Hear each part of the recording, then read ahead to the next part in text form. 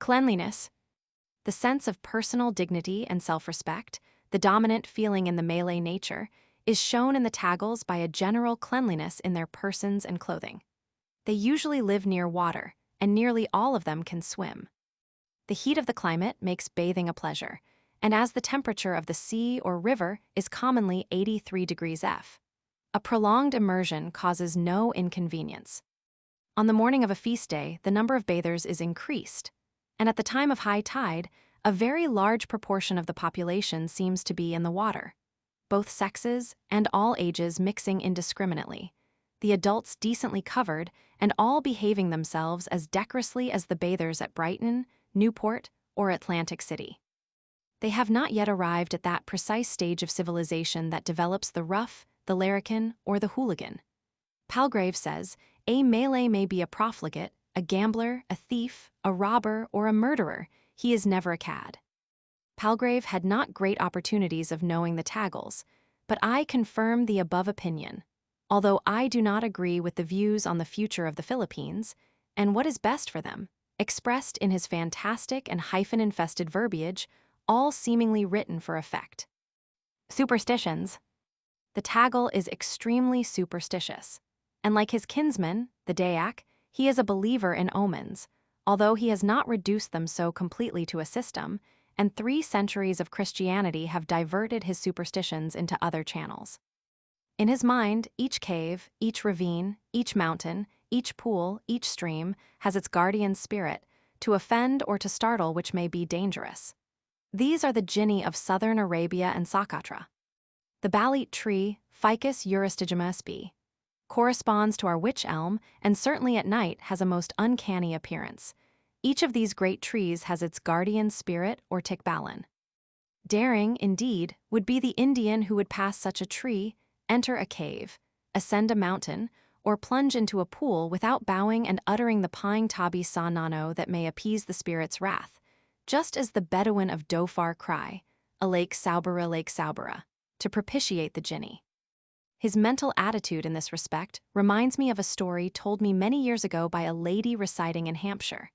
A lady neighbor of hers inquired from her whether she taught her children to bow when the devil's name was mentioned.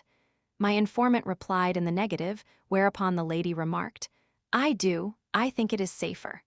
This is the way with the Tagal, he bows because he thinks it is safer. If that prudent lady is still alive and may chance to read this, she may be pleased to learn that her opinion is shared by the whole Malay race. Childbirth has its anxieties everywhere, and the more artificial the life the woman has led, the more she suffers at that critical time.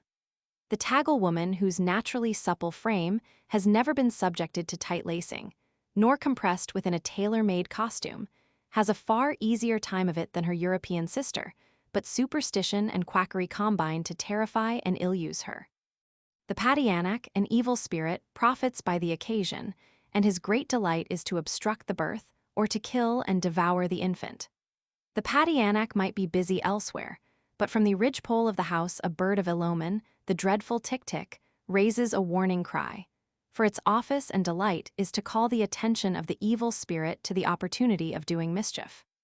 Instantly every door and window is closed and every chink stopped to prevent its entrance, whilst the anxious father and his kinsmen, naked as they were born, walk around and underneath the house, slashing the air with sticks or bolos to frighten away the spirit. Sometimes a man will get up on the ridgepole to drive away the tick-tick. Meanwhile, in the stifling room, it is too often the case that violent means are used to expedite the birth, so violent indeed that they sometimes result in the permanent injury or in the death of the woman. Some years ago, the government instituted an examination for midwives, and only those were allowed the practice who had been properly instructed, so that these absurdities and cruelties are on the wane, except amongst the poorest or in outlying districts. The Asuan is merely a cannibal ghost, but the Tagal ghost throws stones, a thing I have not heard of a ghost doing in Europe. All sorts of stories are told about the Asuan, similar to ghost stories in other lands. About 1891, a house in Malate was stoned night after night, and although every effort was made to find out the authors, they were never discovered, and the natives steadfastly believed it to be the doing of the Asuan. There is another superstitious idea firmly rooted in the minds of the Tagals and other natives, of which the following is an instance. A villainous-looking native had been captured with some property stolen from my house and was sent to the lockup at the police station, from whence he promptly escaped but was recaptured later. My coachman, a most meritorious servant who had been with me for years, assured me in an impressive manner, and with an air of conviction, that the culprit was one of those wizards who are able to pass through a keyhole by drawing themselves out into the thinness of a piece of string, and my other servants accepted this view implicitly. The famous Chalisines or bandits thoroughly believe in the power of the antinantin or amulet to render them invulnerable to bullets. It is, indeed, remarkable that notwithstanding the numbers of these criminals who have been shot by the Guardia Civil with their antinantin upon them, this absurd belief should flourish, but there is no doubt it does. These charms consist of any sort of necromancer's rubbish, or are sometimes writings and invocations, usually worn round the neck under the clothing. The profession of the Roman Catholic religion has perhaps helped this superstition to linger on, for the wearing of scapularies is common, especially amongst the women. These articles are manufactured for the priests and some are sent out to Antipolo, to be blessed at the shrine of Nuestra Senora de Buen Viaje de la Paz, and sold to the pilgrims who crowd in thousands to this shrine in May of each year. A Tagal woman sometimes wears as many as 3 of these scapularies hung from silk threads round her neck and covered by her upper garment. They usually dispose 2 in front, where they conceive the danger is greatest, and 1 on the back, as a further precaution against an attack from the rear. Wearing these holy amulets, and having crossed herself and uttered a prayer before coming downstairs in the morning, the Tagal wife or maid feels that she has done all she can, and that if any backsliding should occur, during the day, it will not be her fault. She believes greatly in lucky or holy numbers. I heard the following story related by a native lady to a native priest when going to Batangas by steamer. The lady was telling the priest of her husband's illness. It appeared to have been congestion of the lungs, and she prepared and applied a poultice of 3 heads of garlic in honor of the 3 persons of the Blessed Trinity. This not producing the desired effect, she then made a poultice of 5 heads of garlic, in honor of the 5 wounds of our blessed Savior, and successively others of 7 heads, in honor of the 7 pains of the Blessed Virgin. 12 heads in honor of the 12 apostles, and last of all a poultice of 33 heads of garlic in honor of the 33 years our blessed Savior remained on earth. The priest had nodded approval as she went on, but as she stopped he said, "And then?" To which the lady replied, "Then he died." This poor man came off easily, for in some cases people who suffer from fits and other diseases are thought to be possessed by devils and are severely beaten to drive out the evil spirit.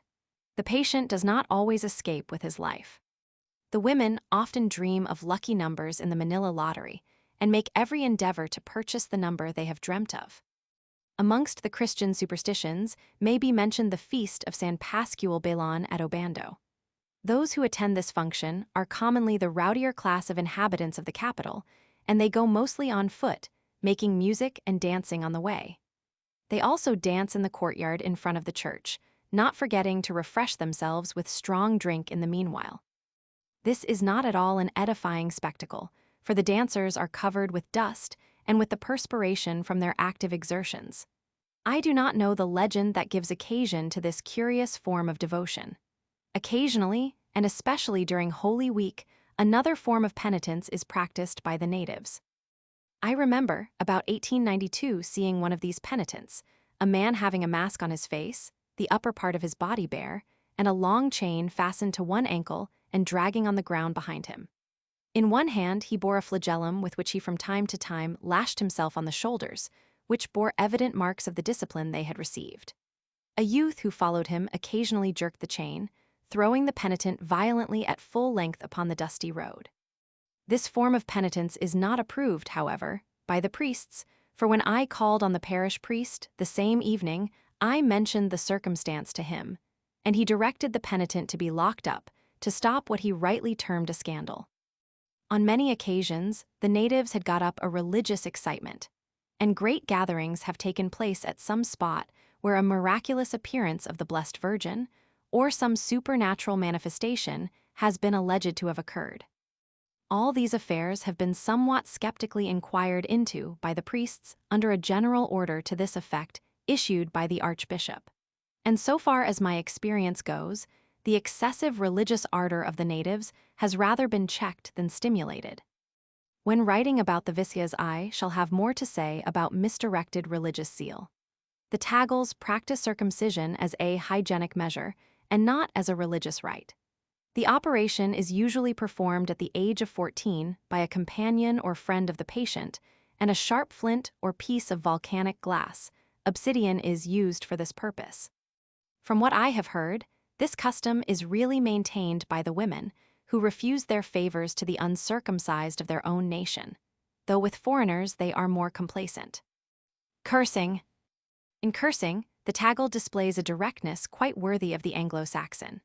All his remarks are very much to the point, and would have earned the approval of the late lamented and reverend author of the Ingoldsby Legends. Leaving out the worldwide reflections upon the virtues of an opponent's female ancestry, since these appear to belong indiscriminately to all nations, the principal Tagal curses are as follows. May an evil wind blow upon you. May the earth open and swallow you up. May the lightning strike you. May the alligator eat you. The superiority of the Tagal style as compared with the French mortebleu, ventre-bleu, must be apparent to all unprejudiced observers. The Tagal has drawn all his curses from the grand and awful operations of nature in his own country, except the last, where he invokes the dreaded Saurian, the most fearsome inhabitant of the Philippine swamps, rivers, and coasts formerly venerated by his ancestors, and respectfully addressed by them as Nano, or grandfather. Under American guidance and example, I think the Tagals quite capable of developing a startling vocabulary of swear words, and in course of time rivaling their instructors in profanity, with a touch of their old style to give a little local color. Courtship.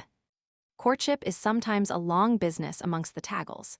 It is still customary in the country districts for the impecunious candidate for matrimony to serve the father of the damsel he desires to wed for a period which may extend to a couple of years or more. He is called a catapado, and is expected to make himself generally useful, and to take a hand in any labor that may be going on, sowing or reaping, mending the roof, or patching the canoe. It is his privilege to assist the girl of his choice in her labors. The girls of a household are expected to husk the rice for the next day's use. This is done in the cool of the evening, out of doors, a wooden mortar and long heavy pestle being used. It is a well-recognized occasion for the lover to assist and entertain his sweetheart. Very pretty do the village maidens look, as, lightly clothed in almost diaphanous garments, they stand beside the mortars plying the pestle, alternately rising on tiptoe, stretching the lithe figure to its full height and reach, then bending swiftly to give force to the blow. No attitude could display to more advantage the symmetry of form, which is the Tagal maiden's heritage, and few sights are more pleasing than a group of these tawny damsels husking paddy, midst chat and laughter, while a tropical full moon pours its effulgence on their glistening tresses and rounded arms. Marriage. But let us return to the catapado. He must be very careful not to give cause of offense to the elders of the family, more especially towards the end of his term, as there may be a disposition amongst them to dismiss him and take on another to begin a new term. In fact, many natives have shown themselves so unwilling to consent to their daughter's marriage, when no sufficient reason could be given for their refusal, that the Governor-General, representing the Crown, is entrusted with a special power of granting the paternal consent in such cases.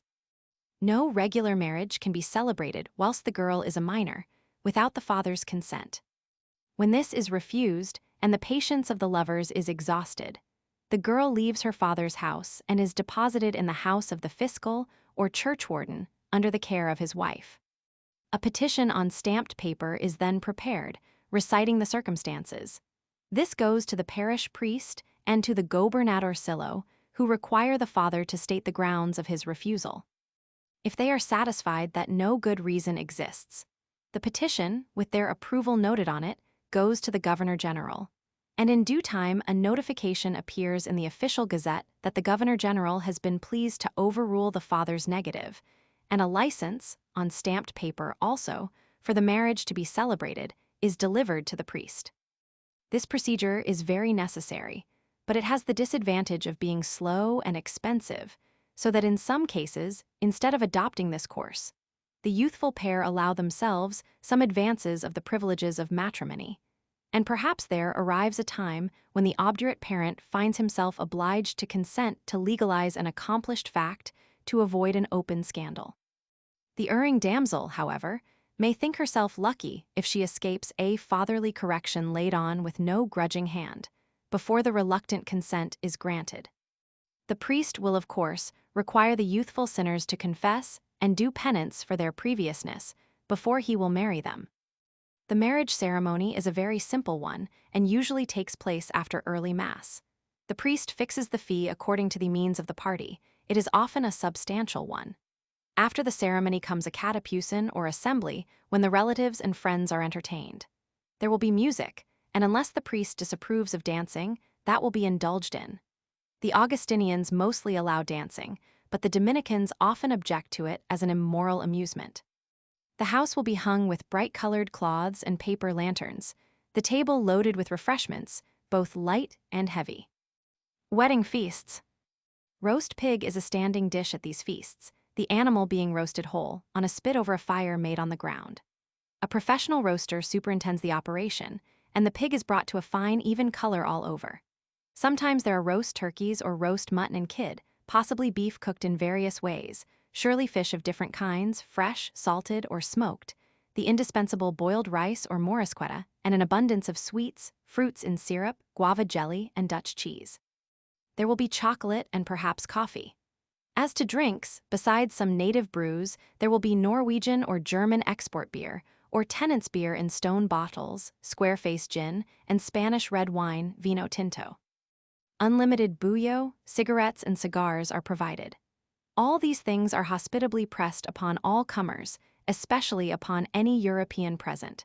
If his politeness prevents his refusing this miscellaneous assortment, unless he is favored with the digestion of an ostrich, he will rue it next day, and perhaps for several days. The worthy priest is naturally in the place of honor, and like the wise man he mostly is, he perhaps brings, slung under his habit, or sends beforehand, a capacious leather bottle, with a supply of generous wine direct from some convent vineyard on the peninsula, a pure natural wine, undefiled and unfortified by German industrial spirit. A tall and portly Augustine monk, in his spotless and ample white robes, presents a very imposing and apostolic appearance and looks quite in his place at the head of the table. The host seldom sits down with his guests, but busies himself attending to their wants. Chapter 24. Taggles as soldiers and sailors. The houses of the well-to-do natives are large and airy, and are kept scrupulously clean under the vigilant eye of the mistress. Hospitality is a characteristic of the taggle. According to his means, he keeps open house on religious feast days or on family festivals, and readily invites to his table at any time travelers who may be passing through the town. Having enjoyed their hospitality on many occasions, I can testify to their kindness and liberality. They placed at my disposal their riding ponies, vehicles, or canoes, and did all in their power to show me anything remarkable in their neighborhood. The taggles make good soldiers and can march long distances barefooted. Morga remarks how quickly they learned to use the arquebus or musket in the wars of the conquest. They gave proofs of their pluck and endurance when assisting the French in Tonquin. If well led, they will advance regardless of danger. When once engaged, they become frenzied and bloodthirsty, most difficult to restrain. They are not improved by being made to wear gloves, boots, helmets, and European uniforms. In this they are not singular. For the Ceylon Rifle Regiment, a Malay corps was utterly ruined, and never did any good after being put into boots and gloves by some narrow-minded martinet. As sailors they are unsurpassed in the East. They navigate their schooners and lorches with much skill, although the rigging and outfit is seldom kept in thorough good order unless they have a Spanish captain. They serve both as sailors and firemen in the fine flotilla of coasting steamers belonging to Manila, and they manned all the smaller vessels of the Spanish Navy in the Philippines. Most of the British and foreign steamers in the Far East carry 4 Manila men as quartermasters. They are considered to be the most skillful helmsmen. Their ability as mechanics is remarkable. They bear out entirely Morga's description of them, of good talent for anything they undertake. They will, without any European supervision, heave down wooden sailing vessels up to about 1,000 tons and repair the keel or strip, caulk, and recopper the bottom. I have often seen this done.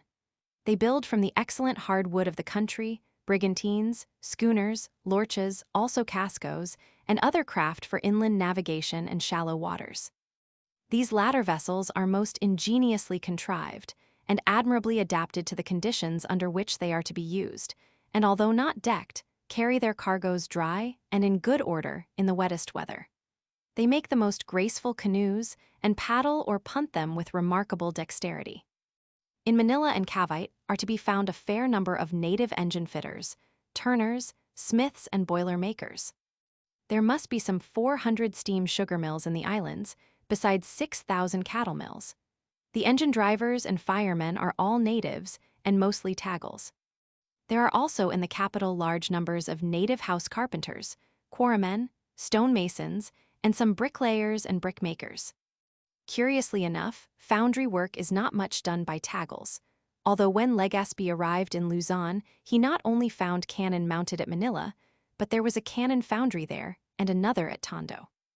There are foundries at the latter place to this day belonging to Chinese half-castes, but church bells are more to their way now than cannon. They, however, cast small brass mortars with handles like quart pots, which are used for firing salutes at the feasts of the church. But I think most of the workmen were then, and are now, Chinese. They make their own gunpowder and fireworks of all kinds. They are inordinately fond of these and get up very creditable displays. They are careless in handling them, and I was eyewitness of an explosion of fireworks during a water fete on the passing in front of the governor's palace at Malakanan, when a number of people were killed. I never learned how many had perished, and the newspapers were forbidden to enlarge upon it.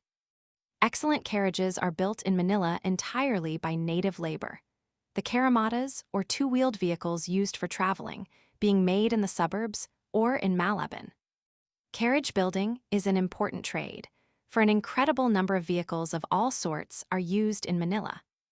Of an evening, in the Luneta, some hundreds may be seen, and on one occasion, at the races of the Jockey Club in Santa Mesa, 2,000 vehicles were reported to be present. Painting and decorating is executed by Manila men in excellent style.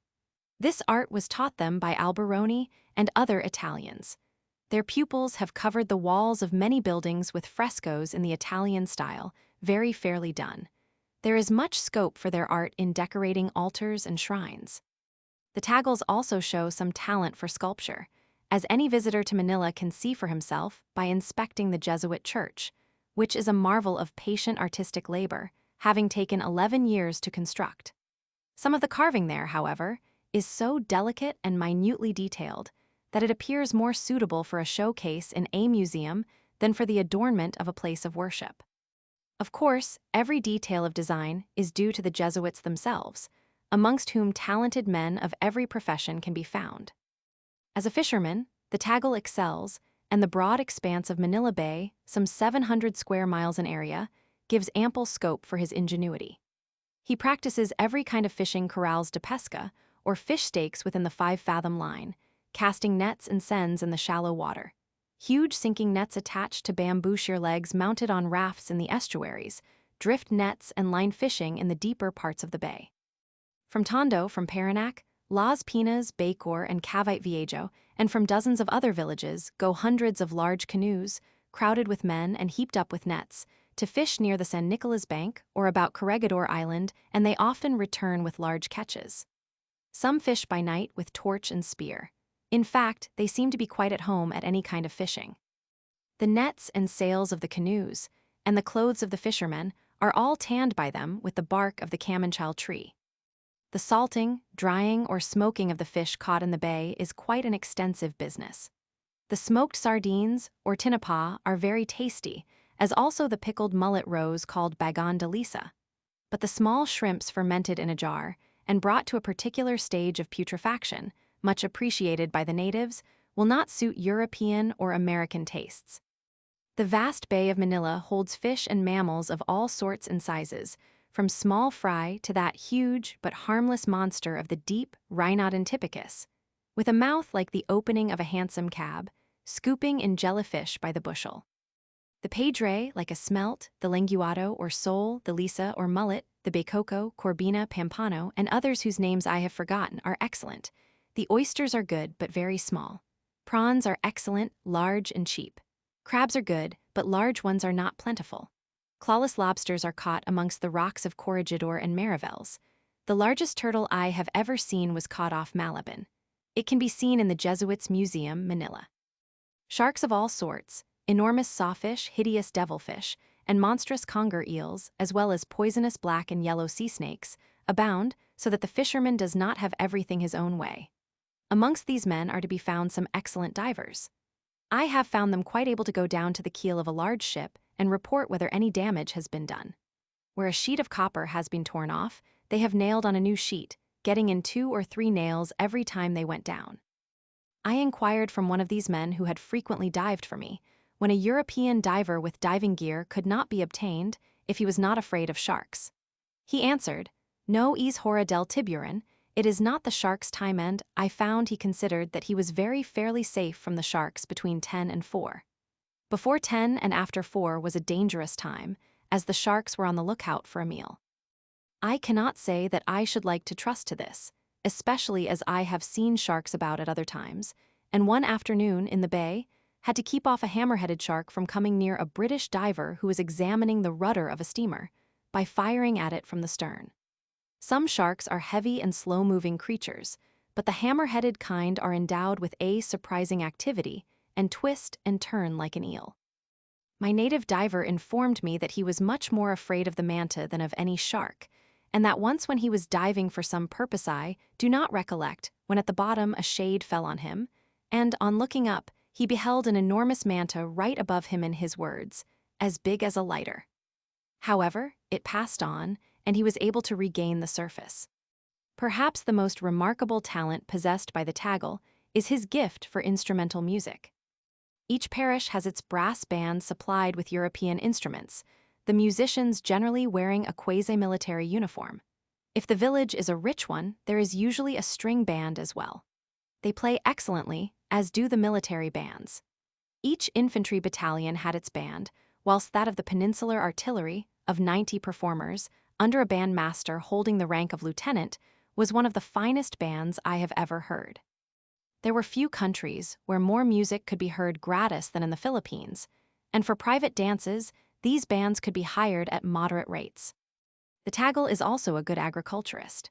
According to his lights, he cultivates paddy with great care. It is all raised in seed plots, the soil of which is carefully prepared and fenced about. The fields are plowed and harrowed whilst covered with water, so that the surface is reduced to soft mud. When the ground is ready for planting, the whole population turns out, and being supplied with the young shoots in bundles, of which tally is kept, proceed to plant each individual shoot of paddy by hand. Ankle-deep in the soft mud of the paddy fields stand long rows of bare-legged men, women, and children, each in a stooping position, holding against the body with the left hand a large bundle of rice plants, incessantly and rapidly seizing a shoot with the right hand and plunging it into the black slime with the forefinger extended. Hour after hour the patient toil goes on, and day after day, in all the glare of the burning sun, reflected and intensified from the surface of the black water, till the whole vast surface has been planted. The Matandang Sanaya, or village elder, then announces how many millions of rice shoots have been put in. The labor is most exhausting, from the stooping position, which is obligatory, and because the eyes become inflamed from the reflection of the sun on the black water. As the paddy is planted during the rainy season, it often happens that the work is done under a tropical downpour instead of a blazing sun. When driving along a road through paddy fields in October, it seems incredible that every blade of that luxuriant crop has been transplanted by hand. Yet the people who do this are branded as lazy. I think that they are quite ready to work for a sufficient inducement. Whenever I had works to execute, I never experienced any difficulty in obtaining men. I made it a rule to pay every man with my own hands every Saturday his full wages without deductions. On Monday morning, if I wanted 300 men, there would be 500 to pick and choose from. I should like to see some of their depreciators try an hour's work planting paddy or poling a casco upstream. The undulating nature of the ground renders it necessary to divide paddy land into small plots of irregular outline at varying levels, divided from each other by ridges of earth called pillopiles, so as to retain the rain or irrigation water, allowing it to descend slowly from level to level till it reaches its outlet at the lowest point. The taggles fully justify their Turanian origin by the skill and care which they show in irrigation. About Manila, the saccate or meadowgrass, which is the principal food of the thousands of ponies in the city, is cultivated on lands which are exactly at a level to be flooded by the spring tides. The mango tree is carefully cultivated, and the fruit is, to some extent, forced by lighting fires of leaves and twigs under these trees every evening in the early part of the year to drive off insects and give additional warmth. In Batangas and La Laguna, and to some extent in Bulacan, the taggles cultivate the sugar cane successfully. But where they really shine, where all their care is lavished, where nothing is too much trouble, is in the cultivation of the buyo piper beetle. This is a climbing plant and is grown on sticks like hops. There were many plantations of this near Pinda, which I frequently visited. It is grown in small fields, enclosed by hedges or by rows of trees to keep off the wind. The soil is carefully prepared and all weeds removed. As the tendrils grow up, the sticks are placed for them. The plants are watered by hand and leaf by leaf carefully examined every morning to remove all caterpillars or other insects. The plants are protected from the glare of the sun by mat shades supported on bamboos. The ripe leaves are gathered fresh every morning and taken to market, where they find a ready sale at remunerative prices for chewing with the areca nut and a pinch of slaked shell lime.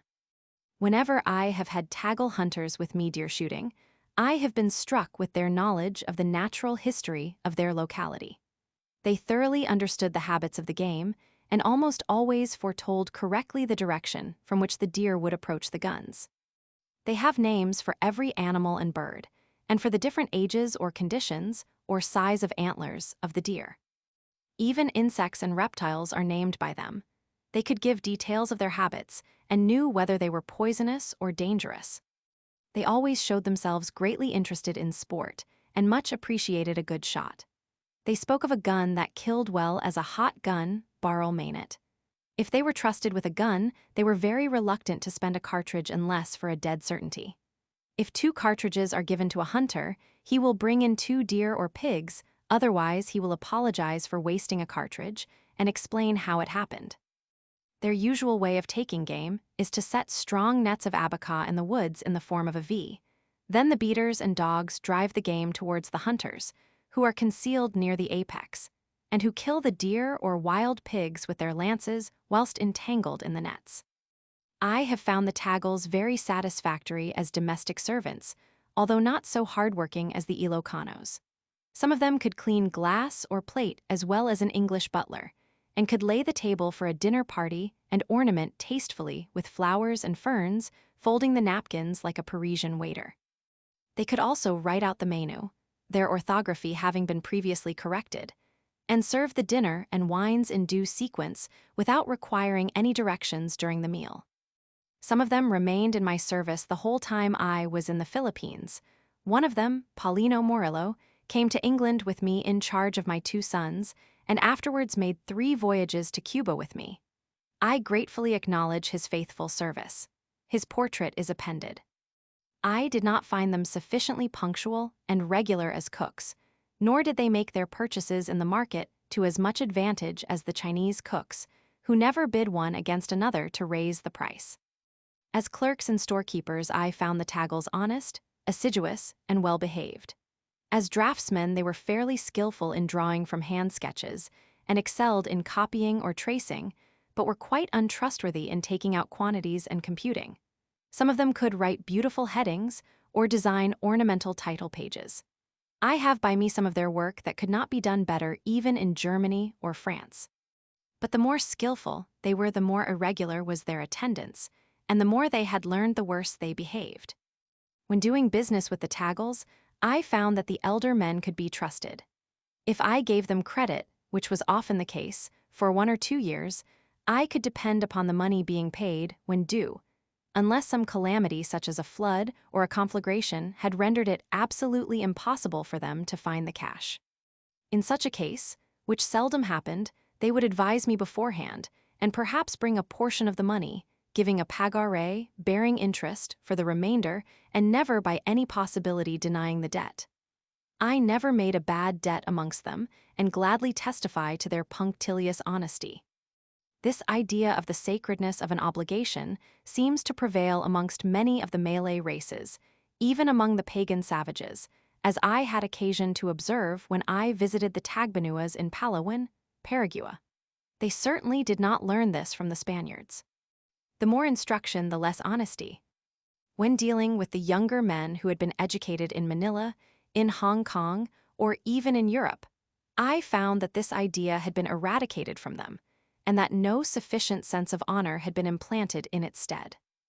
In fact, I may say that, whilst the unlettered agriculturist, with his old-fashioned dress and quiet, dignified manner, inspired me with the respect due to an honest and worthy man, the feeling evolved from a discussion with the younger and educated men, dressed in European clothes, who had been pupils in the Ateneo Municipal, or in Santo Tomas, was less favorable, and it became evident to me that, although they might be more instructed than their fathers, they were morally below them.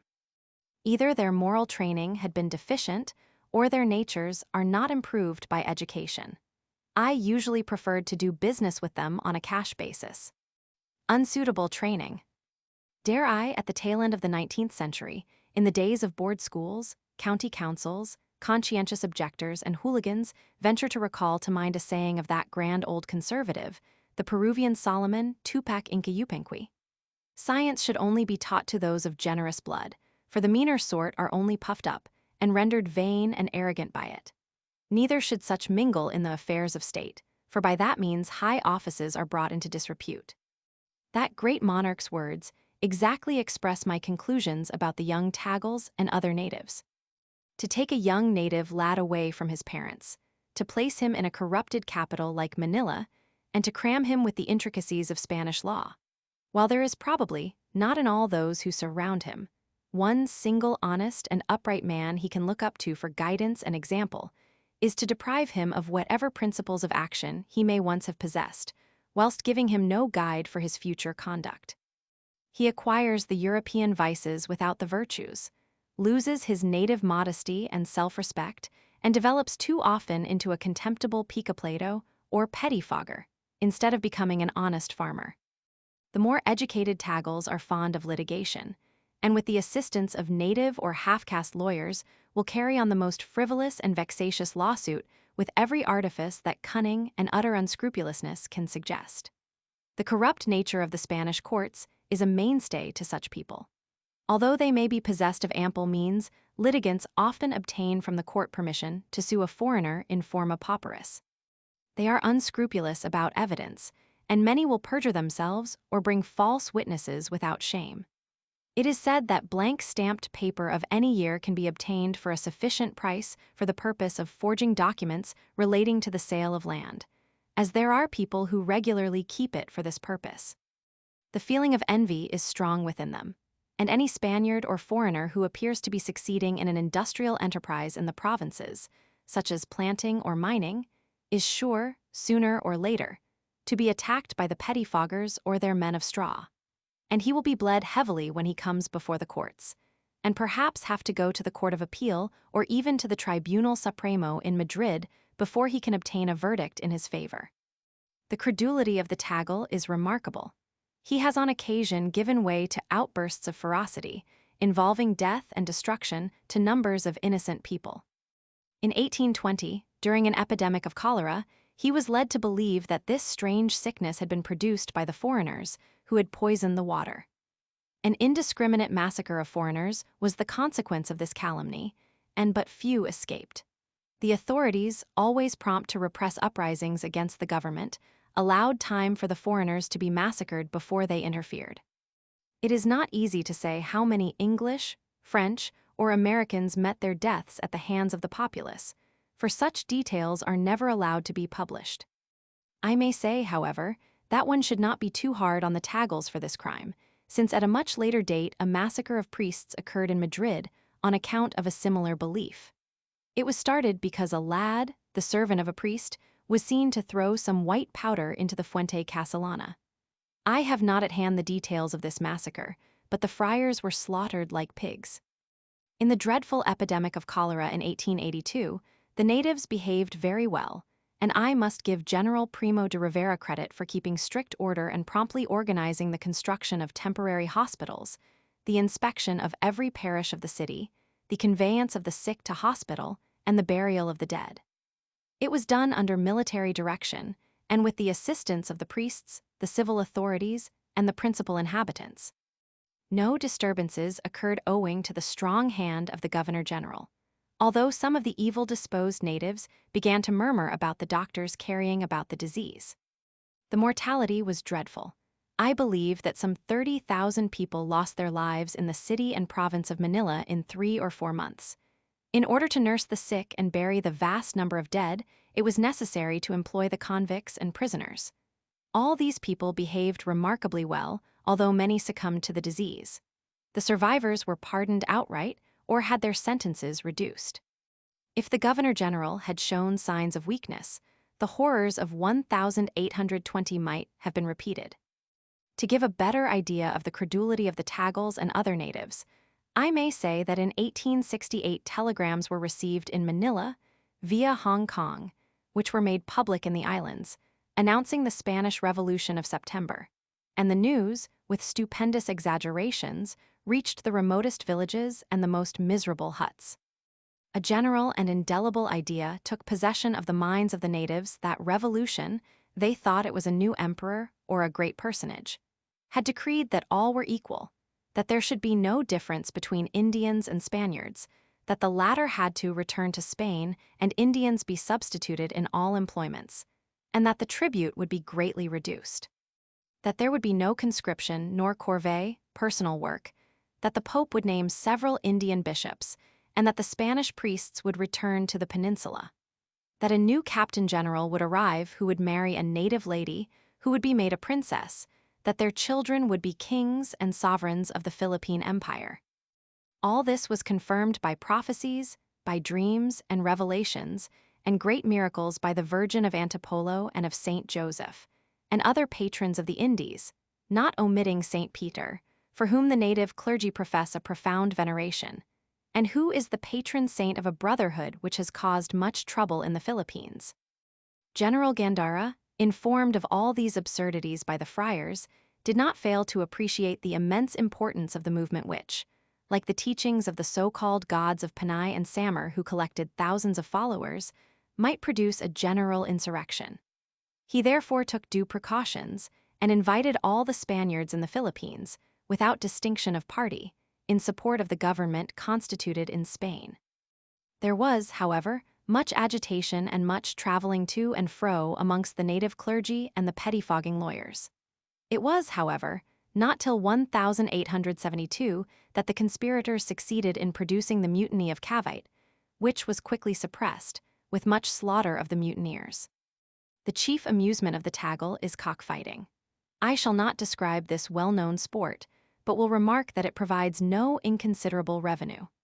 The right of building and running the cockpits of each province is farmed out to Chinese or Chinese half-breeds, and no combats may take place except in these places. They are opened after Mass on Sundays and feast days, and on some other days by special leave from the authorities. The love of this sport and the hope of gain is so general that the majority of the natives of Manila are breeders of gamecocks, which they tend with assiduous care, and artisans often carry their favorite birds to their work and tether them in the shade, where they can keep them in view. Horse fights occasionally take place. The ponies of the Philippines, although not usually vicious to man, will fight savagely with each other and inflict severe bites. I remember a case where 2 ponies harnessed to a Victoria began fighting, and a guardia civil attempted to separate them, when one of the ponies seized him by the thigh, lifted him off his feet, and shook him as a terrier might shake a rat. The flesh of the man's thigh was torn away, and the bone left bare. This dreadful wound caused his death. The occurrence took place in front of the church of Binondo in Manila. Bull fights have been an utter failure in Manila, although many attempts have been made to establish them. Flying kites is a great amusement with young and old in the early months of the year, when the any monsoon blows. Fights are organized. The competing kites have crescent-shaped pieces of steel attached to the tails, and the competitor who can cut the string of his opponent's kite by causing his own to swoop suddenly across it is the winner. Betting on the result is common.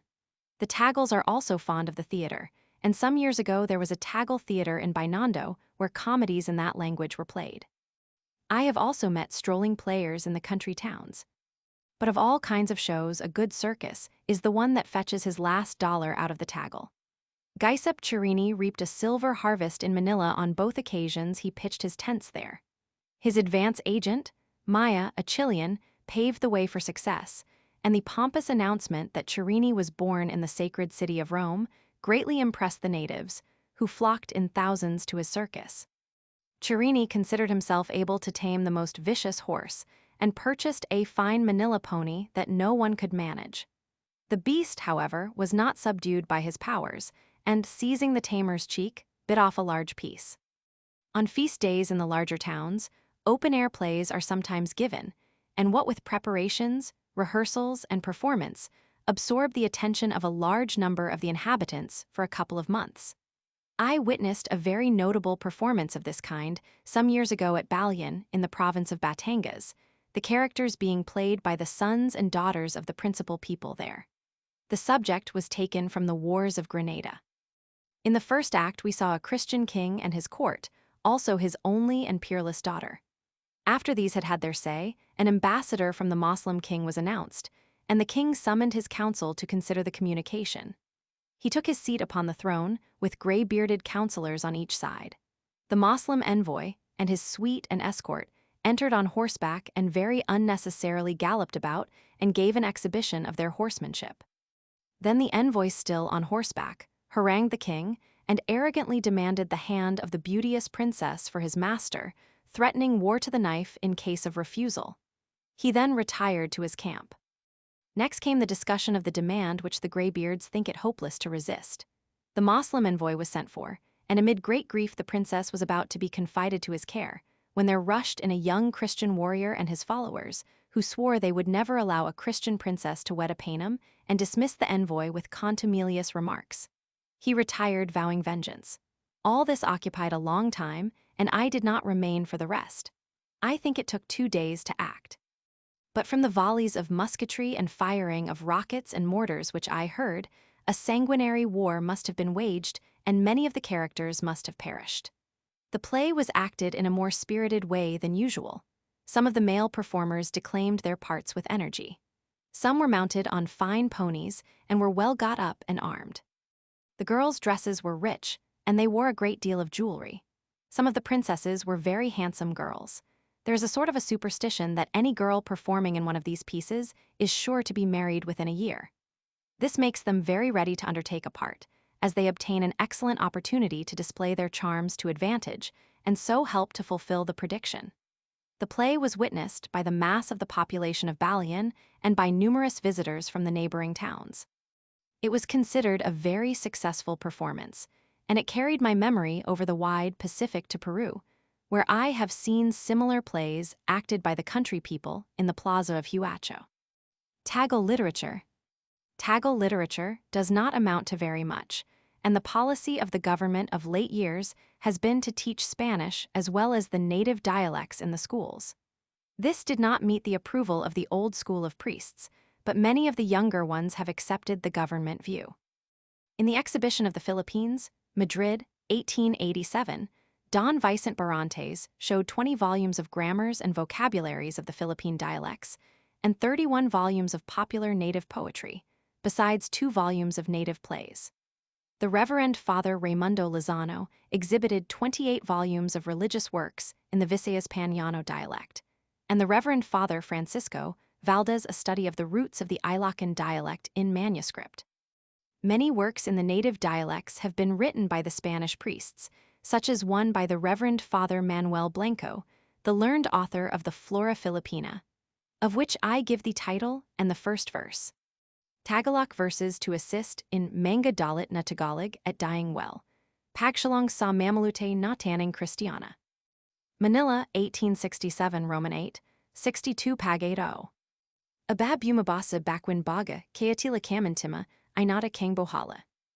I now give the title of a secular poem in English and Tagal, that the reader may compare the words and note the subject. Story of the life of the Salida at Buhay ng Beauteous Shepherdess Marilang na Pastora na si Jacobina, a native of Jacobina tubo sa Villa Moncada, who became the Moncada naging asawa wife of the king, Nang Policarpio de Villar sa Cabarian Nang in the kingdom of Dalmatia Nagarun Nang Dalmatia, and bore isang suplig na anak ang son named Villardo. Pangia I see Villardo. The poem begins, O Mamang Esther Manjalong Judit Mariang Linanag, Nidong Sang Daigdig, and concludes, Panang Nang Pupuri ang Lahat Nang Kabig, Sayanang, Inaguling ang Tinamoy Sangit. I do not think it is necessary to quote any more, as this gives the reader sufficient idea of the language. There is much that is good in the Tagal, much to like and admire. Antonio de Morga, Sinibaldo de Maz, Tomás de Camin, Paul de la Gironniere, Jagger, Boring, Palgrave, Foreman, Stevens, Worcester all have some good to say of him, and with reason. But the piratical blood is strong in him yet. He requires restraint and guidance from those who have a higher standard for their actions than he has. Left to himself, he would infallibly relapse into savagery. At the same time, he will not be governed by brute force, and under oppression or contumelious treatment, he would abandon the plains, retire to the mountains, and lead a predatory life. Although not just himself nor truthful, he can recognize and revere truth and justice in a master or governor. Courageous himself, only a courageous man can win his respect. He is grateful, and whoever can secure his reverence and gratitude will have no trouble in leading him. I have testified to the Tagal's excellence in many handicrafts and callings, yet I greatly doubt whether they have the mental and moral equipment for any of the professions. I should not like to place my affairs in the hands of a Tagal lawyer, to trust my life in the hands of a Tagal doctor, nor to purchase an estate on the faith of a Tagal surveyor's measurement. I do not say that they are all untrustworthy, nor that they can never become fit for the higher callings, but they are not fit for them now, and it will take a long time and a completely changed system of education before they can become fit. What they want are examples of a high type of honor and morality that they could look up to and strive to imitate. There are such men in America. Whether they will be sent to the Philippines is best known to Mr. McKinley. Chapter 25. Pampangos too.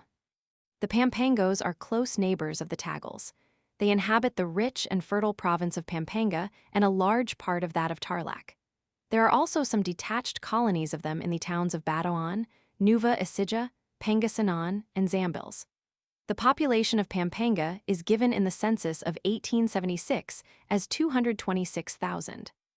Allowing 1/2 the population of Tarlac to belong to this race, we have to add 41,000, and supposing 1/10 the population of Bataon, Nueva Ecija, and Zambales to be Pampangos, say 27,000, we get 294,000 as their number in 1876. Doubtless, they have largely increased since then.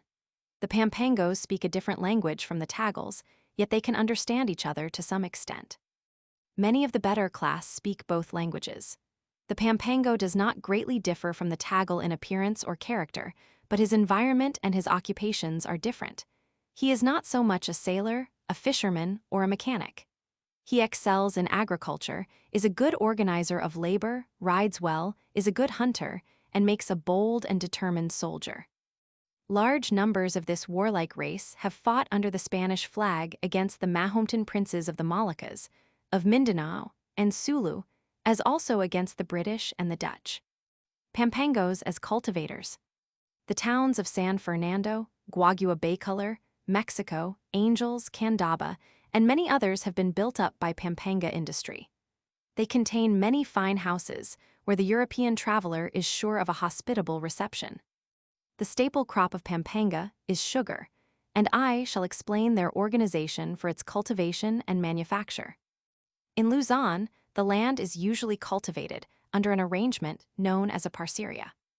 The conditions of a parceria vary according to the locality, and to established custom, since on the land near a town, a smaller share is given to the cultivator than on land near the forests, where if he were not satisfied, he might commence to clear land for himself. Also, the land near the towns is more valuable than that at a distance for various reasons. The following is an example of the terms usual in Pampanga. The landowner provides A. Cleared land ready for the plow. B. Sugarcane points for the first planting. C. Sugar mill, boiling pans, and the building for same. D. Money advances to keep the cultivator and his family and for taking off the crop. E. Carts for carrying the cane to the mill. The cultivator, or inquilino, provides his labor and that of his family for plowing, planting, and cultivating the cane and fencing the plantations. The plows and implements of husbandry. The cattle water buffaloes for the above labors and for working the mill if it is a cattle mill. The money advanced to the cultivator by the landowner is charged 20% per annum interest. For a daily task of 9 pylons from cattle mills or 10 pylons from steam mills, they are employed.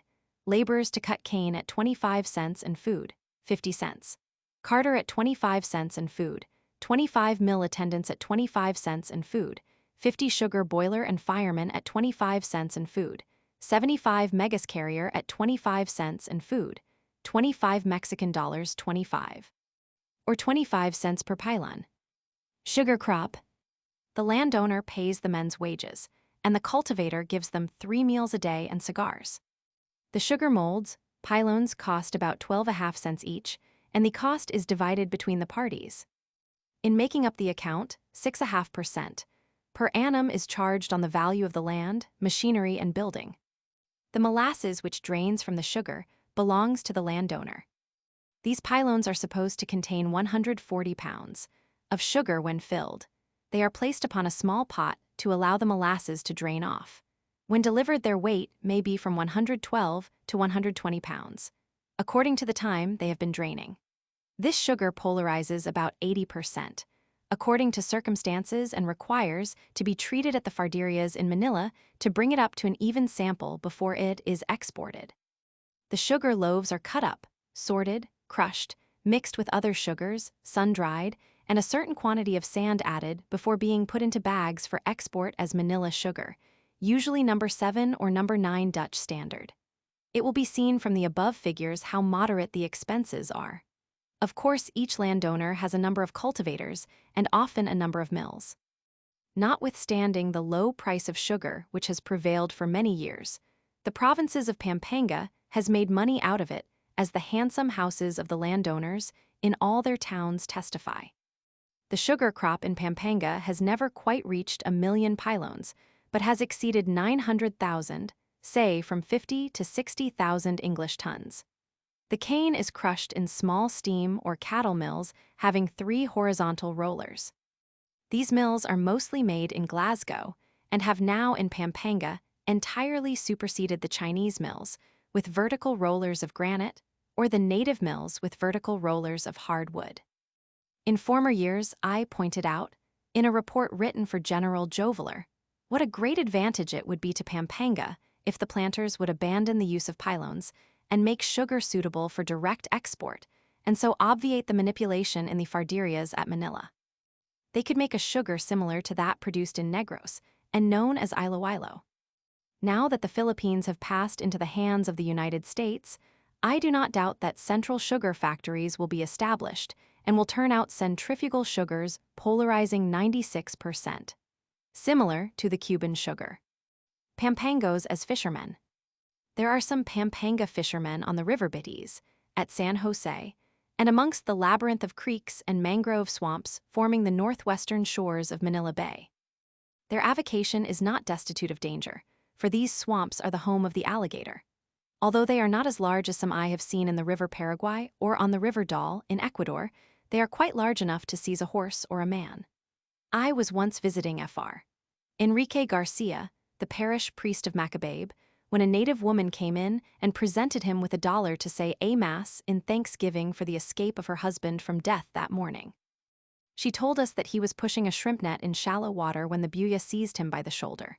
The fisherman, however, called upon his patron saint and, putting out his utmost strength, with the aid of St. Peter, succeeded in extricating himself from the reptile's jaws and in beating him off. His shoulder, however, was badly lacerated by the alligator's teeth. It was lucky for him that he was in shallow water, for the alligator usually holds its prey underwater and drowns it. The Pampangos also fish on the Rio Grande, the Rio Chico, and in the Pinag de Candaba.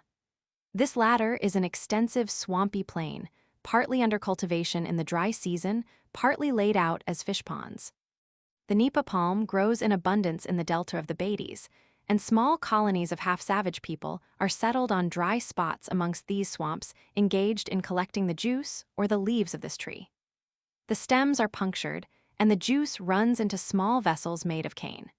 It is collected daily, poured into jars, and carried in small canoes to the distillery where it is fermented and distilled. The distilleries are constructed in a very primitive manner, and are worked by Chinese or Chinese half-breeds. The produce is called vino de nipa, and is retailed in the native stalls and restaurants. The leaves are doubled and sewn with rattan strips upon a small piece of bamboo. They are taken to market upon a platform laid across the gunwales of 2 canoes. This arrangement is called bancas mancornadas, canoes yoked together.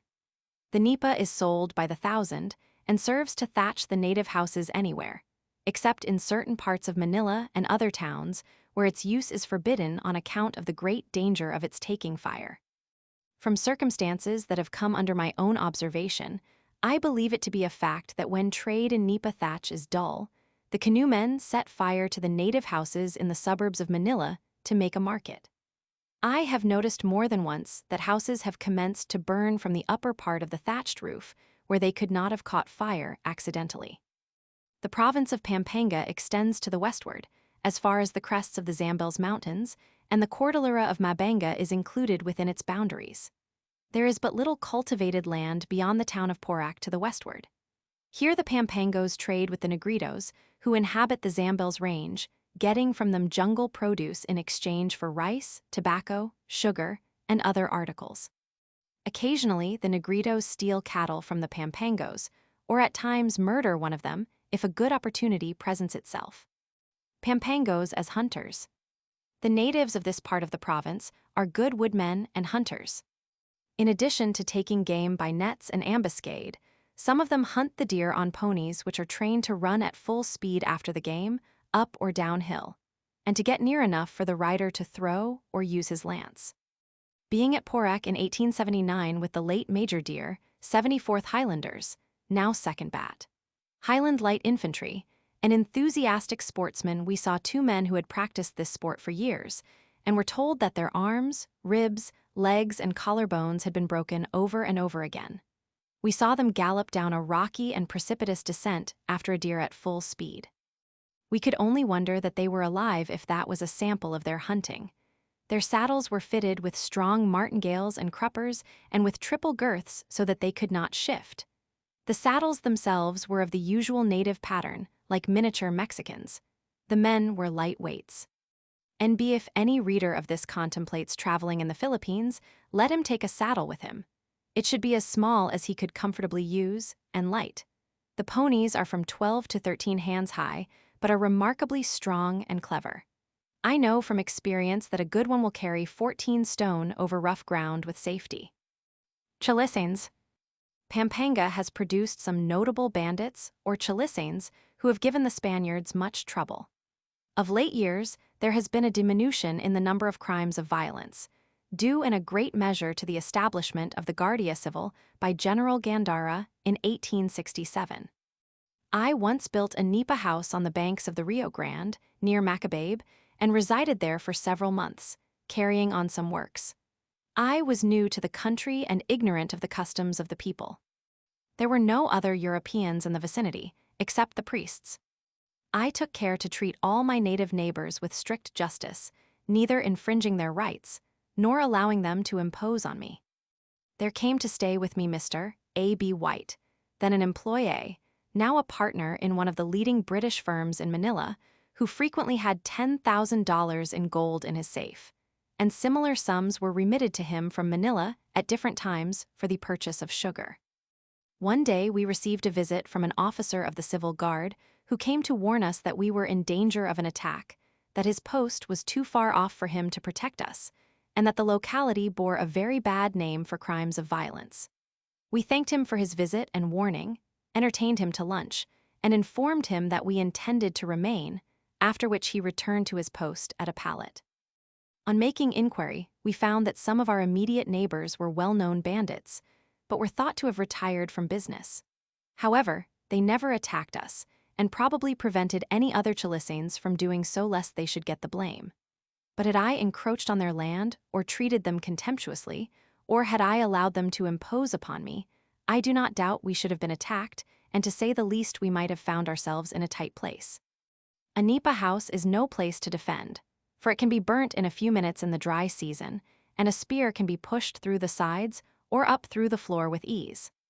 In cases like this, one cannot entirely depend upon the assistance of native servants, for they have sometimes joined with criminals to rob or murder their master. There is a curious custom amongst bandits to invite an outsider to join them in a particular enterprise, and it is considered mean and as denoting a want of courage to refuse, even when a servant is invited to help rob or kill his master. Moreover, there is much danger in refusing to join the bandits, for it will give dire offense to them and perhaps have fatal consequences. This invitation is called a convite zir. The hereditary taint of piracy in the Malay blood, and the low moral standard prevailing in the archipelago, as well as fear of the consequences of a refusal, render it more difficult than a stranger can realize for a native servant to resist such a temptation. Pampanga women. The women in Pampanga are smart in appearance, clever in business, and good at a bargain, whether buying or selling. The men are well aware of this, and when selling their produce or buying a sugar mill, they like to have the assistance of their wives, who are always the hardest customers to deal with. They are excellent seamstresses and good at embroidery. In some villages, they make very durable silk handkerchiefs with colored borders of blue, red, or purple. Straw hats, mats, salicots, cigar and cigarette cases are also made by them. Their houses are kept clean, and the larger ones are well suited for entertainments, as the sala and queda are very spacious, and have polished floors of nara, or some other hard close-grained wood very pleasant to dance on. A ball at a big Pampanga house is a sight that will be remembered. Capitan Joaquin Arnado Cruz of Sulapan, on the Rio Grande, a wealthy native sugar planter, used to assemble in his fine house the principal people of the neighborhood to meet royal or distinguished guests. One of his daughters is married to a distinguished lawyer, my friend Don Felipe Buencamino, author of the remarkable state paper addressed to the United States Senate and published in the Congressional Record of January 9, 1900, pp. 750-250-354. Capitan Joaquin possessed a magnificent porcelain table service of 200 pieces, specially made and marked with his monogram, sent him by a prince who had enjoyed his hospitality. He gave a ball for the Grand Duke Alexis of Russia, who afterwards declared that the room presented one of the most brilliant sights he had ever seen. This from a son of an emperor might seem an exaggeration, but brilliant is the only word that can describe the effect produced on the spectator by the bright costumes and sparkling jewelry of the women. Their dress seems to exercise a fascination upon Europeans which the costume of any other Eastern country fails to do. Monsieur Paul de la Giernière, in his charming book, Vingt ens aux Philippines, says about the mestiza dress, "Nothing so charming, so coquette, so provocative as this costume, which excites to the highest point the admiration of all strangers." He goes on to say that the women are well aware of this, and that on no account would they make a change. I will add my opinion that they are quite right, and may they ever stick to the saya, the barrow, and the tapi under the stars and stripes. May they ever be as natural, as handsome and as prosperous as when the writer dwelt amongst them on the banks of the Rio Grande, under the paternal rule of Alcalde Mayor Don José Faysade y Temprado. Chapter 26. Zambels 3. The Zambels are a small and unimportant tribe of the Malay race, with some admixture of Negrito blood. They inhabit part of the province of Zambels from the river Naja down to South Felipe, a coast village in 15 degrees N latitude, and in their mountains there roam a good many Negritos. The Zambels are subjugated and converted to Christianity, but some still maintain a partial independence amongst the mountains, paying, however, the reconocimiento de vacillate. At the time of the conquest, these people were famous headhunters and otherwise manifested a bloodthirsty disposition. They lived in villages of 30 to 40 families, quite independent of each other, and their chiefs possessed but little influence. When one of a family died, the surviving male relatives put on a black headcloth or turban, which they durst not remove until one of them had killed someone else so as to satisfy the death vengeance. A murder could be atoned for by a payment in gold or in goods, or a slave or negrito might be delivered up to be sacrificed to the manes of the departed. It was customary amongst them to take with them to their feasts the heads or skulls they possessed. The heads were placed on poles, and ceremonial dances were performed around them. They also emulated the Vikings by making drinking cups out of their enemies' skulls. Their religion was similar to that of the Tagals. Their principal god was called Malayari, but he had under him 2 deputy gods, Akasi and Manglabag, and a large number of inferior gods. Their chief priest was called Bayak and exercised great influence amongst them. They celebrated baptism with the blood of a pig. Amongst them, as in Borneo and with many tribes of Malays who are not Mahometans, the pig is considered as the most acceptable sacrifice to the gods. For particulars about this I refer the reader to Life in the Forests of the Far East, by Spencer St. John. Now, at last, they have been brought into the Christian fold, though perhaps amongst the pine-clad mountains, heathen customs maintain their hold upon the wild hillmen. These latter trade with their Christian and partly civilized brethren, bringing them jungle-produced tobacco and the small bezoar stones, so highly prized by the Chinese, in return for articles they require. The Zambils raise some rice and a little sugar. Their trade is inconsiderable, their exports being limited to sappan wood, jungle produce, timber, firewood, and charcoal, all of which is shipped to Manila, where it finds a ready sale. The total population of this province was 94,551 in 1876, but only a portion of these were Zambils. Pangasinans 4. The Pangasinans inhabit the northwestern part of the province of Pangasinan and the northern part of the province of Zambils from the river Naja, which runs into the Bay of Bazal, round Cape Balinao to Jewel, including the island of Cabaruyan and Santiago. But the southern and eastern part of their province is partly inhabited by Pampangos and Ilocanos. On the other hand, there are some Pangasinans scattered about the northern part of Nueva Ecija amongst Tagals and Ilocanos, and there are a few as colonists in Bengt. In former times, the Pangasinans occupied a wider extent of country. When Juan Salcido arrived, he found them occupying the southern part of La Union, but they have been and are still being pushed back by the more hard-working and energetic Ilocanos.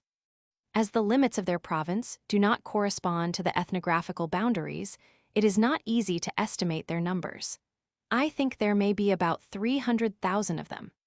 The Pangasinans were subjugated by the Spaniards in 1572, and in 1576 they were all Christians. Their manners and customs are similar to those of the Pampangos and Tagals, but they have a rougher and more uncouth appearance. Their chief occupation is cultivating rice, and whenever this is the case, the people are poor and little advanced in civilization. It is the lowest kind of agriculture any people can follow. The first sign of prosperity in an Eastern people is given when they begin to import rice, as it shows that they have a more remunerative occupation to follow than cultivating it for themselves. Thus the Cagayanes who grow tobacco, the Pampangos who grow sugar, and the Vicals of Albay and neighboring islands who grow hemp, all import rice. Mr. J. W. Jamieson, the acting British consul at Sumo, in a report on the trade of Yunnan, issued the 7th of December, 1898, says, "Apart from minerals, the province possesses a few other resources, and the inhabitants are lazy and unenterprising to a degree. So long as they can grow enough rice to feed themselves and procure enough cotton to make the few articles of clothing necessary in this equable climate, they are content. I am glad to find this confirmation of my views in this matter. Mr. Jamison's remarks apply to all the rice growers I have seen. The rice is raised in the delta of the Agno and about that river. Formerly, the Pangasinans not only sent rice to Manila, but exported it to China, Siam, and Annan. For this trade, they built their own vessels at Lingan, and in the flourishing period, some 25 years ago, their shipwrights used to turn out 8 or 10 schooners in a year, vessels able to carry 300 to 400 tons dead weight. Since the introduction of steamers into the coasting trade, the construction of sailing vessels has greatly diminished. Still, they turn out 2 or 3 a year. In some parts of the province they make sugar, but it will not compare in quality with that made in Pampanga. It has a smaller grain and a paler color, but less sweetening power. The average of 30 samples taken as the sugar was ladled out of the taco was crystallizable sugar 40%, uncrystallizable 0 ash 97. It is drained in pylones or earthenware molds, but unlike the Pampanga custom, the molds are not delivered with the sugar, but the leaf is wrapped in the dried sheaths of the palm, tied about with split rattan. Most of the sugar is sent by sea to Manila and exported to China for direct consumption in one of the provinces where it finds a ready sale. Indigo was formerly cultivated here and exported, and at one time a good deal of sap and wood was also exported, but the trade in these articles has almost ceased. Amongst the industries of Pangasinan may be mentioned the manufacture of hats, hundreds of thousands of which were made at Calaisao from grass or nido and sent to Boston or New York. There are also at Calaisao, and in some other towns, blacksmiths who forge excellent bolos or wood knives from the iron bands taken off bales of cotton cloth or sacking.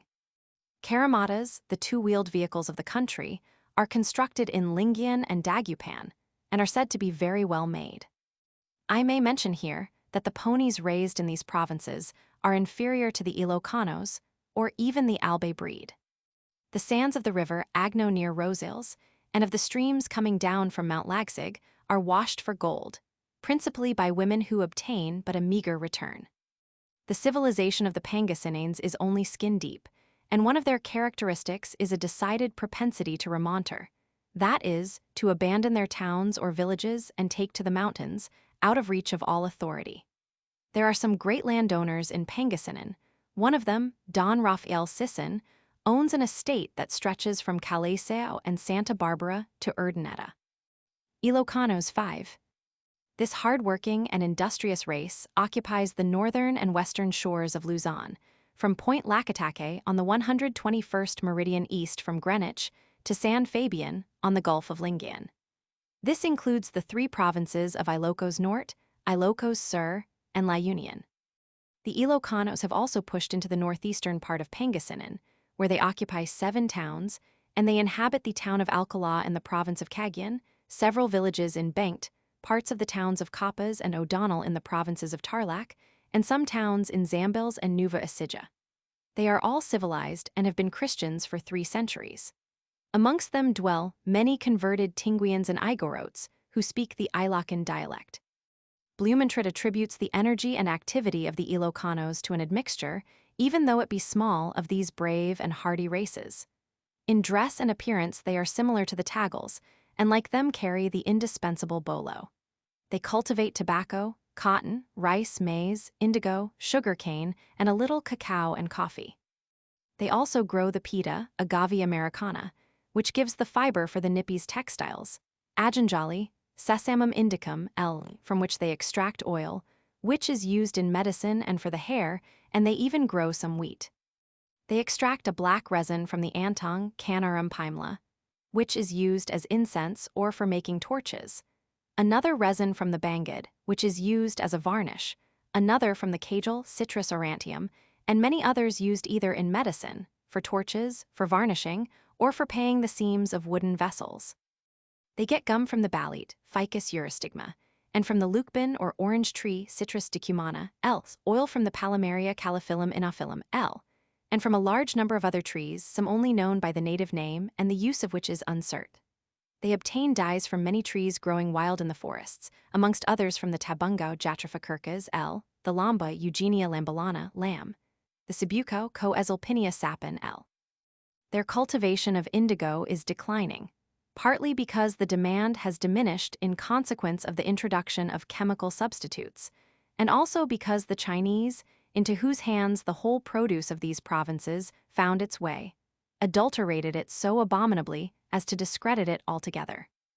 Yet so great is the facility of Ilocan territory for growing indigo, that Gregorio Sequia of Vigan exhibited in Madrid in 1887 no less than 75 different kinds of indigo, and 75 different seeds corresponding to the samples. At the same exhibition, no less than 24 different kinds of rice were exhibited from Ilocos, and this by no means exhausts the list. Every kind has a distinctive name. The textile industry flourishes amongst these industrious people. The local committee of Namagpacan in the province of La Union sent to Madrid for the above-mentioned exhibition no less than 145 different textiles, whilst other towns sent looms and other implements. Amongst the articles woven are quilts, cotton blankets, the celebrated mantos de Ilocos, napkins and towels, and a great variety of material for coats, trousers, women's dresses, and other uses.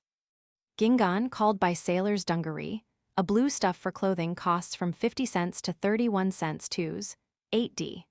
Per vara 2 feet 9 inches, a mixture of cotton and silk. For men's wear, $1.25 per vara, silk handkerchiefs 25 cents each. The Ilocans also make nets for fish, and for deer and pigs, baskets of all sorts, salicots or hats. They grow 2 kinds of cotton for textiles, the white and the coyote. Another kind, a tree cotton from the Baboy Eriodendron anfractuosum, DC, is only used for stuffing pillows. They extract oil from the seeds of all 3 kinds. Like the other civilized natives, they live principally on rice and fish, which they capture in large quantities. Blumentritt mentions 2 kinds, the ipon and the dalan, which they salt or pickle. They have fine cattle, which they sell to the Igorotes. It will be noted that the Tinguians, on the other hand, sell cattle to the Ilocanos. The ponies of Ilocos are highly valued in Manila, where there is a great demand for them. They are smaller than the ponies of other provinces, but are very hardy and spirited and go at a great pace. Chalisanes formerly infested these provinces and found a ready refuge in the mountains when pursued by the cuadrilleros or village constables, who were only armed with bolos, lances, and a few old muskets. But the creation of the civil guard, formed of picked officers and men, who were armed with Remingtons and revolvers, and whose orders were, "Do not hesitate to shoot," made this business very dangerous, and the 3 provinces suffer little from brigandage. When Juan Salcido conquered the Ilocos, he found a caste of nobles amongst them who possessed all the riches of the country, and treated the Kalanes, or serfs, with great rigor. Their tyranny caused several bloody rebellions, and although at present matters in this respect have improved, there is still room for complaint that the people who do the work do not get a fair remuneration for it, the rich man always endeavoring to keep the poor man in permanent indebtedness. In consequence of this, the Ilocanos are ever ready to emigrate, and besides the places I have mentioned, there are thousands of them in Manila and other parts of the islands. They easily obtain employment either as servants, cultivators, or laborers, for they are superior in stamina to most of the civilized races and in industry superior to them all. I have no doubt that there is a great future before this hardy, enterprising, and industrious people.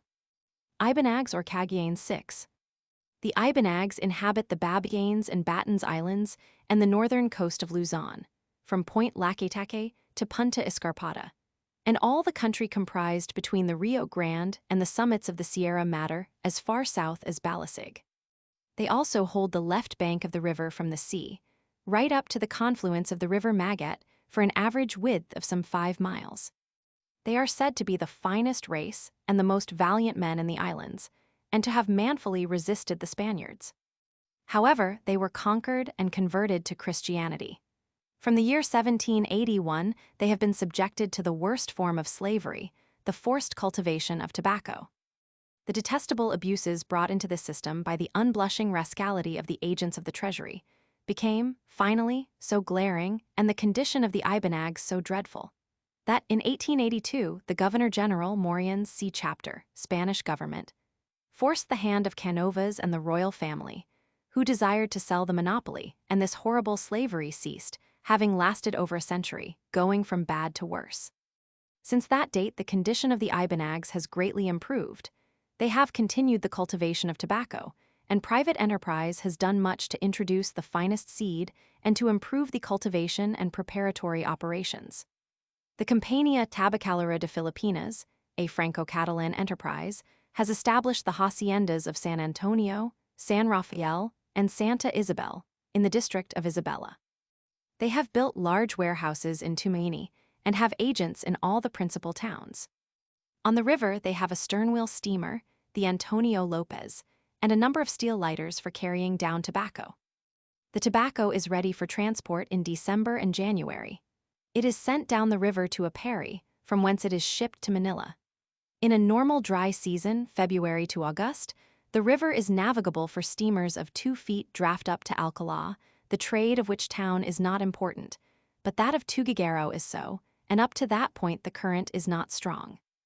Amongst the Ibanags, the distinction of noble and plebeian has been as strongly marked as amongst the Tagals, Pampangos, and Ilocanos, and the intense cupidity of the nobles, or rather usurers, which name better describes them, has led to many bloody outbreaks on the part of the oppressed and enslaved debtors.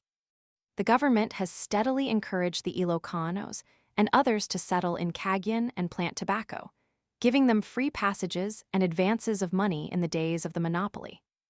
On the other hand, the discontent of the Ibanags has led them to migrate to other provinces when possible, for the authorities prevented them from doing so by force when they could. They especially endeavored to get to Manila, and I remember many years ago the arrival of a starving and ragged band, who had tramped all the way from Isabela to Manila to escape from their cruel taskmasters. However, things are better with them now, and I hope means will be found under the stars and stripes to introduce a better system of finance and to curb the greed of the usurer, either by legislation or by competition on a fair and humane basis. The Ibanag language is spreading greatly amongst the hill tribes around them as a commercial language, just as Ilocano is spreading on the west coast. Under American influence, an immense development of the provinces of Cagayan and Isabela may be expected in the near future, and the Ibanags will doubtless benefit by this. Chapter 27. Igorotes 7. This is an important, and to me, the most interesting of the independent or partly subdued races of the Philippines. They are a fine, hardy, industrious, and warlike race, well worth a great and patient effort to bring them within the pale of Christianity, and to advance the civilization they have already attained. They are of a dark bronze color, with straight black and abundant hair, large dark eyes set rather obliquely as amongst Chinese. Their faces are broad with high cheekbones, the nose aquiline and the head large. The features in general have a Mongolian cast, and a certain nasal twang in their speech resembles that of the southern Chinese. The men have capacious chests, showing good lung power, their muscles well developed indicating great strength and ability to resist fatigue. The women have also well-marked figures and rounded limbs. The fashions vary with different tribes, but it is common to find both sexes wearing their hair cut in a fringe over the forehead, but reaching down to the eyebrows, long enough at the sides to cover the ears, left long at the back of the head, where it is gathered up into a knot. The Igorotes of Lepanto wear beards, some of them are as thick as the Spaniards, but the tribes farther south pull out, not only their beards, but all the hair on their bodies except that of the head. Their dress varies from a mere apron bahak, when at work in the fields, to an ornamental jacket very smartly cut and elaborate sword belt when at war or on any full-dress occasion. These jackets are very handsome and have stripes of blue, crimson, and white. They wear a variety of head-dresses, turban, salikot, or a kind of cocked hat and feathers. Both men and women wear cloaks or plaids of bright colors made of cotton. Although the word Igorot has come to be almost a generic name for the heathen Highlanders of North Luzon, it is here limited to those who dwell on the western part of the Cordillera Central, comprising the whole of the districts of Benguet and Lepanto, part of Bontoc, and parts of the provinces of La Union and Ilocos Sur. The subtribes Barracks and Busaos are included. Tattooing is very general amongst them. In some districts you can hardly find a man or woman who has not a figure of the sun tattooed in blue on the back of the hand, for in central Benguet they worship the sun.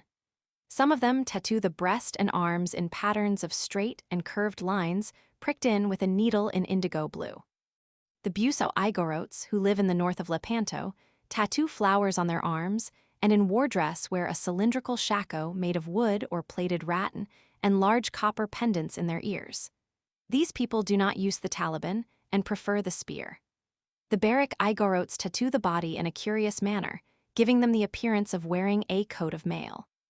But this custom is probably now becoming obsolete, for at least those of the Igorotes who live near the Christian natives are gradually adopting their dress and customs. White is the color of mourning, as amongst the Moros of Mindanao and Sulu. Both sexes are fond of personal ornaments, such as earrings, collars, arm rings, bangles, leg rings, and belts. Collars of crocodile's teeth are highly esteemed. In the long list of their manufactures, I shall enumerate their ornaments. Their arms are the talaban, a short double-edged sword, the gayang, a javelin or assegai, and the aligua, a light axe, having a spike at the back opposite to the cutting edge. After throwing their javelins, they rush on with their drawn swords, holding their shield, called a kalata, on the left arm. This is made of light wood and is long and narrow. With the exception of the shape of the shield, their equipment is much like that of the Roman legionaries 20 centuries since. The aligua appears to be used, not as a fighting weapon, but to decapitate their fallen enemies and as a means of carrying the head home on a spike. Great rejoicings, with feasts and dances, were held after a successful skirmish, and large quantities of liquor consumed. But the constant pressure of the Spanish authority has in a great measure stopped these petty wars. They make a kind of beer called basi by fermenting cane juice, and another liquor, something like the chicha of the Peruvian coast Indians, from rice. This latter is called bundang. They are great smokers, and make their own pipes of various materials. They appear not to have universally adopted the Malay custom of chewing buyo. There is a settlement of Christian Igorotes on the coast of Ilocos Sur, close to the boundary of La Union, which has been established many years. But in general, the Igorotes have steadily refused to embrace Christianity, and evidently do not want to go to the same heaven as the Spaniards. The behavior of the troops led against them in 1881 by General Primo de Rivera doubtless confirmed them in this repugnance. The expedition did not do much in the way of fighting. Remingtons and mountain guns failed to subdue the bold mountaineers armed only with javelin and sword. The Spanish officers and men, however, are reported to have abominably mishandled the Igorot women. For this ravishing foray, the late King Alfonso, Roman XII, bestowed the title of Visconde de la Union upon Primo de Rivera and showered promotions and crosses upon his staff. The Igorots live in villages with a population of 300 or 400 souls. There is a chief to each, but the villages are not organized into states, each being independent. The chief is supposed to be chosen from the families called mangel, who have distinguished themselves in war. As a matter of fact, the richest man usually becomes chief. The wealthy families vie with each other in the grand feasts which they give to all comers. The noble and the illustrious guests are personally invited to these feasts, but the common people assemble at beat of drum. The chief presides at the meeting of the Bacuanes or nobles in whom are vested the village lands and who direct its affairs. The common people are in a kind of bondage to the nobles and cultivate their lands for them. In Lepanto they are called Calians as in Ilocos. Their houses are square and similar to those of the other natives in the outlying districts, being raised on posts above the ground level. A framework of bamboos is supported on 4 trunks of trees, the roof is thatched with kagan elephant grass, and the sides are closed in by canes, bamboos, or pine planks. Each house stands in an enclosure of its own, strongly fenced with rough stones or posts. They are far inferior to the Christian natives in the arrangement of their houses. Instead of having a separate kitchen on a pantalan or raised platform, the fire is made in the center of the house, and the smoke finds its way out through a hole in the roof. The rafters and inside of the thatch is blackened by the soot. They make no windows to their houses and only a small door, the latter to which is drawn up when they retire to rest. They are not clean in their persons, and neglect to wash their clothes or clean the interiors of their houses.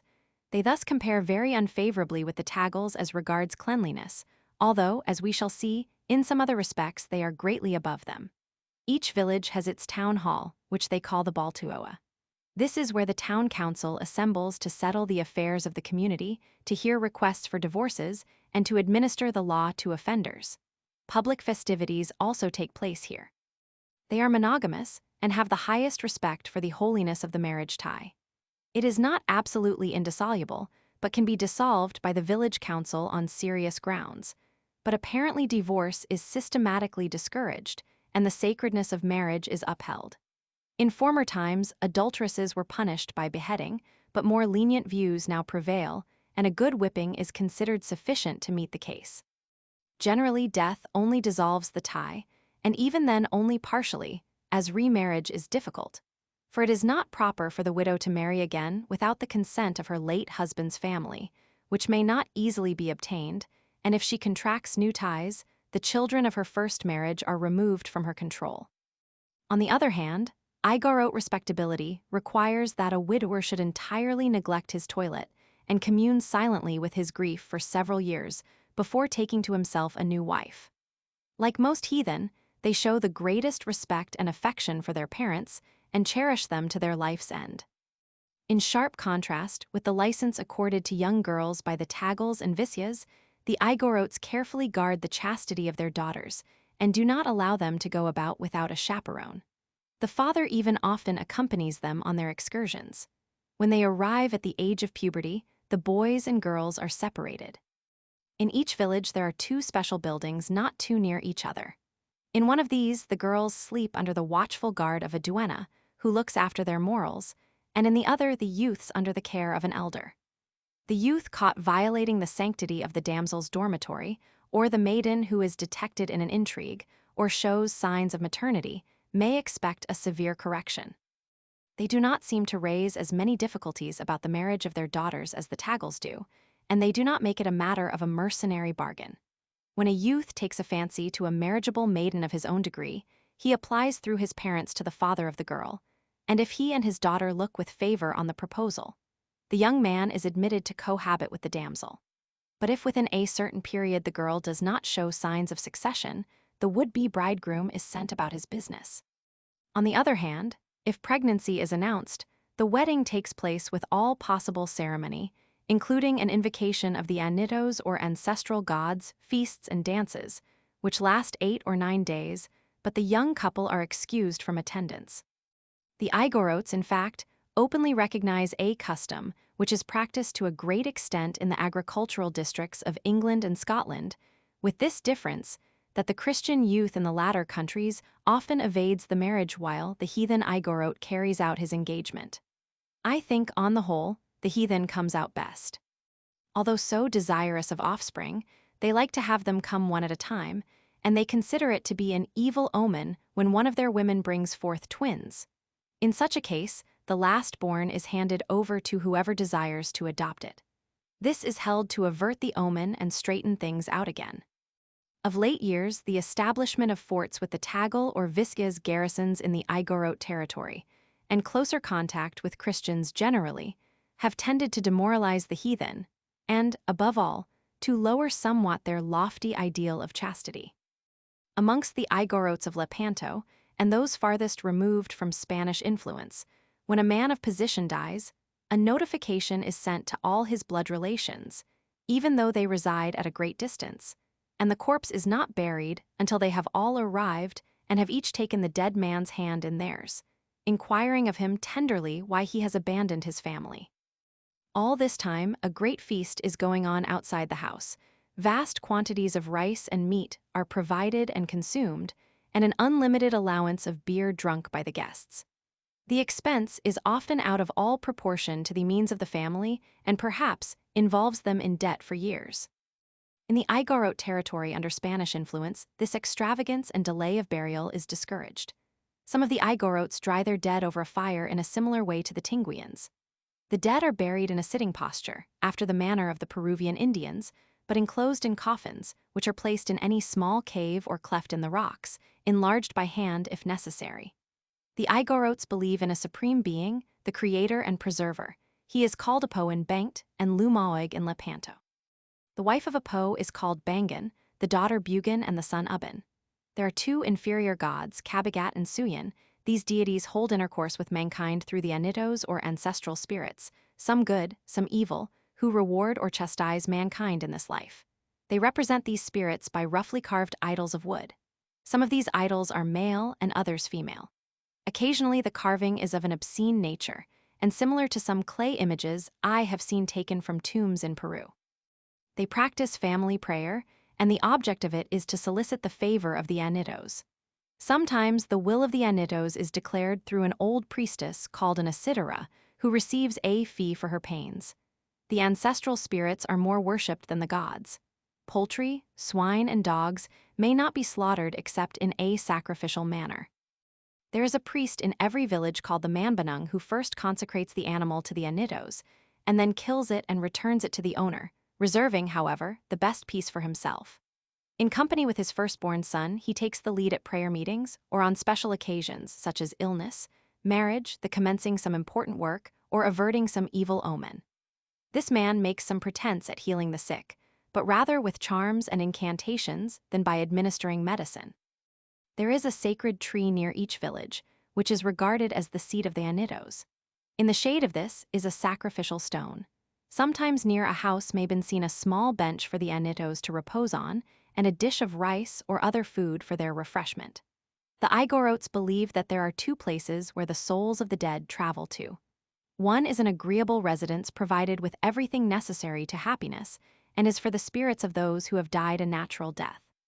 But if they have been evildoers, such as robbers or murderers, and have escaped due punishment on earth, they are punished here by the other souls before being allowed to enjoy the advantages of the place. But the souls of brave warriors killed in battle and of women who have died in childbirth arrive at a much more desirable place, a real heaven, and reside amongst the gods. The Igorotes of Cabugalan in Lepanto regard eels as the embodiment of their ancestors. They will not catch them or do them any harm, but feed them when opportunity offers. The Asidaras assist at feasts and make invocations and propose toasts which are drunk by the men present. The private or family feasts are called bumigwil, being held in the giver's house or courtyard, but public entertainments or feasts of the whole village are called rignaz and are held in or in front of the baltuoa or town hall. They are preceded and followed by songs and dances. The songs are inharmonious and monotonous. The dances vary with the localities. In one dance, bowing to the beer mugs is a feature. As amongst other Malay races, ordeals are in fashion to decide disputes. One consists in a priest or chief scratching the scalps of the disputants with a small iron fork. Whoever loses most blood during this operation has lost his case. The Igorotes work hard at their agriculture, and their rice farming is excellent. They plow the valleys with the aid of buffaloes and terrace the hillsides, which they cultivate by hand. They burn down the pine forests to clear the hills. They irrigate where possible, carrying the canals over any ravine by means of rude aqueducts. They grow considerable quantities of tobacco, which is, however, of inferior quality. This they sell to the civilized natives, and it is exported. I suppose it goes to Hamburg to make German Havana cigars, just as conger eels go to Paris to make fillets of soles. They cultivate sweet potatoes, also the ordinary potatoes, which grow well, and although small, are much prized in Manila and meet with a ready sale. The Igorotes of Lepanto eagerly seek new seeds to plant.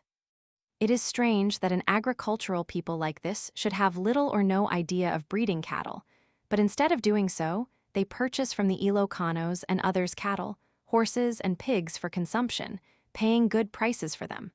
They even buy dogs to eat.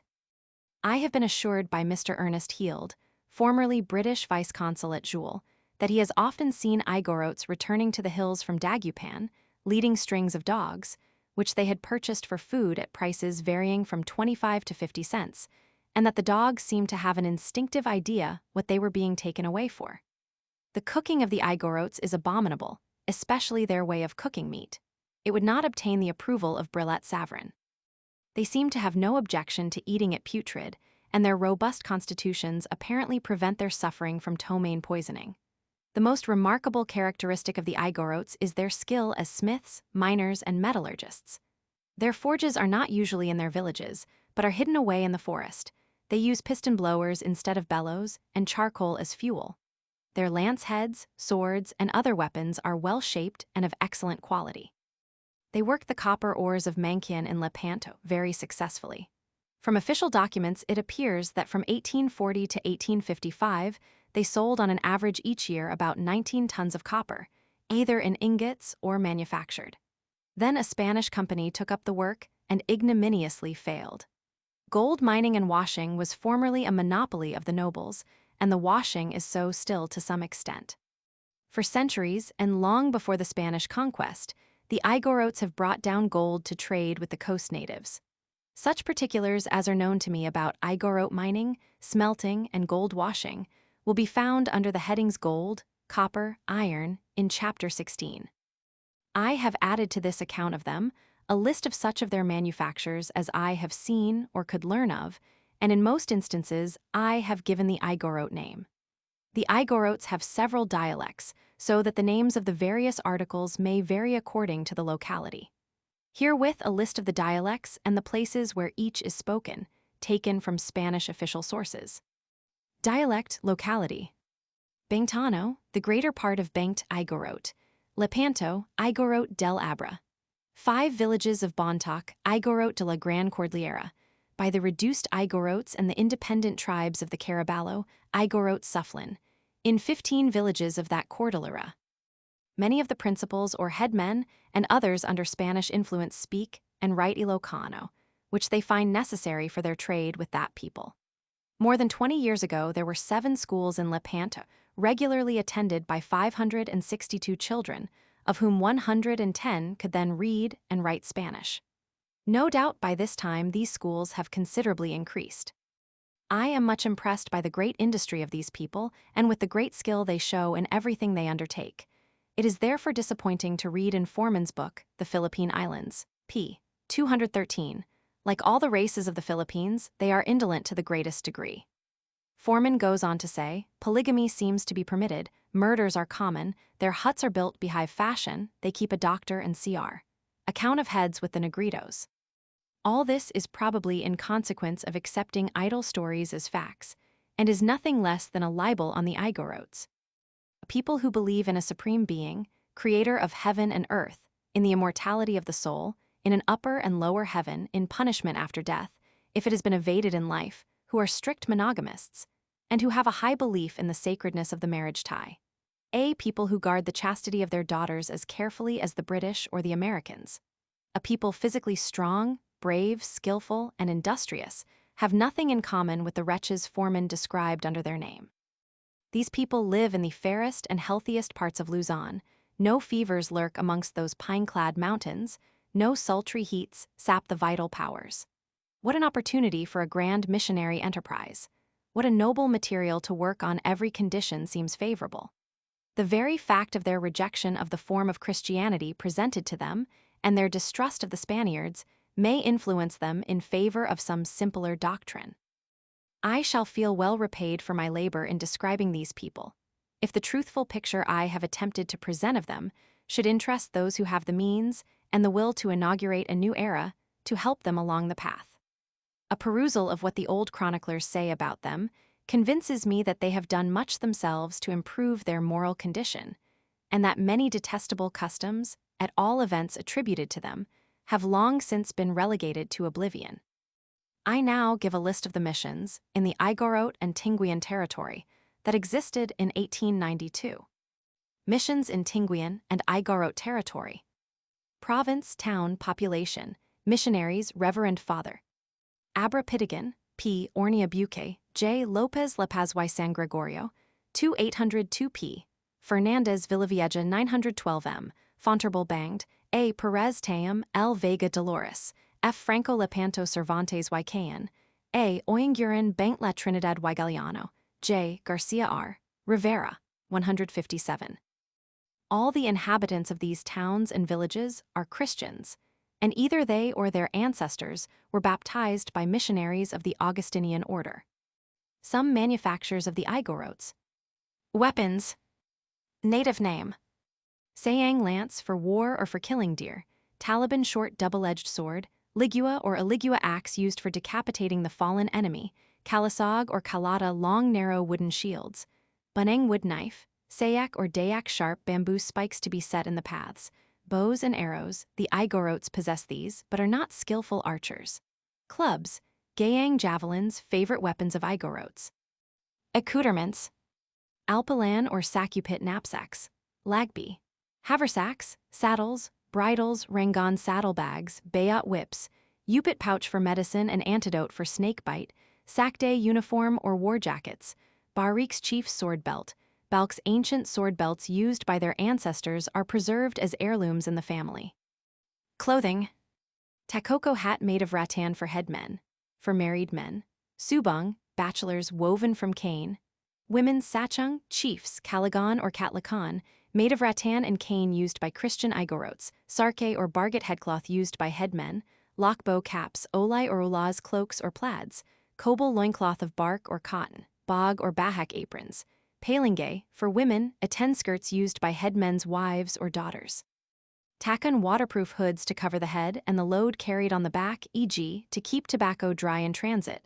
And Nanga, waterproof capes of anajas leaves, sandals, clogs, ampia, samit tapis, cloth worn by women round the hips, barik or cane sashes. Bake, woman's belt to hold up the tapi, bado, woman's shirt, shirts made of the bark of the pakeg. Ornaments. Chacking, a gold plate used by headmen or chiefs to cover their teeth at feasts or when they present themselves to Europeans of distinction.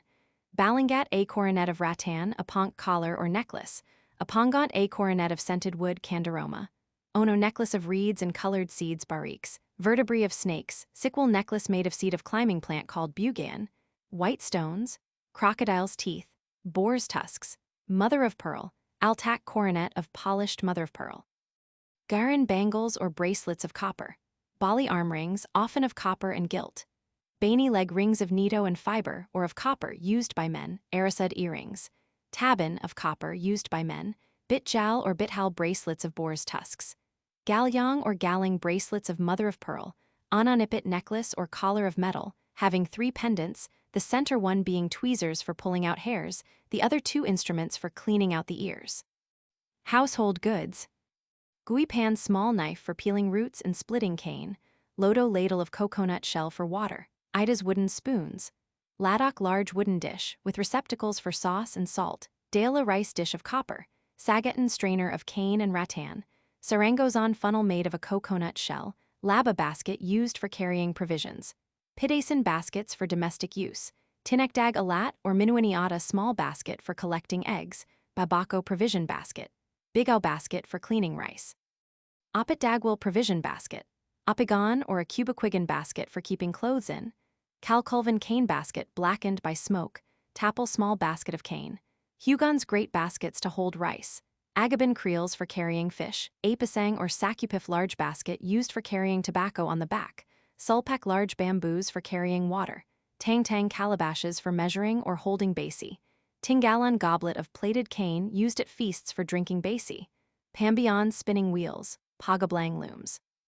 Lalabayan, apparatus for holding skeins of cotton. Kuitangang, wooden drainer for the spoons or paddles used for stirring up the basi when brewing it.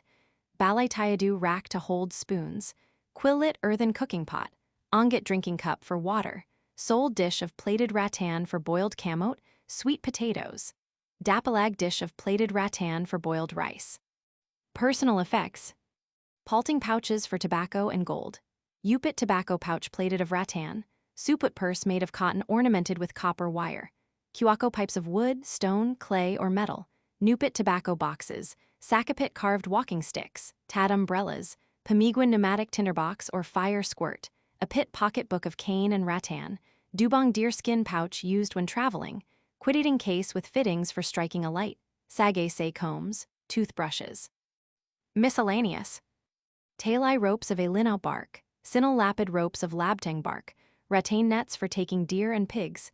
Kai, traps for taking jungle fowl. Anitos, images of the household gods. Sipas, footballs of rattan. Disig, humming tops. Kasabang, branch of a tree used to frighten away snakes. Hammocks for sleeping or traveling. Tugas, throne for a chief and his favorite, harrows. Plows, cradles, coffins. Musical instruments. Sulibao or kilibao, large drum, played with 1 stick. Quinable, small drum held between the knees and played with 2 sticks. Kalilan or babalasan, flutes played by single women. Kongala or flutes, nose flutes played by men. Tongala ganza, large flat gong held in right hand and played with left, vibrations stopped with right elbow. If a human jawbone taken from a dead enemy is fitted as a handle, the value is enhanced. Pinsak, a small gong. Baiting ting or triangles made of iron. Palas, baiting ting, cinco violin played by single men. Guitar, the body made from coconut shell. Palgong, bakingkang, cane instrument played by the women going to and coming from their work. Holding it in the right hand, they cover the orifice with the index finger and strike the other end on the left hand. Mining tools, etc. Native names, unknown, crowbars. Hammers, wedges, outfit for gold washing, blowers for smith's forges, furnaces for smelting copper. Chapter 28. Isanes, 11. A small tribe living in the northern part of Pangasinan, towards Mount Caraballo del Sur. They are now merged in the Pangasinines and have lost all distinctive customs. Abacas 12. A small tribe living about Carringlan in the South Caraballo. They were formerly fierce and warlike, but have been pacified and converted to Christianity. They had a separate language which has died out, and their customs are now those of the Christian natives. Italones 13. These people live in the southwest corner of Nueva Vizcaya, about the headwaters of the river Magat. They are numerous and occupy many towns and villages, amongst them Bayambang, Dupax, Bambang, and Aritas. They were formerly warlike headhunters and are said to have devoured the hearts and brains of their slain enemies in order to inherit their courage and wisdom. This is a Chinese idea and is even now practiced in Canton, where pieces of the heart and liver of a particularly hardened and desperate criminal are retailed by the executioner at a high price for the above purpose. They wear their hair long like the Ilongots. Their weapons were the lance, shield, or wood knife, and in their customs and religion they resembled the Igorots. They were said to ornament the hilts of their swords with the teeth of their slain enemies. All these detestable customs have now disappeared. They have been converted to Christianity and now are peaceful agriculturists and hunters. Game and fish abound. A telegraph line runs through their territory with a station at Bayambang. This is part of the line from Manila to Aperi. Ibilaos 14. These savages inhabit the hilly country about the sources of the river Caspian, which, according to Dalmont's map, is a tributary of the river Casiguran, which runs into the Bay of Baler, but, according to Aleros, is a tributary of the Rio Grande de Cagayan. However this may be, their habitat is on the borders of Nueva Ecija and Nueva Vizcaya. Some of these people have been subjugated, but the others live a nomadic life in the mountain forests and resemble the Negritos. Their pleasure is to lie in wait and shoot the passers-by with their arrows. Like the Italones, they are said to ornament their weapons with the teeth of the slain, and, like them, wear their hair long. The independent Ibilaos live by the chase and on jungle produce and do no cultivation. They are small of stature and weak. It is possible that they are a hybrid Negrito Malay race. Their bloodthirsty propensities make them a curse to their neighbors. Ilongots 15.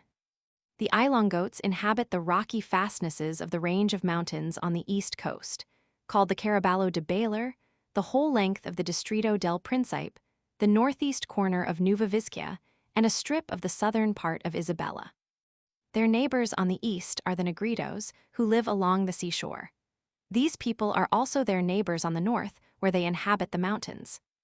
On the west, they have the Ifugaos in the northerly part of their boundary, and civilized Indians of mixed races in the southern part. Their nearest neighbors to the south are some scattered Tagals. Blumentritt describes them from a photograph lent him by Dr. A. B. Mayer as having eyes long and deeply sunk, upper lip and chin hairy, the hair long plaited in a tail, and often reaching the hips. A Spanish authority describes them as similar to the other hillmen, but wearing long hair, and dirty and disagreeable in their aspect. Their dress is as primitive as that of the other savage races, the adult men wearing a band of beaten bark round the waist, the women wearing a tapi, and the children going quite naked. They wear rings or spirals of brass wire on their arms, necklaces, and other ornaments. But when the men have occasion to go into the Christian villages, they wear shirts and trousers. I have myself seen instances of this custom amongst the Tagbanuas in Palawan. They are clever smiths and know how to temper their weapons. Their lances have different shaped heads, and the shafts are made of palma brava. Their swords are well made and ornamented, and are carried in a wooden scabbard from a belt of webbing. This appears to be their favorite weapon. They never go unarmed, even for a few paces, and they sleep with their weapons beside them. Their shields are of light wood, carved, and painted red. Their domestic life is not unlike that of the Christian natives, for they are not polygamists. They, however, are more careless and dirty. They purchase their wife from her parents. They subsist by hunting and fishing, and by cultivating rice, maize, sweet potatoes, and other vegetables. They grow tobacco, which they exchange for other goods with the Christian natives. They catch the wild carabaos in traps. They are ineradicably addicted to head hunting, and wage a continual war with all their neighbors, but if an interval of peace occurs, they fight one family or clan against another, for they must have heads. The marriage ceremony cannot be completed till the bridegroom has presented the bride with some of these grisly trophies, heads of Christians, for choice. They signify war by placing arrows in the path and sprinkling blood upon it. Treaties of peace, or rather truces, are sometimes ratified by human sacrifices, and the ceremony of blood brothership is practiced. They have few religious practices, although they believe in a supreme being and in the ancestor worship common to the country. The relatives assemble to celebrate a birth by a feast. On the 5th day, a name is given to the infant. They take care of the sick and endeavor to cure them with herbs, to which they ascribe medicinal virtues. If the patient dies, the relatives devour everything in the house in order to mitigate their grief, and they bury the corpse within 24 hours of death, placing some provisions upon the grave. From a statement in a Spanish official publication, the Ilongot dialect is spoken in 2 towns and 22 rancherias of Nueva Vizcaya, and in 4 rancherias in the district of Principe. This shows that at least on their western border they are now somewhat held in check. But the poor Negritos still have to suffer their incursions. Mayaos and Silipanes, 16. These people are very numerous and inhabit the northwest corner of Nueva Vizcaya and the southwest corner of Isabela, between the Cordillera Central and the river Magat. For neighbors, they have on the east the Ifugaos, those deadly lasso throwers. On the west, the Igorotes are separated from them by the Cordillera. To the north, they have the Gadins and the Itipanes, and to the south, the Italones. In appearance, dress, arms, and ornaments, they resemble the Igorotes of Lepanto. The Ifugao language is spoken at the missions of Cuyangan and Silipan, and in a large number of hamlets of these people. They were pacified and converted to Christianity about half a century ago, and are gradually improving in civilization. Ifugaos, 17. The Ifugaos, who bear a strong resemblance to the Japanese, inhabit a territory in central Nueva Vizcaya and in the south of Isabela, mostly between the river Magat and the Rio Grande, but they have a great many hamlets on the left bank of the Magat. They cultivate rice, camote, and other crops, but prefer to live by robbery whenever possible. They are persistent headhunters, frequently at war with the neighboring tribes or amongst themselves. One notable peculiarity must be mentioned. Besides the lance, knife, and bow and arrows, they use the lasso, which they throw with great dexterity.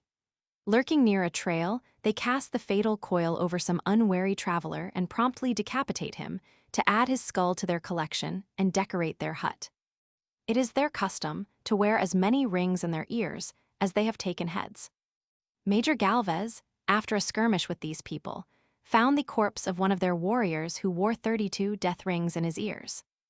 Their religion is said to be after the style of the Igorotes and some other hill tribes of Luzon. Their chief god Kabunian had 2 sons, Sumabit and Kabagat, and 2 daughters, Buingan and Dong, who married amongst themselves, and from them the human race is descended. Ancestor worship is also practiced. The Spaniards built and garrisoned a chain of forts in the Ifugao territory to keep them in order, and of late years their murderous incursions have been kept in check. It would require an inquiry on the spot to say whether there is any prospect of this tribe becoming civilized and converted to Christianity. Gadins, 18. The Gadins occupy the northeast quarter of Salton and Bondoc, and their territory stretches over into Isabela in a southeasterly direction to the river Magat, thus bordering on the 5-mile strip of Ibanag territory on the left bank of the Rio Grande. The upper part of the Rio Chico runs through their Salton territory, and the river Libug through their Isabela territory. In appearance, they are darker than any other of the hillmen of Luzon. They are not as well built as the Igorotes. They have round eyes and large, flat noses. They are very dirty. Their houses are built on lofty piles, and the ladder is drawn up at night or in wartime. They are partly converted to Christianity and are of a milder disposition than their neighbors. Itapanes, 19. These people live in Bontoc, almost the center of northern Luzon. On the west, they have the Busaos Igorotes, on the east the Gadins, to the northwest they have the Ginings, and to the south the Mayaos.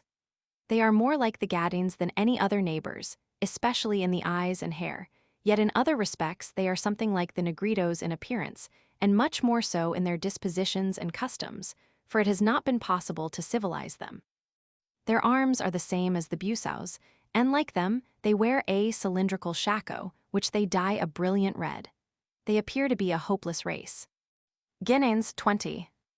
These terrible neighbors of the peaceful Tinguians inhabit both slopes of the Cordillera Central in Abra and Bontoc.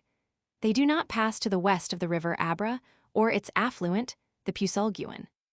On the south, the Guineans have the warlike Busaos, who are well able to defend themselves and to retaliate on their aggressors. Consequently, the Tinguians are the principal victims. In fact, some years back, they had no peace and are not now free from danger.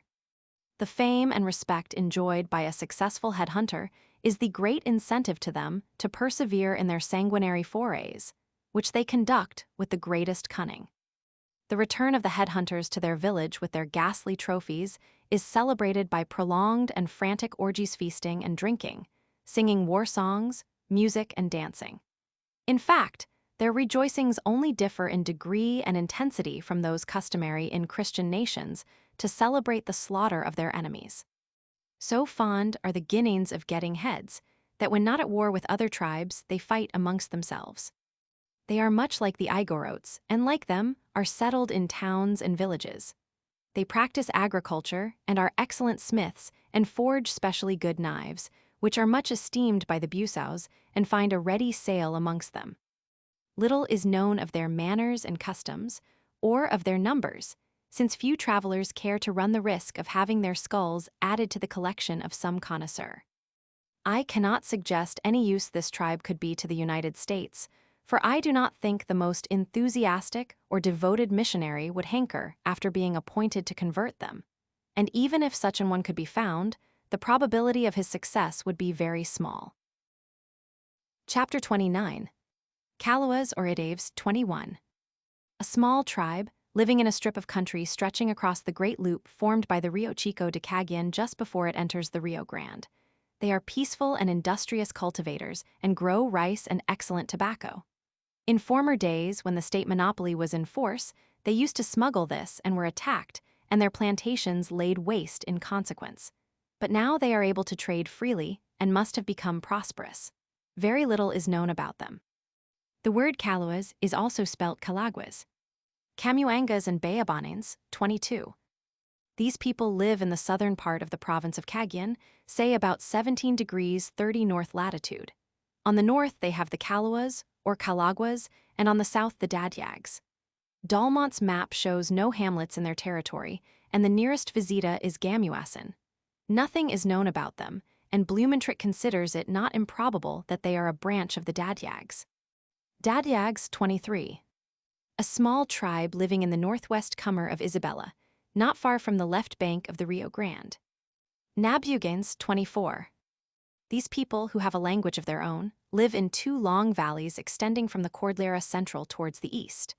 According to Dalmont's map, these parallel valleys lead down to the town of Malinag, and in each of them there is a river. That in the northern valley is called the river Nabuangan, and that in the southern valley the river Nabuanguan. They join before reaching Malinag, forming the river Nagalat, a tributary of the Rio Chico de Cagayan. Nothing is known of their religion or nature. On the northeast of the Nabugans live the Arapas. Arapas 25. This tribe inhabits the hills to the west of the junction of the Rio Grande and Rio Chico of Cagayan. They have the Apayaos on the west, the Ibanags on the east, the Kalingas on the north, and the Ilans on the south. They are peaceful and partly converted to Christianity. Kalingas 26. These people inhabit the mountains to the north of the Arapas. On their north and east they have the Ibanags, and on the west the Apayaos. They are supposed to have a good deal of Chinese blood in their veins. They are now peaceful, like the Arapas. Tinguians 27. The Tinguians inhabit the western half of the province of Abra, and their villages are thickly scattered about on the eastern slopes of the Ilocos Mountains and on the banks of the river Abra. They have also pushed their way to the extreme northeast corner of Abra, and they extend southwards and westwards along the coast as far as Punta Darigueos. Santiago is a Christian Tinguian town and was founded in 1736. The Tinguians are of a peaceful disposition and are gradually becoming civilized and converted to Christianity. In fact, of late years, the advance of the Spaniards has been considerable. It is only in the more remote parts of their territory that some of them retain their independence and their ancient laws, beliefs, and customs. The constant intercourse they have with the Ilocanos has resulted in spreading that dialect amongst them, whilst their own language is dying out. In appearance, the Tinguians differ considerably from the other mountain tribes of Luzon, being taller and of a much lighter color. Their noses are not flattened like those of the Malays, but are aquiline and remind one of the features of the Cholos of the Peruvian coast. They are a cleanly people. The men wear turbans, jacket, and trousers. The women belonging to their nobility have their garments beautifully embroidered. They wear arm sheaths and sometimes leg sheaths made of plaited fiber and ornamented with beads or with colored stones brought from the Batons Islands, which they purchase in Ilocos. They also wear necklaces of these stones, copper or silver earrings, and other trinkets. Spanish writers consider these people to have a strong admixture of Chinese blood, and suppose it may be from a remnant of the pirates under Limahan, who were defeated by Juan Salcido in 1574. The learned Blumentritt, however, dissents from this opinion, which he considers to be a modern invention, and gives Salcido credit for doing his work very thoroughly and not letting many of the pirates escape. He says that, although in dress and appearance the Tinguians are very similar to the fishermen of the province of Fokien, there are no Chinese words to be found in their dialect, and that consequently the intermixture of Chinese can only have been small. However this may be, the coast of Fokien, which is opposite Formosa, is only about 500 miles from the port of Vigan. The currents are favorable for the southerly voyage, and sailing craft can cross in either monsoon.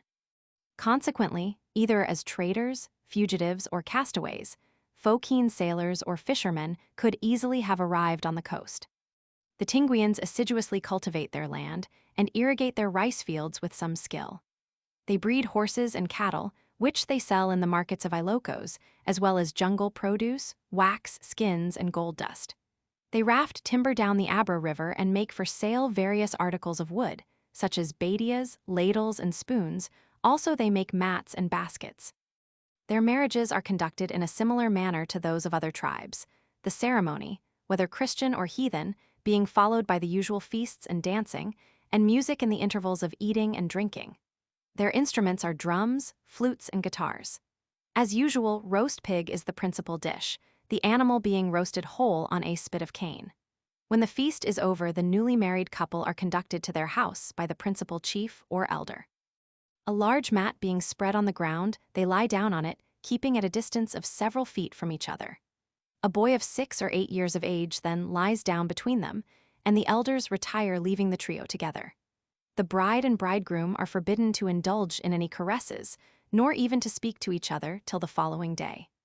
The healthy life led by the women enables them to recover very rapidly after childbirth.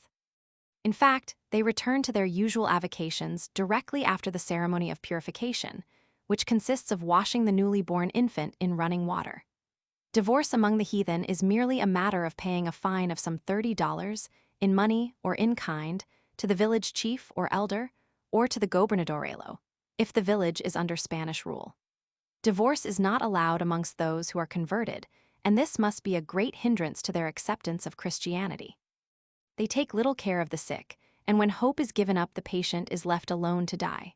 The Peruvian Indians have a similar custom. Amongst the Serranos, when a sick person does not soon show signs of recovery, a family meeting is called, and a fixed sum is voted for his cure, say 12 or 20 reals. When this amount has been spent, the patient is removed from his couch and laid upon a hide on the ground outside the house. A child is posted to fan him and keep off the flies, and only water is given him till he dies. The Tinguians formerly buried their dead in pits dug under their houses, after subjecting the corpses to a baking or drying process, and on certain days in the year food was placed near the tombs for the souls of the dead to partake of. Those who are converted have of course to bury their dead in the cemetery, and to pay a fee to the priest. They share the idea that seems to prevail amongst all Malays, that the soul is absent from the body during sleep, and that consequently it is dangerous and wicked to awake anybody suddenly. The most dreadful thing that can happen to anybody, therefore, is to die whilst sleeping, leaving his soul wandering about. Their most desperate curse is to wish that this may happen to an adversary. This seems to reach a higher level of cursing than the oaths of the Tagals which I have previously mentioned.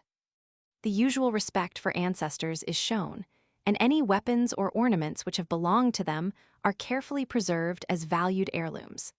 The names of an ancestor must, however, on no account be pronounced by his descendants, so that if any necessity arises to answer a question which involves mentioning the name of one, a friend not related to the person inquired about must be called in to answer.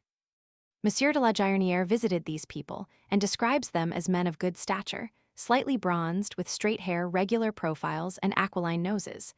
The women truly beautiful and graceful. They appeared to him to resemble the people of the south of France, except for their costume and language. The men wore a belt and a sort of turban made from the bark of the fig tree. Their arms consisted of a long lance, a small axe, called a ligua, and a shield. The women wore a belt and a narrow apron which came down to their knees, their heads being ornamented with pearls, and grains of coral and gold were fixed amongst their hair. The upper parts of their hands were painted blue, and they wore plated sheaths ornamented with beads on their forearms. These sheaths strongly compressed the forearm, being put on when the women were young, and they prevented the development of the forearm, whilst causing the wrists and hands to swell. This is a beauty amongst the Tinguians, as the little foot is amongst the Chinese. They occupied 17 villages, and each family had 2 habitations, one on the ground for use in the day, and one fixed on piles or on the summits of lofty trees, as much as 60 or 80 feet from the ground, where they sleep, to protect themselves from the nocturnal attacks of the Guineans, their mortal and sanguinary enemies. From these lofty dwellings, they threw down stones upon assailants. In the middle of each village there is a large shed which serves for meetings and public ceremonies. He further states that after an attack of the Guineans had been repulsed from Laguenguilla-en-Madeleine by the Tinguians, he went to an assembly at that village and witnessed a ceremony in honor of the victory. The heads of the slain enemies were exhibited to the crowd, and various speeches were made. The skulls were then split open, and the brains removed and given to some young girls, who worked them up with their hands in a quantity of basi or native beer. The compound was then served in cups to the chiefs, who partook of it with every appearance of enjoyment, and was afterwards handed round to all the warriors in due order. M. de la Jardinière and his Tagle servant also partook of this refreshment out of politeness to their hosts. The ceremony was followed by a dance and a smoking concert, during which copious libations of basi were consumed.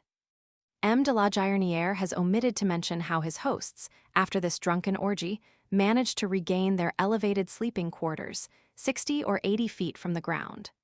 One would think that the Tinguian coroner would have been busy the next morning.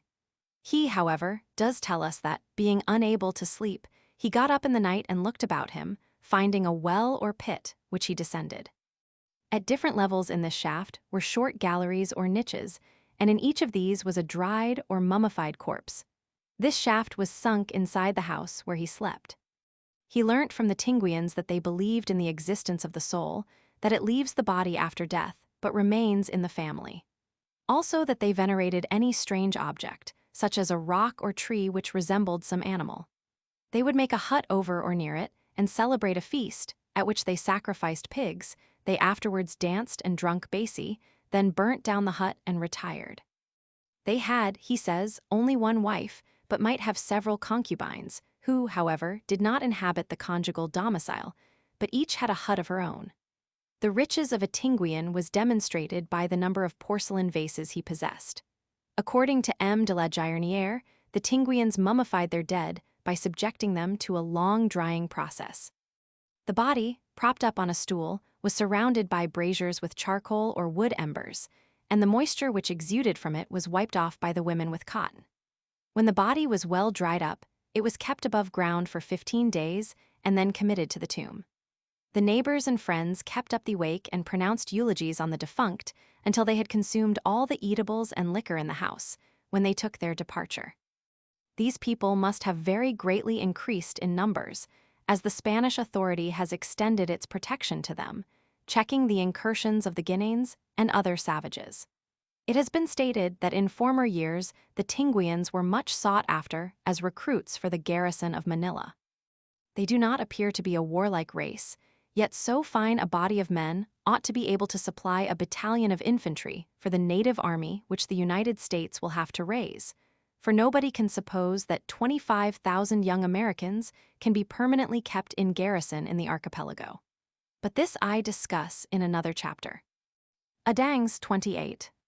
According to Dalmont's map in the latitude of Pasuquin, province of Ilocos Norte, the Cordillera del Norte bends to the eastward and throws out a spur to the northwest, forming a Y and enclosing a considerable valley, through which runs a river called the Bate, Bucarog, or Aramit, which falls into the Bay of Bangui.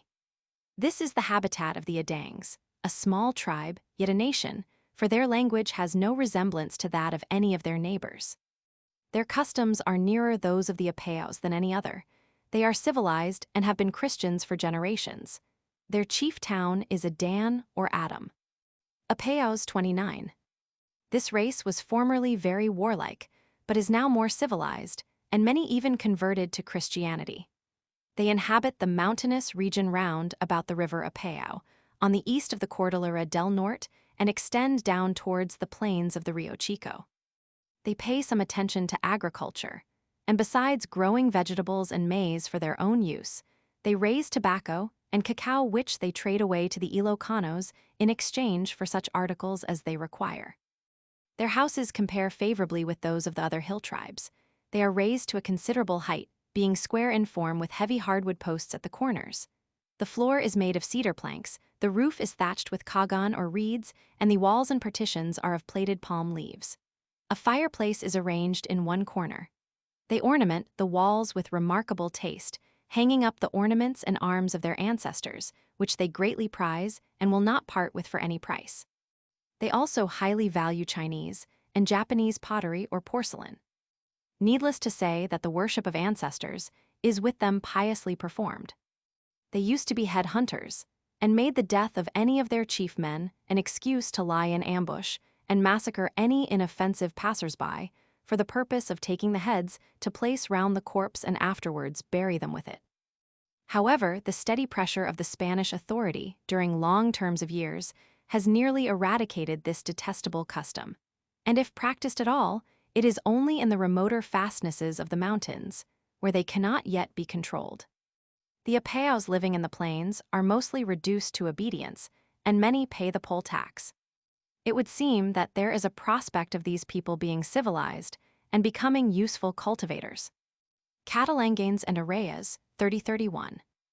The Arayas live in scattered hamlets on the summits of the Sierra Madre and on its western slopes right down to the Rio Grande. Their territory extends for about 20 geographical miles on each side of the 17th parallel. Amongst them live many Negritos who have renounced their nomadic life and have adopted the manners and customs of their hosts. The tattooing of the Arayas and Negritos is similar. The Arayas are a Malay tribe amongst whom are found individuals of a Mongolian type. Others are hybrid Negrito Malays. They do a little slovenly agriculture, using buffaloes for plowing. They catch an abundance of fish from the 4 considerable streams running through their territory. They consume a large quantity of fish with their rice and salt and sell the surplus to their neighbors. They are characteristically light-hearted and hospitable and readily receive remontados and other strangers. Their religion is the usual Anido worship. They build wretched houses and are very dirty in their habits, throwing their refuse down in front of the house. The Catalangans take their name from the river Catalangan, which runs into the Rio Grande near Iligan.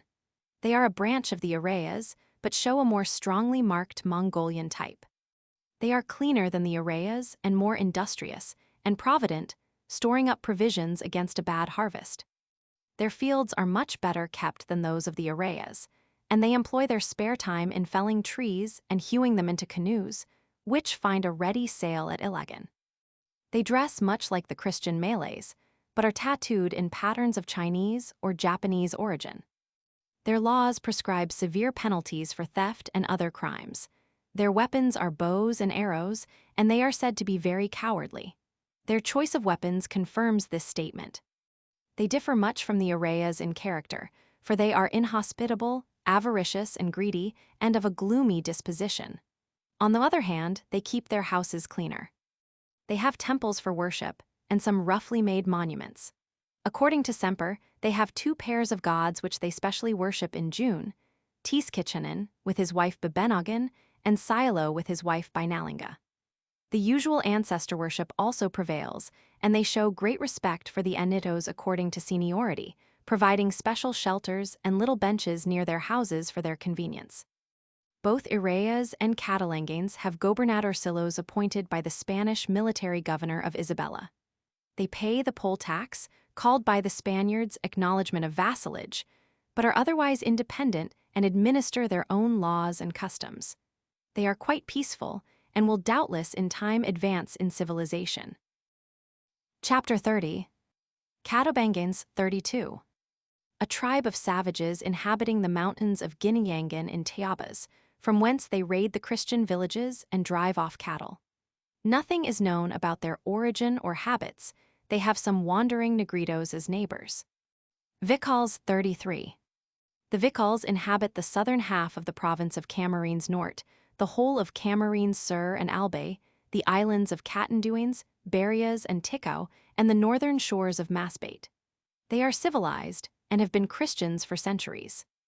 They speak a dialect of their own, which, according to Jagger, is midway between Tagal and Visay, which dialect is spoken in its greatest purity by the inhabitants of the Isarog volcano and its immediate neighborhood, and that thence towards the west the dialect becomes more and more like the Tagal, and towards the east like the Visay until by degrees, before reaching the ethnographical boundary, it merges into those kindred languages. In manners and customs they appear to be half-bred between these two races, yet, according to F. Blumentritt, they preceded the Tagals and were in fact the first Malays to arrive in Luzon. They show signs of intermixture with Polynesian or Papuan stock. They are physically inferior to the Tagals, nor do they possess the proud, warlike spirit of the dwellers in North Luzon. They are less cleanly and live in poorer houses. The men dress like the Tagals, but the women wear the patadian instead of a saya and a shirt of Ginara. Blumentritt says the men carry the Malay crease instead of the bolo, but I did not see a crease carried by anyone when I visited the province. In fact, the regulations enforced at that time by the Guardia Civil were against carrying such a weapon. The bolo, on the other hand, is a necessary tool.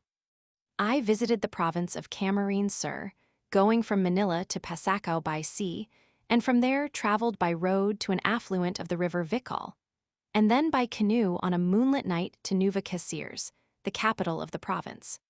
Here I met a remarkable man, the late Bishop Gainza, and was much impressed by his keen intellect and great knowledge of the country. He was said to be a man of great ambition, and I can quite believe it.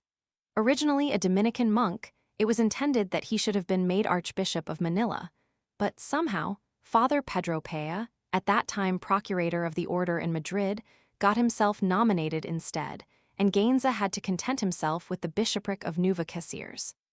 He was a model of self-denial, living most frugally on a small part of his revenue, contributing $1,000 a year to the funds of the Holy Father, and spending the remainder in building or repairing churches and schools in his diocese, or in assisting undertakings he thought likely to benefit the province. Amongst other works, I remember that he had tried to cut a canal from the river Vical to the Bay of Ragay. He had excavated a portion of it, but either on his death, or from the difficulties raised by the Public Works Department, the work was abandoned. The Franciscan friars, who held the benefices in that province, opposed him and annoyed him in every possible way. The present bishop, Father Arsenio Acampo, formerly an Augustinian monk, is a clever and enlightened man, with whom I had dealings when he was Procurator General of his order. I have made this digression from my subject, because so much has been said against the clergy of the Philippines, that I feel impelled to bring before my readers this instance of a bishop who constantly endeavored to promote the interests of his province. Nueva Casiers possessed several schools, a hospital, a lepers' hospital, and a training college for schoolmistresses had just been established by Bishop Gainza's initiative. The shops were mostly in the hands of Chinese, who did a flourishing trade in Manchester goods, patadoins, and colored handkerchiefs. There were several Spanish and mestizo merchants who dealt in hemp and rice. From Nueva Casiers I traveled by a good road to Iriga, a town near the volcano of that name, passing close to the Isarog on my way. From Iriga, I visited the country roundabout and Lake Beulah. Some years after I went from Manila by sea to Tabaco, on the Pacific coast of Albay, getting a fine night view of the Mayon volcano, 8,272 feet, in violent eruption.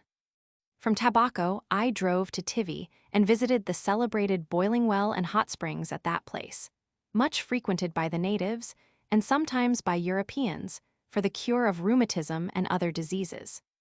Now that the stars and stripes float over the Philippines, it is to be hoped that a regular sanatorium will be erected at this beautiful and health-restoring spot, the advantages of which might attract sufferers from all the Far East. On these journeys, I had a good opportunity of studying the people. The chief exports are abaca, Manila hemp, and rice. In Camarines Sur, the principal crop is rice, whilst in Albay the hemp predominates and they import rice. The cultivation of rice, which I have briefly described when writing of the Taggles, is not an occupation calculated to improve the minds or bodies of those engaged in it, and I have noticed that wherever this is the staple crop, the peasantry are in a distinctly lower condition than where cane is planted and sugar manufactured. Their lives are passed in alternate periods of exhausting labor and of utter idleness. There is nothing to strive for, nothing to learn, nothing to improve. The same customs go on from generation to generation. The same rude implements are used, and the husbandman paid for his labor in kind lives destitute of comfort in the present and without hope for the future. Nor can the cultivation and preparation of hemp be considered as a much more improving occupation. Little care, indeed, is required by the musa textiles after the first planting, and the cleaning of the fiber is a simple matter, but very laborious. Several Spaniards are settled in these provinces, also a few agents of British houses in Manila, and some Chinese and mestizos. They usually complain bitterly of the difficulty they experience in getting hemp delivered to them owing to the laziness and unpunctuality of the natives. Yet, notwithstanding this, most of them live in affluence and some have amassed fortunes by vical labor. There is, in fact, a good deal of money in Albay, Daraga, and other towns in the hemp districts, and they are the happy hunting ground of the Jew peddler who there finds a good market for yellow diamonds and off-color gems unsaleable in London or Paris. Houndstitch and Broadway will do well to note. The peasantry, however, either from improvidence or aversion to steady labor, seem to be rather worse off than the Taggles and Pampangos, more especially those amongst them who cultivate paddy. The whole of the large amount of hemp exported from Manila and Cebu is cleaned by hand. Several attempts have been made to employ machinery, but the inherent conditions of the industry are unfavorable to success in this line. The plants are grown principally on the eastern slopes of the volcanic mountains of southern Luzon and the adjacent islands where the soil is soft and friable and roads are unknown. The heavy stems of the plants cannot profitably be conveyed to fixed works for treatment, and no machine has yet been devised light enough to be carried up to the lots or plantations and able to compete with hand labor. In a recent report to the British North Borneo Company, Mr. W.C. Cowie mentions his hopes that Thompson's Fibre Company are about to send out a trial decorticator, with engine and boiler to drive it, to the river Patas, in that company's territories, for cleaning the fiber of the numerous plants of the Musa textiles growing in that region. It will be interesting to learn the result. Possibly the conditions of transport by rail or river are more favorable than in the Philippines, and in that case, a measure of success is quite possible. But few errors are more expensive than to unwarrantably assume that machinery must necessarily be cheaper than hand labor. Anyhow, as regards the Philippines, here is a nice little problem. If the mechanics of Massachusetts and Connecticut cannot solve it, I do not know who can.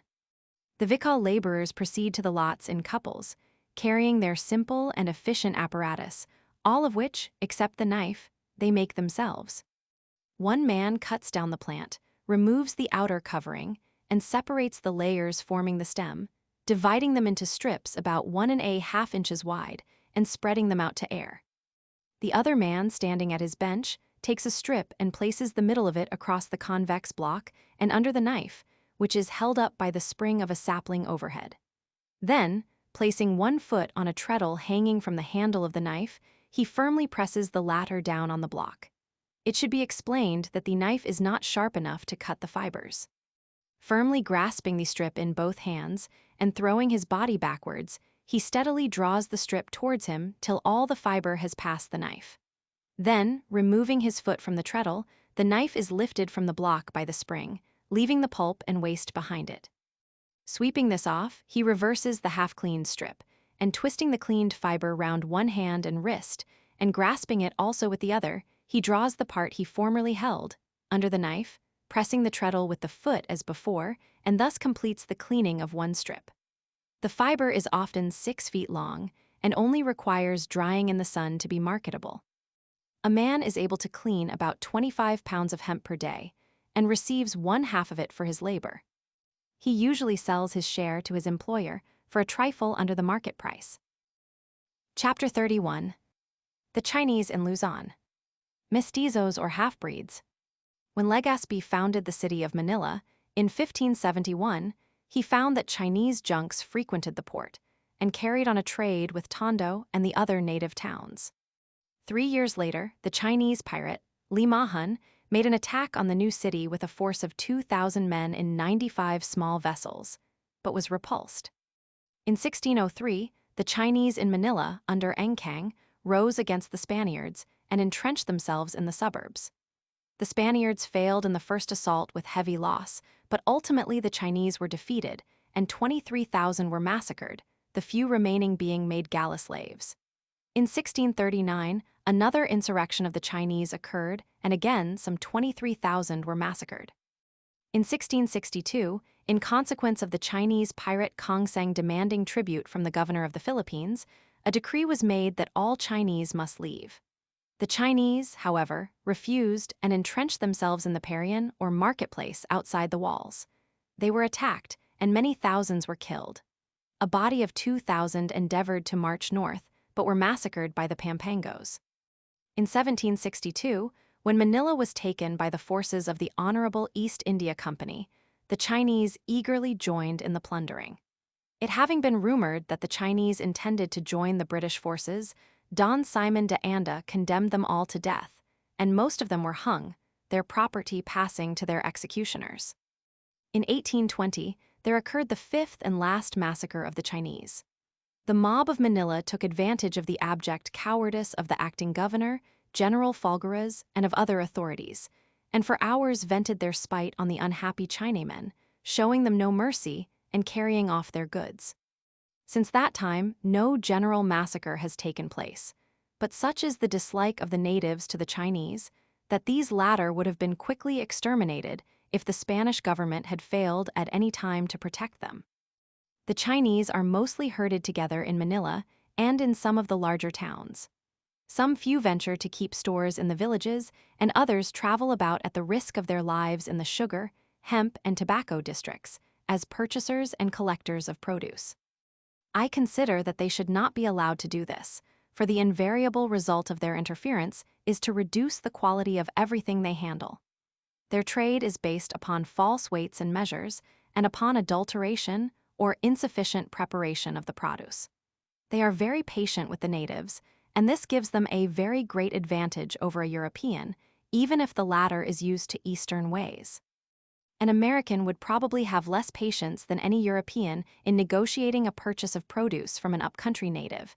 The waste of time would exasperate him. I feel sure that most of those who know the Philippines will agree with me as to the evil results of the operations of the Chinese produce brokers. Adulterated sugar, half-rotten hemp, half-cured tobacco, badly prepared indigo, that is what the Chinaman brings in. He spoils every article he trades in and discredits it in the world's markets. The Chinese nowhere cultivate the soil, except the gardens and market gardens around Manila and a few of the large towns. This is, perhaps, not due to their unwillingness to do so, but because they dare not. The natives are too jealous of them, and their lives would not be safe away from the towns. Their genius is commercial, and they are at home in shop, bazaar, or office. I think that the Chinese agriculturist does not leave his home for the Philippines. Most of those in the islands come from Amoy and the district round that port. Some few are from Macau. They seem to be all townsmen, not countrymen. Each shopkeeper has several assistants, ranging in age from boys of 10 or 12 upwards. On arrival, they are placed in a sort of schoola very practical one to learn Spanish, for instance, numbers and coins, with such terms as my barato very cheap. As a Chinaman cannot pronounce the letter R, but substitutes L, this becomes my balato. Thus, also, the Ryukyu Islands become the Luchu Islands in Chinese. The Chinaman is an excellent shopkeeper or peddler, and some years ago, the British importers of Manchester goods made it a practice to give credit for goods supplied to the Chinese. The banks also extended some facilities to them. In consequence, however, of heavy losses to several British firms, this custom has been abandoned or considerably restricted. The Chinese are good barbers, cooks, and gardeners. As breeders of fish, they are unrivaled. Besides this, they compete successfully with the tagle in the following trades: blacksmiths, boiler makers, stokers, engine drivers, ship and house carpenters, boat builders, cabinet makers and varnishers, iron and brass founders, shoemakers, tinsmiths. These artisans are very industrious and labor constantly at their trades.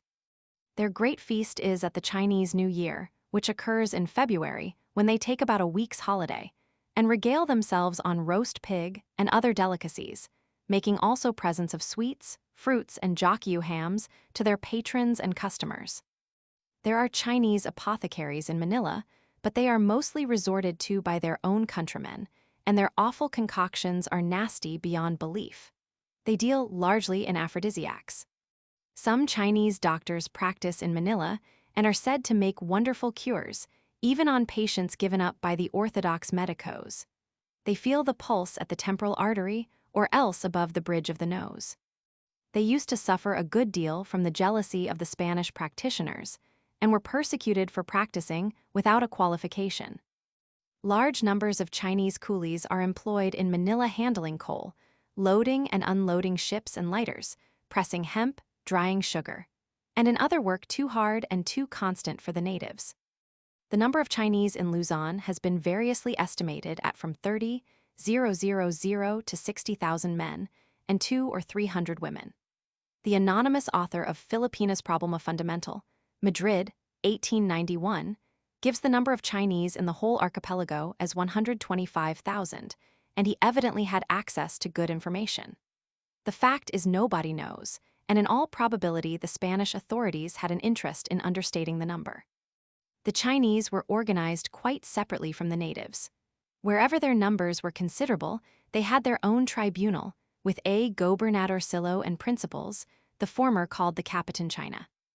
In Manila, this Capitan was a man of importance, or else the nominee of such a person. Certain governors general received, nay, even extorted, large sums from the Capitan China.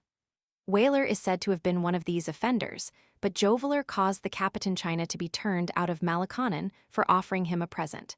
No one who knew them would ever believe that Morians or Dispujals would condescend to accept presents from the Chinamen. One favorite trick of the more corrupt governors general was to have some very obnoxious law made in Spain.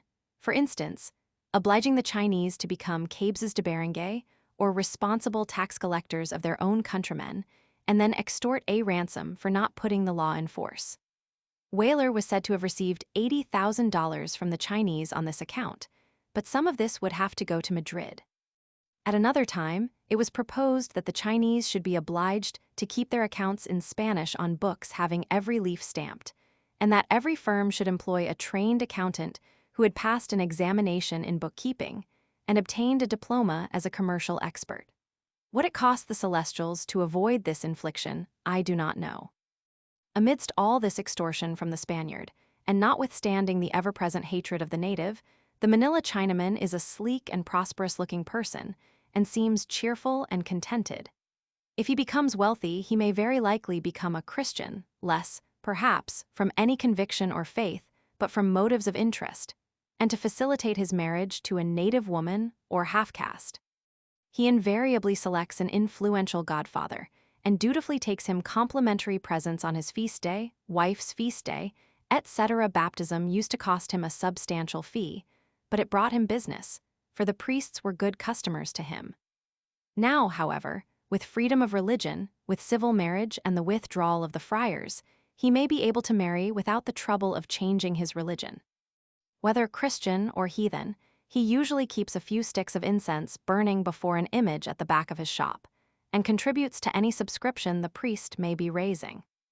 I look upon the Chinaman as a necessity in the Philippines, but consider that he must be governed by exceptional legislation and not be allowed to enter indiscriminately, nor to engage, as a matter of course, in every calling.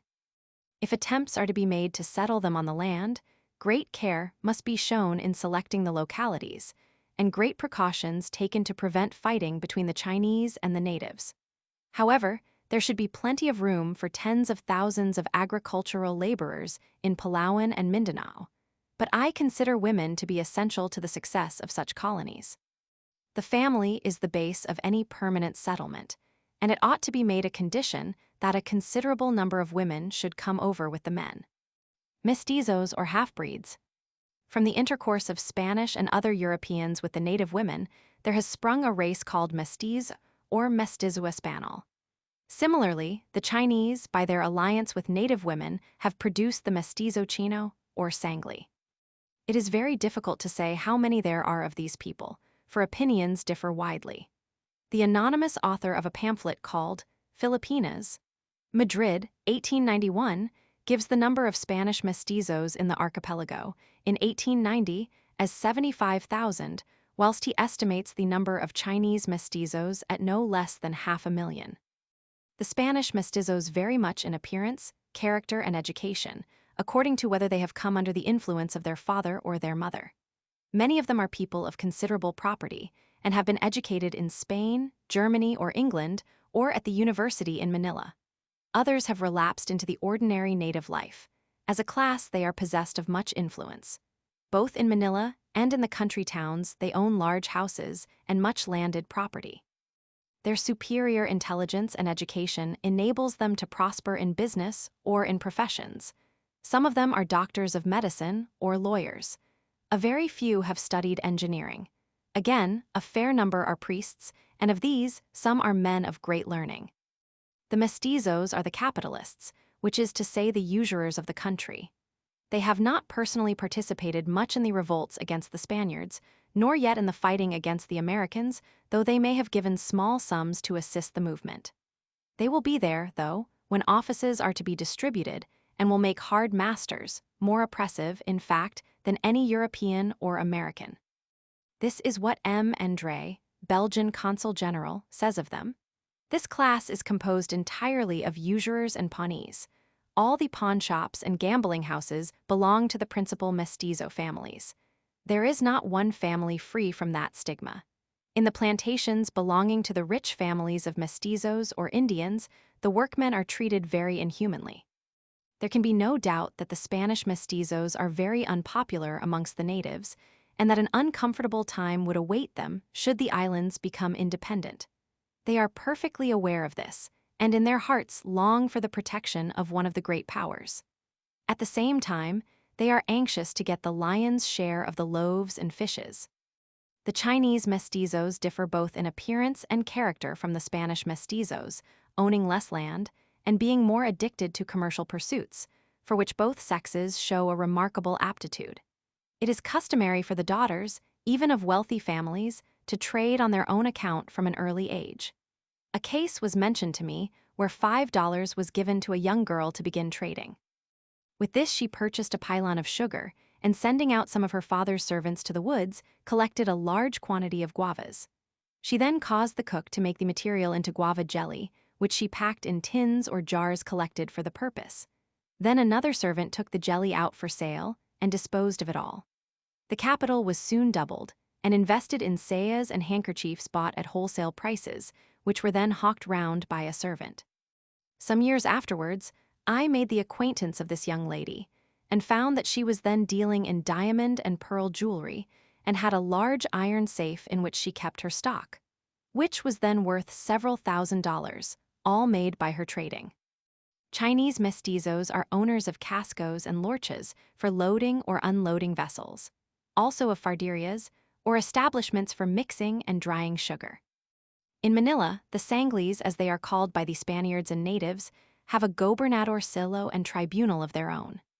In Santa Cruz they are very numerous, and amongst them are to be found jewelers, silversmiths, watchmakers, or rather repairers, sculptors, gilders, and painters, besides one or two dentists of good renown. Part 2. The Visayas and Palawan. Chapter 32. The Visayas Islands. Area and population Panay Negros Cebu Bohol Leyte Samar. This name is given to the group of 6 considerable islands lying between Luzon and Mindanao, and also to the race inhabiting them. Beginning at the west, these islands are Panay, Negros, Cebu, Bohol, Leyte, and Samar. There are also a number of smaller islands. Many of the larger as well as the smaller islands are thickly populated, and an extensive emigration takes place to the great and fertile island of Mindanao, where any amount of rich land waits the coming of the husbandmen. I can find no later records of population than the census of 1877. This may seem strange to an American, but to those who know the ignorance and ineptitude of the Spanish administration, it will seem a matter of course. Such data of the population as the government offices possess are mostly due to the priests and the Archbishop.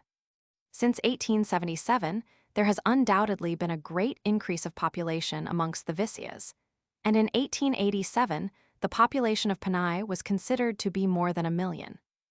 The Visayas Islands contain fewer heathen than any other part of the Philippines.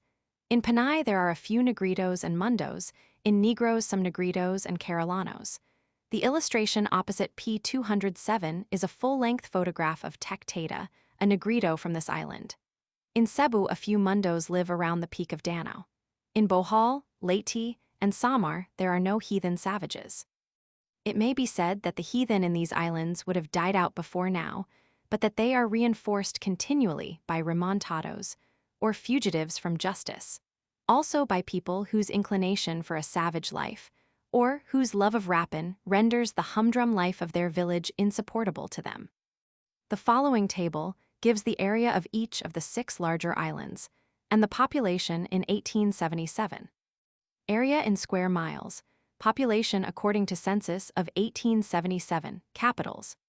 Panay divided into 898777 capes, 3 provinces Antique. Capiz, Antique, Iloilo, Negros, 592, 669 Bacolod, Cebu 285, 296 Cebu Bohol, 226, 546 Tagbilaran Leyte, 706, 515 Tacloban, Samar, 182, 890 Catbalogan, 011, 693. Panay. This island is approximately an equilateral triangle, with the western edge nearly north and south, having one apex pointing south. A chain of mountains extends in a curved line from the northern to the southern point, enclosing an irregular strip of land which forms the province of Antique. The rivers in this part of the island are naturally short and unimportant. The northern part of the island is the province of Capiz. The principal river is the Panay, which, rising in the center of the island, runs in a northerly direction for over 30 miles, entering the sea at the Bay of Sapien. The eastern and southern part of the island is the province of Iloilo. The principal river is the Talana, which, rising quite near the source of the river Panay, runs in a southerly and southeasterly direction into the channel between Negros and Panay to the north of the island of Guimaras. There are many spurs to the principal range of mountains, but between them is a considerable extent of land under cultivation. The province of Iloilo is one of the richest and most densely populated in the Philippines. It now contains at least 500,000 inhabitants. Iloilo is open to foreign commerce, and vice-consuls of many nations reside there. Yet the port has neither wharves, cranes, moorings, or lights. The coasting steamers drawing up to 13 feet enter a muddy creek and discharge their cargo on the banks as best they can, whilst the ocean-going ships lie out in the bay and receive their cargoes of sugar and other produce from lighters, upon each of which pilotage used to be charged for the benefit of an unnecessary number of pilots, and of the captain of the port, who received a share of the pilotage and strenuously resisted a reform of this abuse. Under American protection, Iloilo may be expected to become a flourishing port, provided with every convenience for discharging, loading, and repairing ships, as becomes the importance of its trade. The town of Iloilo contained many large buildings, some of them owned by British subjects. During the fighting last year, however, several buildings were burnt. During the Spanish rule, the streets were entirely uncared for, being a series of mud holes in the rainy season and thick with dust and garbage in the dry season. The town and port together are notorious examples of all the worst characteristics of Spanish rule.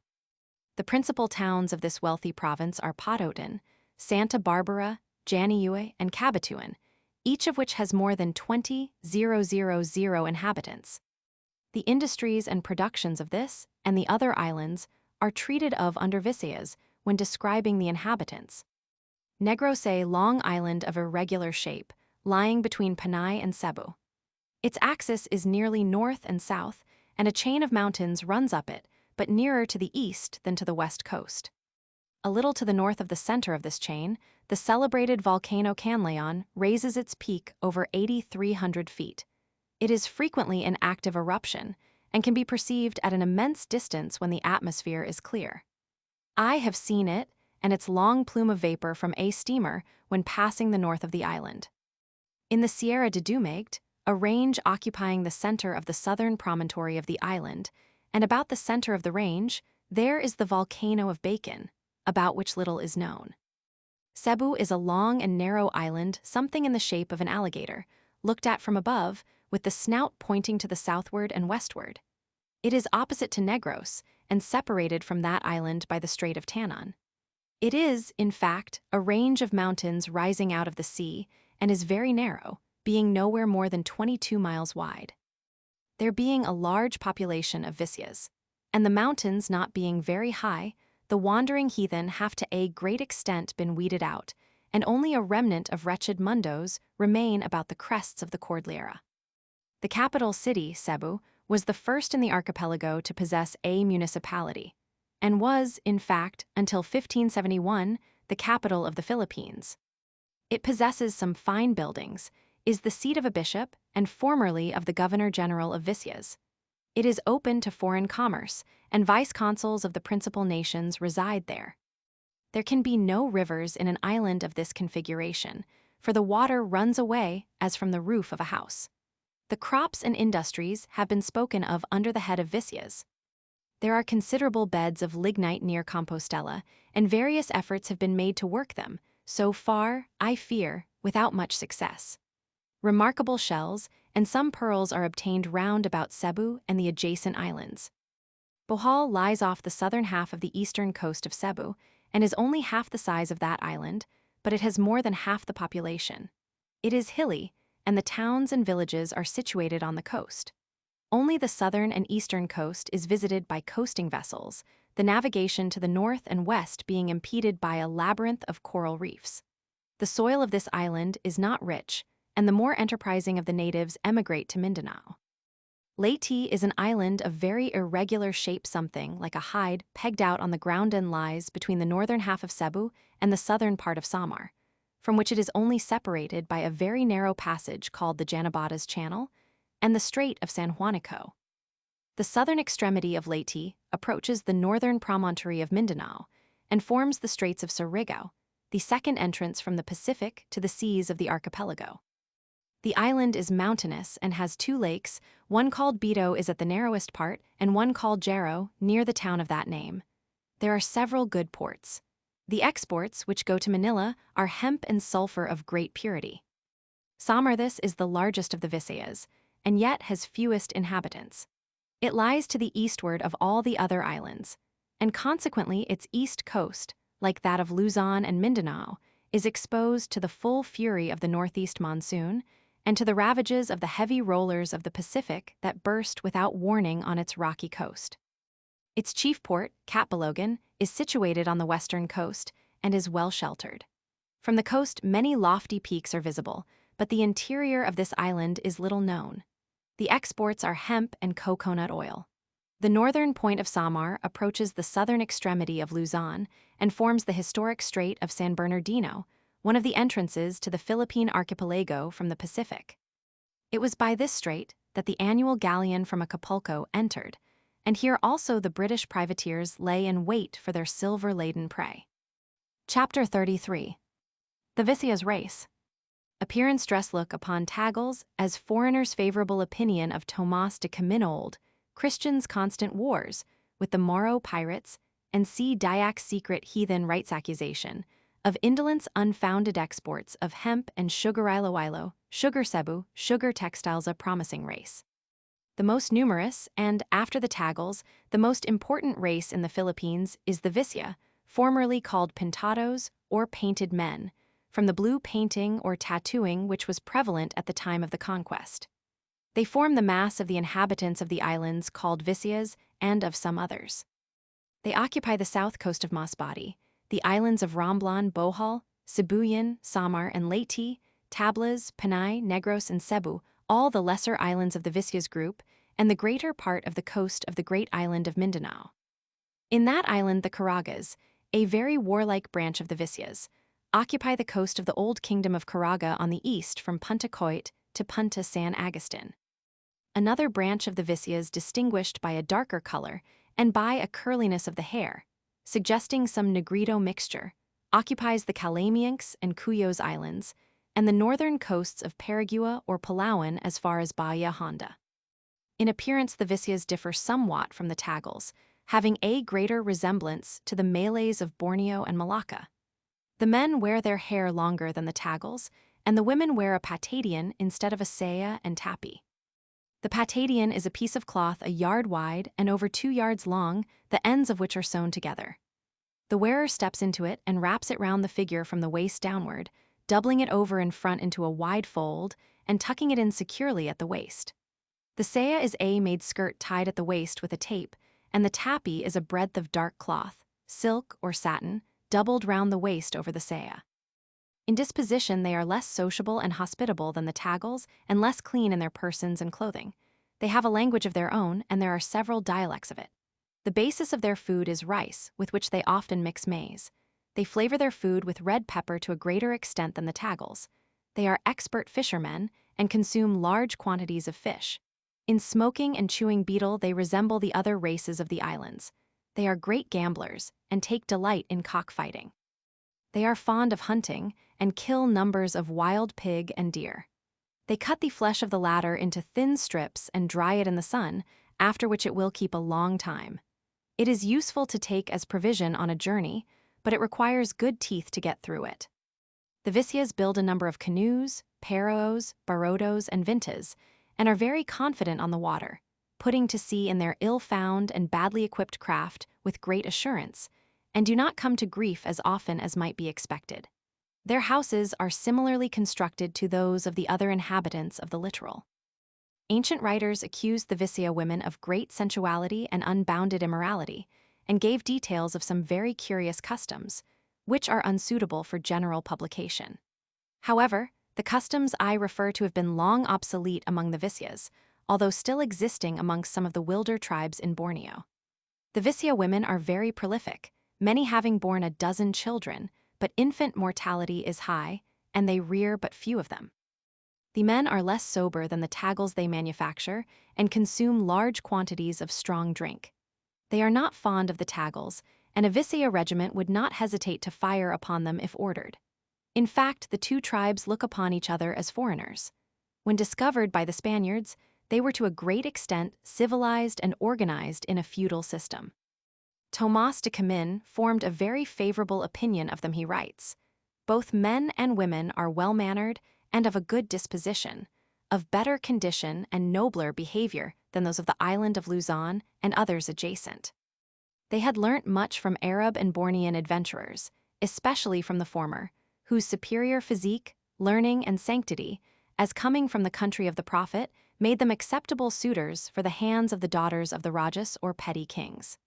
They had brought with them the doctrines of Islam, which had begun to make some converts before the Spanish discovery. The old Vicia religion was not unlike that of the Tagals. They called their idols donatas, instead of anitos. Their marriage customs were not very different from those of the Tagals. The ancestors of the Vicias were converted to Christianity at, or soon after, the Spanish conquest. They have thus been Christians for over 3 centuries, and in constant war with the Mahometan pirates of Mindanao and Sulu, and with the Sea Dayaks of Borneo. However, in some localities they still show a strong hankering after witchcraft and practice secret heathen rites, notwithstanding the vigilance of the parish priests. A friar of the Order of Recollets who had held a benefice in Bohol assured me that they have a secret heathen organization, although every member is a professing Christian, taking the sacrament on the great feasts of the Church. They hold a secret triennial meeting of their adherents, who come over from other islands to be present. The meeting is held in some lonely valley or on some desert island, where their vessels can lie concealed, always far from any church or priest. All the Recollet could tell me about the ceremonies was that the sacrifice of pigs formed an important part of it.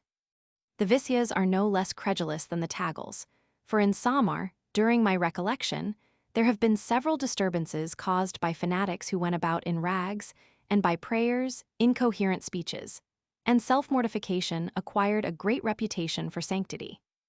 The poor ignorant people, deluded by these impostors, who gave themselves out to be gods, and as such, impervious to bullets and immortal, abandoned their homes and followed these false gods wherever they went, listening to their wild promises and expecting great miracles.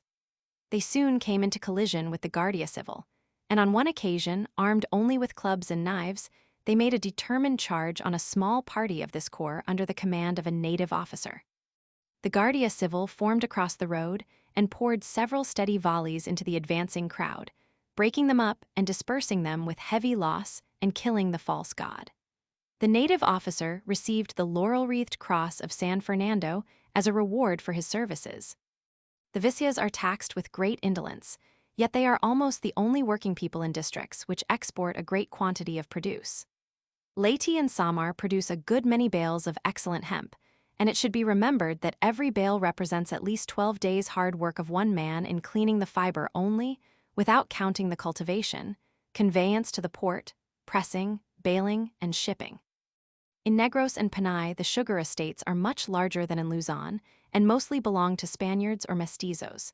They are not worked by a parceria as in Luzon, but the laborers are paid by the day. Great troubles often occur as bands of laborers present themselves on the plantations and offer to work, but demand an advance of pay. Sometimes, after receiving it, they work a few days and then depart without notice, leaving the planter in great difficulty and without redress. Strict laws against vagrants are urgently required in Visias. On the other hand, the planter is more free to introduce improvements and alterations than when working by a parceria, when he has to consult the inquilino or cultivator about any change. The cane mills are much larger than in Luzon and are mostly worked by steam engines. The sugar is handled differently from the custom of Pampanga. Pylones are not used, and no manipulation in farderias is required to prepare it for export. The cane juice is carefully clarified and skimmed, then boiled in open pans to a much higher point than when making pylon sugar, and to get it to this point without burning or overheating much care and experience is required. From the teach it is ladled into large wooden trays, always in thin layers, and is there beaten up with heavy spatulas until it becomes, on cooling, a pale yellow amorphous mass. It is packed in mat bags and is then ready for shipment. It travels well and loses but little during a voyage to San Francisco or New York. None of it goes to England, which is now entirely supplied by the vile beet sugar, made in Germany, except for a few hundred tons of Demerara crystals imported for use by connoisseurs to sweeten their coffee. Iloilo sugar is shipped under 3 marks, number 1, number 2, number 3. An assortment or cargo of this sugar should consist of 1/8 number 1, 2-8 THS number 2, 5-8 THS number 3. A representative analysis of Iloilo sugar is as follows. Number 1, no 2, no 3. Percent, crystallizable sugar 86, 60, 50, 20 glucose 40, 50, 56 mineral matter ash 1, 50, 56, 72 sand trace. In Cebu, the properties are small and are mostly in the hands of Visias. There are, perhaps, 5 or 6 steam mills, but most of the cane is ground in cattle mills. They follow the practice of Negroes in making sugars direct for export, but the produce is of a lower quality. An analysis of the Cebu sugar is as follows. Cebu Superior, Cebu Current. Percent, crystallizable sugar 10, 00 glucose 90, 50 mineral matter ash, 16, 23. The sugar produced in the other Visias Islands is quite insignificant. Iloilo and Cebu are the principal ports in the Visayas territory. Besides what they shipped to Manila in 1897, they exported directly to the United States, Great Britain, or other countries, the following. Iloilo, 127,744 tons of sugar, 51,300 pickles of sap and wood. Cebu, 15,444 tons of sugar, 80,271 bales of hemp, 46,414 pickles of copra. And it must be remembered that the Visayas cultivate most of the rice, maize, and other foodstuffs which they consume, and also make their own instruments of agriculture. Besides this, Iloilo exported to other parts of the Philippines $1 million worth of textiles of cotton, silk, and other fibers, made by the Visayas women in handlooms. The women in Antique make the finest pina, a beautiful transparent texture of the utmost delicacy, woven from the fibers of the leaves of a non-fruiting pine, ananas. When doing the finest work, they have to keep their doors and windows closed, for the least draft would break or disarrange the delicate filaments. The export from other ports in Visayas of textiles of cotton and silk is considerable, and in addition to what they sell, the Visayas women weave most of the material for their own clothing and for that of the men. The Visayas also export mat bags for sugar, which are called bayones, mats for sleeping on called pedates or esteras, pillows stuffed with cotton, hides, mother-of-pearl shell, balate bech de mer, edible birds' nests, gutta percha, gum dammer, wax, rattans, coffee of indifferent quality, and leaf tobacco. Both the island of Panay and the coasts of Negros are dotted over with cane plantations. The Visayas extract oil from coconuts and forge excellent weapons from scrap iron. The bands from bales of Manchester goods are much esteemed for this purpose. If we take all these points into consideration, the Visayas may not appear so deplorably indolent as they have been said to be. When writing of the other races, I have pointed out that the indolence imputed to them rather goes beyond what is warranted by the facts. It will be understood that there are degrees in the civilization of the Visayas, and as amongst the Tagals and other races, considerable differences will be found to exist between the dwellers in the towns and those in the outlying hamlets, whilst the remontados may be considered to have relapsed into savagery. The Visayas do a certain amount of trade with the heathen hillmen of their islands, and as will be pointed out when describing these tribes, it is hard to say whether the Christian Visayas or the Mahometan Malays rob these poor savages more shamefully. The Visayas are a promising race, and I feel sure that when they have a good government that will not extort too heavy taxes from them, nor allow the native and half-caste usurers to eat them up, their agriculture and industries will surprisingly increase. It is to the Visayas that the American government must look to provide a militia that will now hold in check, and ultimately subjugate, the piratical Moros of Mindanao and Paragua. The fighting qualities of this race, developed by centuries of combat with their Mahometan aggressors in defense of hearths and homes, will be found quite sufficient if they are well armed and led to make an end of the Moro power within a very few years. That this aspiration is one well worthy of the countrymen of Decatur will, I think, be admitted by all who have read my description of the Moros under the heading of Mindanao. Chapter 34. The Island of Palawan, or Paragua. The Tagbanuas Tangulanos Manguians Negritos Moros, of southern Palawan Tagbanua alphabet. The island of Palawan, or, as it is called by the Spaniards, La Paragua, is situated between the parallels 8 degrees 25 and 11 degrees 30 N. Lat. The capital, Puerto Princesa, was founded in 1872 and is situated on the east coast in lat. 9 degrees 45, being 354 miles from Manila, 210 miles from North Borneo, and 510 miles from Singapore. Palawan is about 250 miles long, and from 10 to 25 wide, with an area of about 5,833 square miles, the third in size of the Philippine Islands. There are several good ports in the northern part, which is much broken up, and its coasts studded with numerous islets, forming secure anchorages. Off the western coast is a large submarine bank with many coral reefs and islets. The navigation on this coast is very dangerous and can only be done in daylight. The harbor of Puerto Princesa is an excellent one and sufficiently large for all requirements. Limestone and other sedimentary formations predominate. No volcanic rocks are known to exist. It is conjectured that the island has been formed by an upheaval, and it bears little resemblance geologically to any of the other Philippines. Plastic clays suitable for making bricks, tiles, and pottery abound. Nothing is known about the mineralogy, except that rock crystal is found. A magnificent specimen of great purity and value was sent from the island to the Madrid exhibition of 1887. A chain of mountains, with peaks of varying elevation up to 6,500 feet, runs lengthways of the island, much nearer to the western coast than to the eastern. The descent from the summits to the eastern coast is, therefore, gradual, and on the western coast it is abrupt.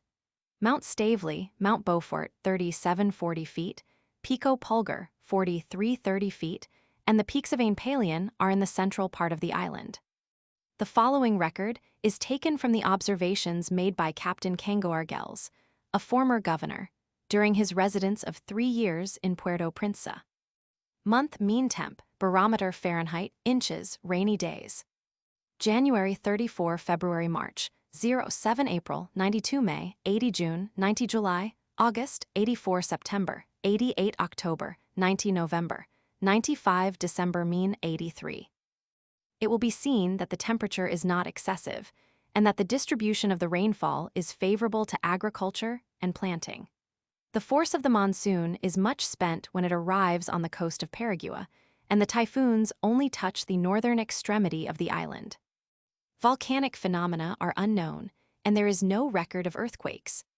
From the lay of the island, there is always one coast with calm water, whichever way the monsoon is blowing. The troops and civil population of Puerto Princesa suffer to some extent from intermittent fevers, but the reports of the military, naval, and civil infirmaries state that the disease is not very severe, and that it yields to treatment, and this assertion is confirmed by the reports of the French travelers, Doctors Montano and Ray and M. Alfred Marque. The northern part of the island has been colonized from the other Philippines, and the Christian inhabitants number about 10,000 distributed amongst several small villages.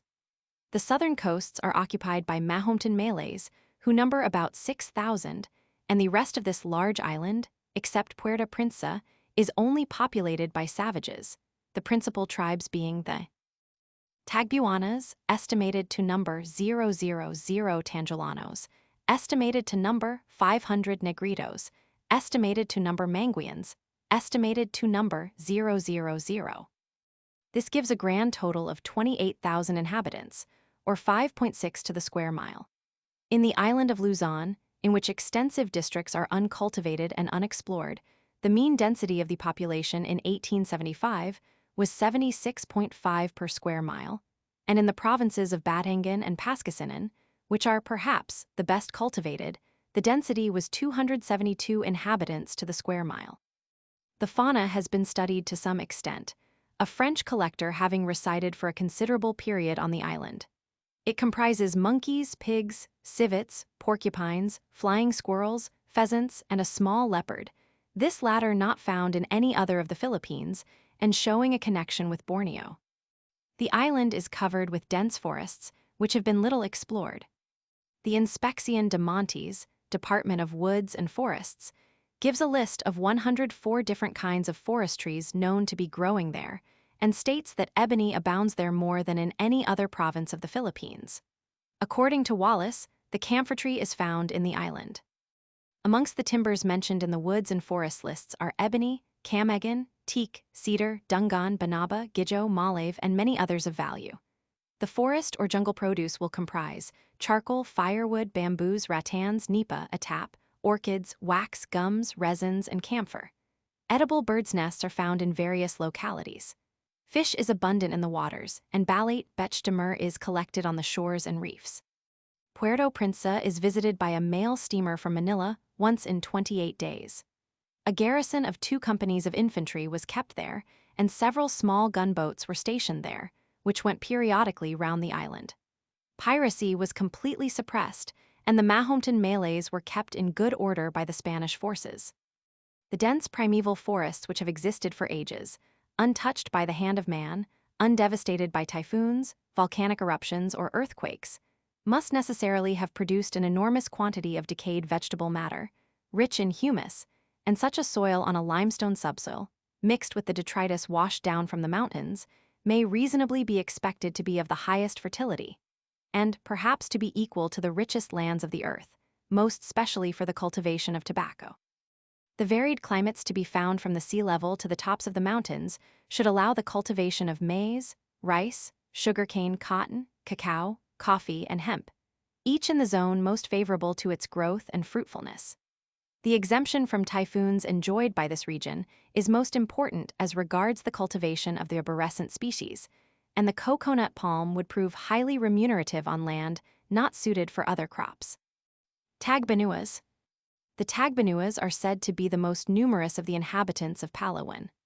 I understand that this word comes from Taga, an inhabitant, and Banua, country, and therefore means an original inhabitant of the country, as opposed to later arrivals. They inhabit the district between Inagahuan on the east coast and Ulugan and Apurahuan on the west coast. Their numbers in 1888 were estimated at 6,000. In 1890, I spent 10 days amongst these people and employed a number of them as porters to carry my tent, provisions, and equipment when traveling on foot through the forests to report on the value of a concession in the neighborhood of Uahit and Inagahuan. I therefore describe them from personal knowledge. They are of a yellowish color and generally similar to the Mahometan Malays of Mindanao. Those who have settled down and cultivated land have a robust and healthy appearance, but those who are nomadic mostly suffered from skin diseases and some were quite emaciated. Their maestro de campo, the recognized head of their tribe, lived near Inagahuan, and I visited him at his house and found him quite communicative through an interpreter. Maestro de campo is an obsolete military rank in Spain, and a commission granting this title and an official staff is sometimes conferred by the Governor-General of the Philippines or even by the King of Spain upon the chiefs of heathen tribes who have supported the Spanish forces against the pirates of Sulu, Mindanao, or Palawan. Sometimes a small pension accompanies the title. I also learnt much about the Tagbanuas from a solitary missionary, a member of the Order of Recollets, Fray Lorenzo Zapater, who had resided more than 2 years amongst them, and had built a primitive sort of church at Inagahuan. They are sociable and pacific. Their only weapons are the surbatana, or blowpipe, with poisoned darts and bows and arrows, for the knives they carry are tools and not weapons. They do not make war amongst themselves, but formerly fought sometimes to defend their possessions against the piratical Mahometans, who inhabit the southern part of the island. These heartless robbers, for centuries made annual raids upon them, carrying off the paddy they had stored for their subsistence, and everything portable worth taking. They seized the boys for slaves, to cultivate their lands, and the girls for concubines, killing the adults who dared to resist them. However, since the establishment of a naval station and the penal colony at Puerto Princesa in 1872, the coast has been patrolled by the Spanish gunboats and the piratical incursions have come to an end. The nomadic Tagbanuas, both men and women, were quite naked, except for a cloth taparabo, which the men wore, whilst the women wore a girdle, from which hung strips of bark or skin reaching nearly to the knees. Round their necks they wore strings of colored beads. A turquoise blue seemed to be the favorite kind, and on their arms and ankles, bangles made of brass wire. Coming out of the forest into a clearing where there were 2 small huts built in the usual manner, and another constructed in the fork of a large tree, I found a group of these people thrashing paddy. Amongst them were 2 young women with figures of striking symmetry, who, on being called by the interpreter, approached my party without the slightest timidity or embarrassment, although wearing only the fringed girdle. I learnt that they had both been baptized, but on asking the taller girl her name, instead of answering me, she turned to her companion and said to her, "What is my name?" To which the other answered, "Ursula." I then asked the shorter girl her name, and she also, instead of answering me, asked the other girl, "What is my name?" To which the taller one answered, "Margarita." These names had recently been given them instead of their heathen names, and I could not be sure whether they had forgotten their new names or whether, as is the case in several tribes, they must never pronounce their own names nor the names of their ancestors. They thankfully accepted a cigarette each, which they immediately lighted. On the following Sunday, These girls came to Mass at the Inhabitants church, completely dressed like Tagal women, and although they passed in front of me, I did not recognize them until I was told, for they looked much shorter.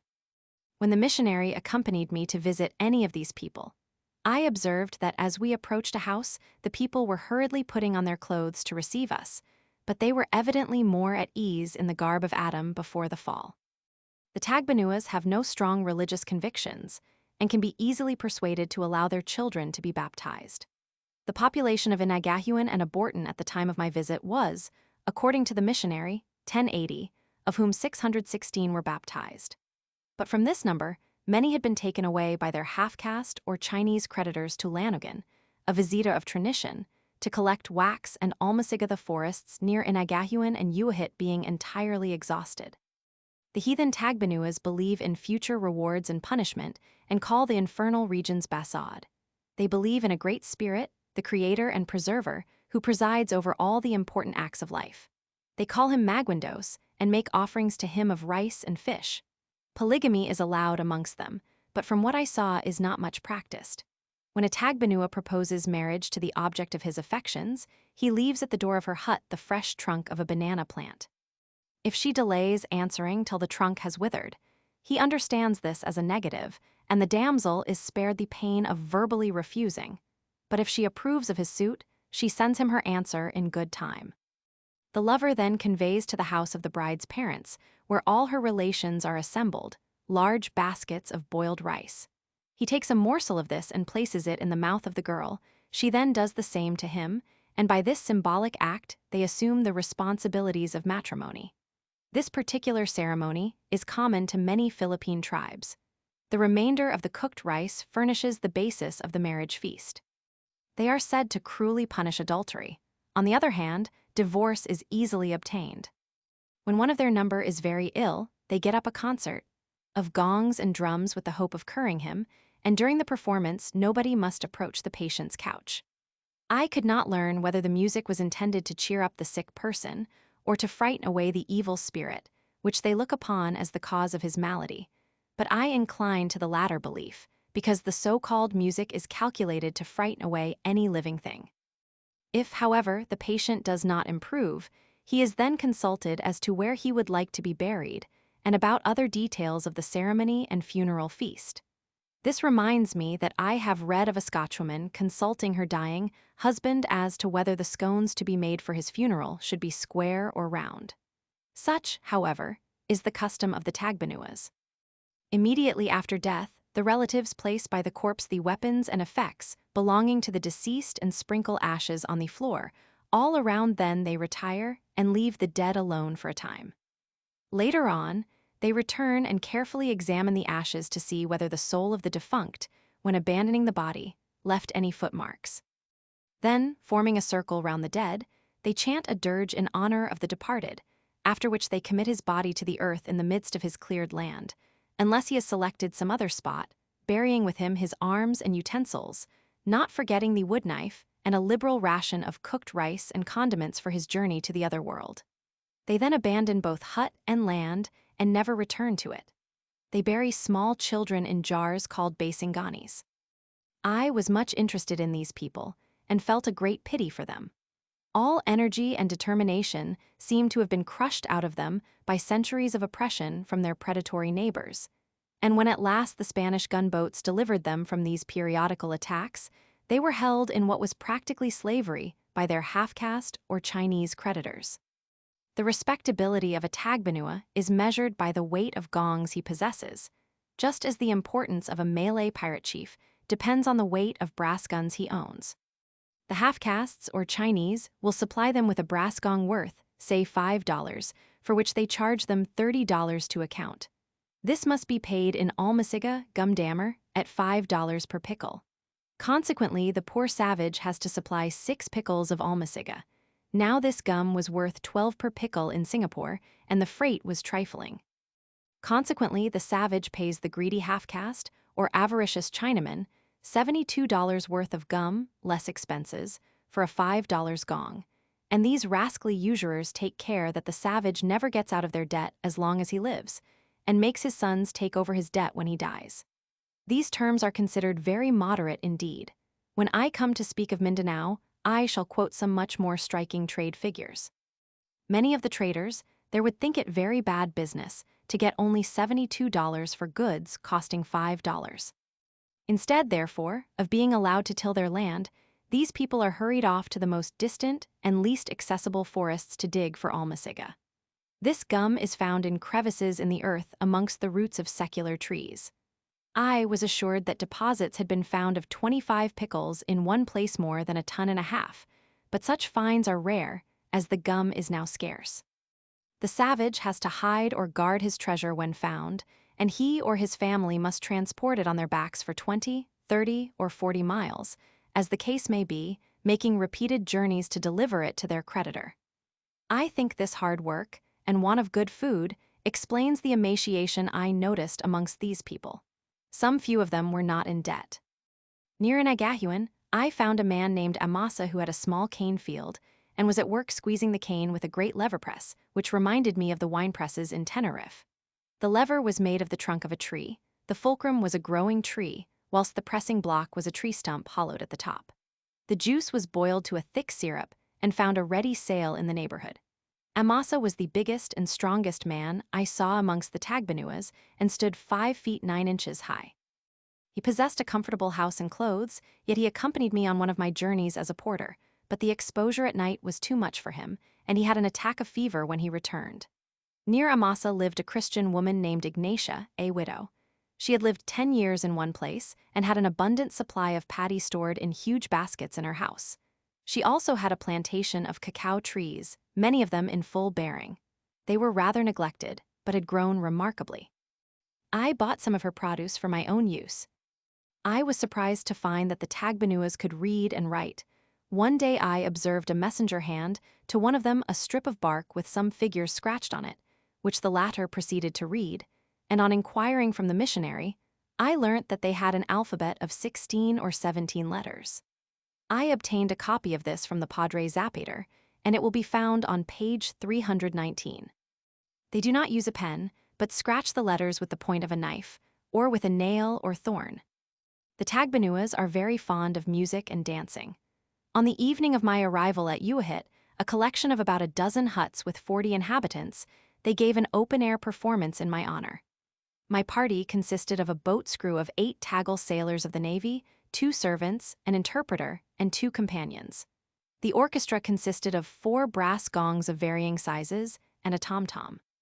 Torches were stuck in the ground to illuminate the scene, and the whole of the inhabitants of the hamlet turned out and watched the proceedings with greatest interest. The dances were performed by men, women, and children, one at a time, and were perfectly modest and graceful. The women were dressed in shirts and bright-colored patadians, and were adorned with silver rings, brass bangles, and armlets. Some had strings of beads round their necks. The best dance was performed by a young woman, holding in each hand a piece of a branch of the breadfruit tree, which they call rima, with 2 of the large handsome leaves. These she waved about very gracefully in harmony with her movements. The spectators behaved very well and were careful not to crowd round me. I rewarded the dancers with beads and handkerchiefs, and the musicians with cigars. This dancing seemed to me a very innocent amusement, but I was sorry to find that the missionary took a different view. He associated the dances with heathen rites and forbade them, confiscating the dearly bought gongs of his converts, as he said they were used to call up evil spirits. However, I observed that he had hung up the largest gong to serve as a church bell, after having sprinkled it with holy water. I remembered having read how the Moravian missionaries in Greenland put a stop to the dancing, which formerly enlivened the long dark winter of that desolate region. And I asked myself why the Christian missionary, whether teaching in the icy gloom of the Arctic Circle or in brilliant sunshine on a palm-fringed strand, must forbid his converts to indulge in such a healthful and harmless recreation, in both cases almost the sole possible amusement. I could see no reason why the heathen should have all the fun. The labors of the missionary were, however, very much to the benefit of the Tagbanuas, as inducing them to settle down, build houses, and raise crops for their support. The Spanish gunboats had stopped the inroads of Moros by sea, and detachments of native troops along the coast stopped the raiding by land. For 20 years, the Tagbanuas had suffered little, and for several years, absolutely nothing from the Moros, yet they apparently could not realize their security and were afraid to accumulate anything lest it should be taken from them. To the ravages of the pirate, there has succeeded the extortion of the usurer, and John Chinaman waxes fat whilst the wretched Tagbanua starves. Whilst traveling through the jungle, I found some natives cutting canes, and my interpreter pointed out to me an emaciated couple, and assured me that during the famine of the previous season, these poor wretches had killed and eaten their own child to save their lives. What a state of things in a country where maize will grow up and give edible grain in 42 days from the date of planting it. I trust that the change of government may result in some benefit to these poor people, and that a governor or protector of aborigines may be appointed with absolute power who will check the abuses of the half-caste and Chinese usurers, and give the poor downtrodden Tagbanuas, at one time I firmly believe a comparatively civilized people, a chance to live and thrive. Tangulanos. The Tangulanos are physically similar to the Negritos, but less robust. They inhabit the shores of Palawan, being scattered along the western coast between the Bay of Malampaya and Cararay. They are more savage than the other races of the island, but they fulfill their engagements with rigorous exactness. They make rough canoes and subsist principally on fish and shellfish, and they do no cultivation. They are very skillful in the use of the harpoon which they employ for fishing. If they can obtain iron, they use it for their harpoon points. Otherwise, they point them with the spike from the tail of a skate. They use a most active poison on their harpoons and darts, so much so that it is said to produce almost instantaneous death. This poison is unknown to the other tribes. They refuse to sell their surbatanas or blowpipes from which they shoot their darts. They are said to intermarry indiscriminately, without regard to kinship. Their number was computed at 1,500 in the year 1888, and they are probably not much more numerous now. These people are, like the Negritos, whom they resemble, a hopeless race, not capable of advancing in civilization. Manguians and Negritos of Palawan. These people have been described under the heading Itas or Negritos in Part 1. The first named inhabit the interior of that part of the island occupied by the Moros, who jealously prevent them from holding any intercourse with strangers. Moros of southern Palawan. These people do not differ in any essential particular from the Moros of Mindanao.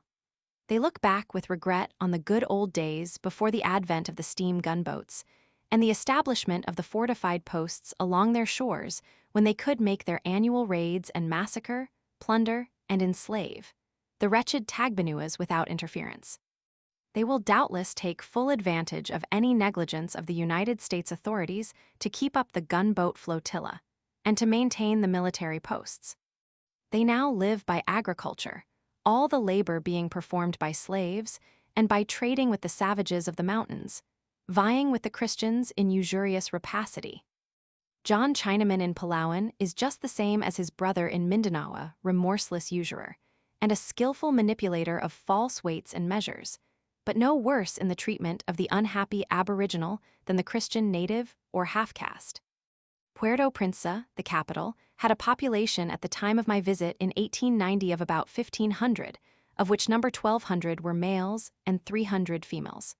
About half the males were soldiers and sailors, 1/4 convicts, and the remainder civilians. Most of the women had been deported from Manila as undesirable characters in that decorous city. Notwithstanding their unsavory antecedents, they found new husbands or protectors in Puerto Princesa the moment they landed.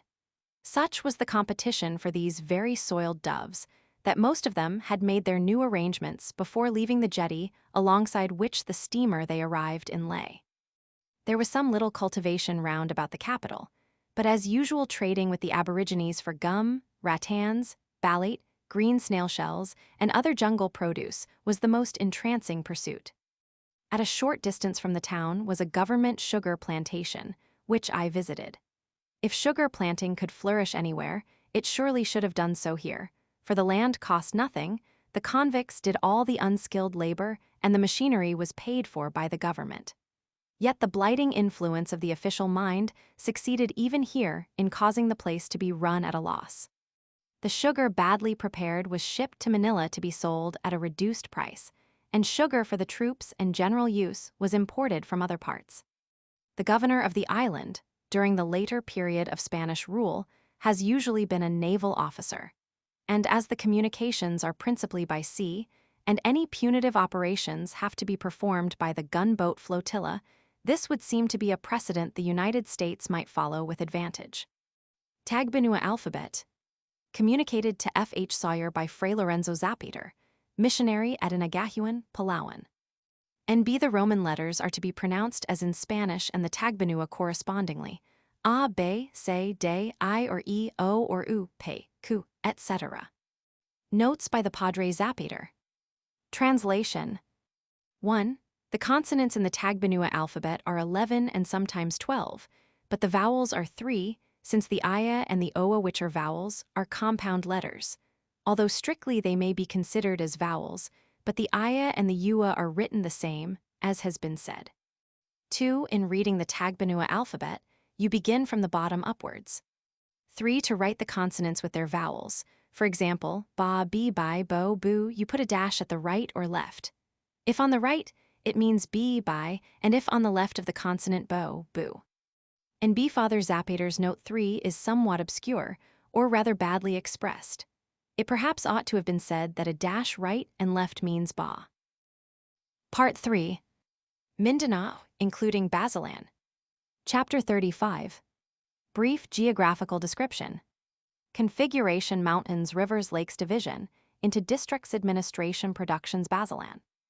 Mindanao is of a very irregular shape, which it is not easy to describe. It has some resemblance to a winged skate with a long tail, one of the variety, which is common in Manila Bay. The head of the skate is turned to the east. The peninsula of Surigao forms the northern wing, and Punta Penguin the tip of the southern wing, out of which, however, a great piece has been bitten, corresponding to the Gulf of Davao. The body is represented by the main part of the island, and the tail commences at the Isthmus of Tucuran and stretches westward for a degree of longitude. This straight part is the old kingdom of Sibugi. On the north of it, however, a huge excrescence appears. This is the peninsula of Dapitan, and on the south, opposite to it, there is a similar projection, which is cut in two by the Gulf of Dumanquillas. Mt. Silingin represents the spike or hook usually found on the tails of these fish, and from here the tail bends southward and westward through an arc of 60 degrees. This part represents the peninsula of Zamboanga, and the town of that name is situated at the tip of the tail. A continuous chain of mountains down the center of the tail represents the vertebrae. Beginning on the east, we find a long stretch of coast from Surigao to Cape San Agustin with only 1 or 2 anchorages for small vessels. The rest of the coast is exposed to the full force of the Pacific Ocean, and from November to April is quite open to the any monsoon. It is also subject to tidal waves or rollers, just as are the coasts of Peru and Chile. A destructive bore enters the river mouths and inlets, and heavy seas get up off all the headlands. In the channels between Surigao and the islands off the northern coasts, rapid currents are formed and overfalls render navigation dangerous for country vessels. In fact, during the strength of the any monsoon, the east coast, from Placer to the Bay of Mayo, is hemmed in with surf and without a single port. Behind Point Taucanan, however, is found Port Balit and Port Pujada. This latter is the best port in the island, being well sheltered from the N and NE. The country about it is well watered and produces timber trees of great size and fine quality. The waters contain plenty of fish and turtle, also some mother-of-pearl shells. The forests give the best kinds of almasiga and wax. The hillmen are partly independent but pacific, and the Visya population is considerable in the district of Mati. In general, the east coast is rocky and very foul in many places. The land is fertile and well-wooded. Gold is found in the Cordillera, and on its eastern slopes all the way from Surigao to Punta Tagabong. One of the northern towns is called Placer on this account. The inaccessibility of the east coast during the strength of the any monsoon has retarded the civilization of Surigao, which was settled in the early years of the conquest. The Caraga-Visya, who inhabit a considerable district on this coast, are old Christians and have always been ready to fight for their faith. Practically parallel to this coast is a chain of mountains which begins at Surigao and extends down to Punta San Agustin with hardly a break. I shall call this the Eastern Cordillera.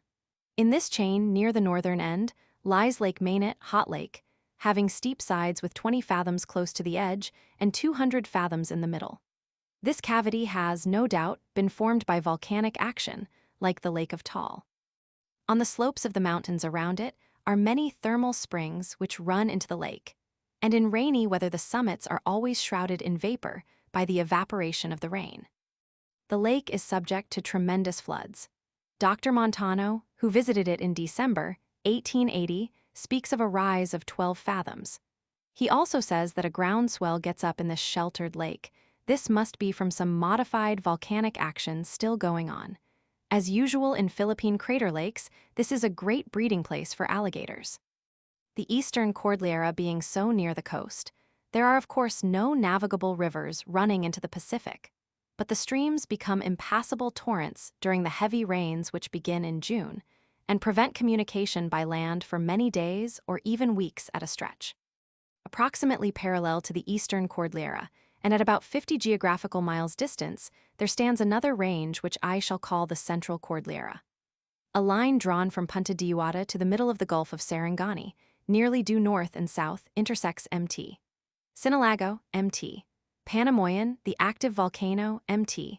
Apo, and Mt. Matatuan, which appear to be the loftiest peaks of the range. From Mt. Panamoyan in about 7 degrees 50 and lat. A spur strikes eastwards at right angles to the range, reaching halfway across the valley.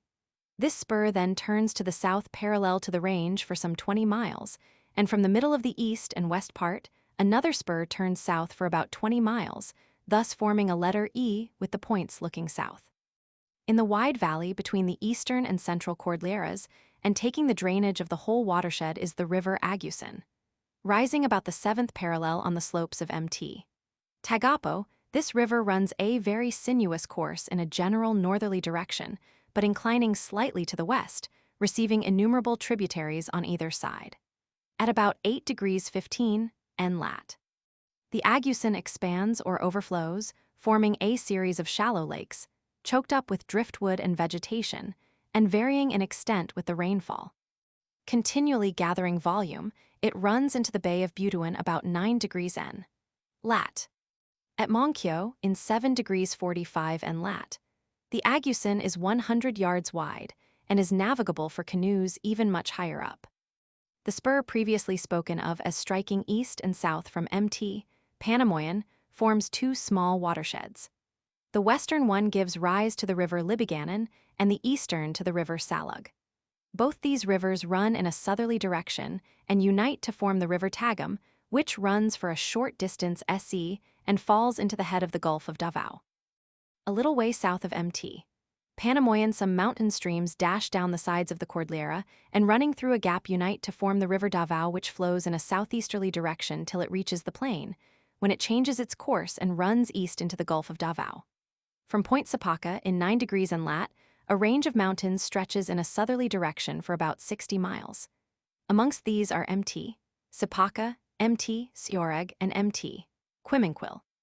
With the Central Cordillera, this range forms a watershed, and the torrents on the steep sides of Sinalago and Quiminquil dash down and take a southerly direction to form the headwaters of the river Pulingui and ultimately become the Rio Grande. In 7 degrees 50 N lat. 2 important affluents join, the river Suaga and the river Malupati. A few miles lower, the Calabatagan and the Kayakaya bring their tribute, and the united flood with rapid current casts itself headlong into the deep canon of Lokasakan and runs in this for over 4 miles to Saligalpan, where another cataract occurs. The river continues for miles, a rushing torrent amongst huge boulders. At the bottom of this cleft, so narrow in places, where the rocks jut out and nearly meet overhead, that it seems like a tunnel. In 7 degrees 46 N lat, there is a small volcano close to the left bank which, whenever it rains, becomes active and gives off stifling fumes of sulfur. At Mantanil, in 7 degrees 40 N, the river can be navigated on bamboo rafts, handled by skilled manobo pilots, but not without much risk. For some distance down there are 2 buchais, or sinks, where the water runs down into subterraneous passages through the riverbed, forming dangerous whirlpools. There are also several rapids which require great dexterity to pass safely. The banks are still high, but on approaching the confluence of the Cleanliness River, on the left bank, the gorge is much lower, and on arriving at Ilang the country opens out. South of the confluence of the river Melita, Vintas can navigate the river, and a little lower down at the confluence of the river Samuni is the place reached by the gunboat Tal in 1863 on a 6-foot draft. The river now runs in a southerly and westerly direction, with dozens of bends till about 6 degrees 45 and lat. When, on reaching Lake Liguasan, really a pineg, a shallow and weedy expanse of water, it turns to the west and then northwest. At Tumbao it bifurcates and enters the Bay of Ilana by two mouths forming a long narrow delta of deep and rich alluvial soil. From Tumbao to Tamantaka is the most beautiful and fertile part of this river.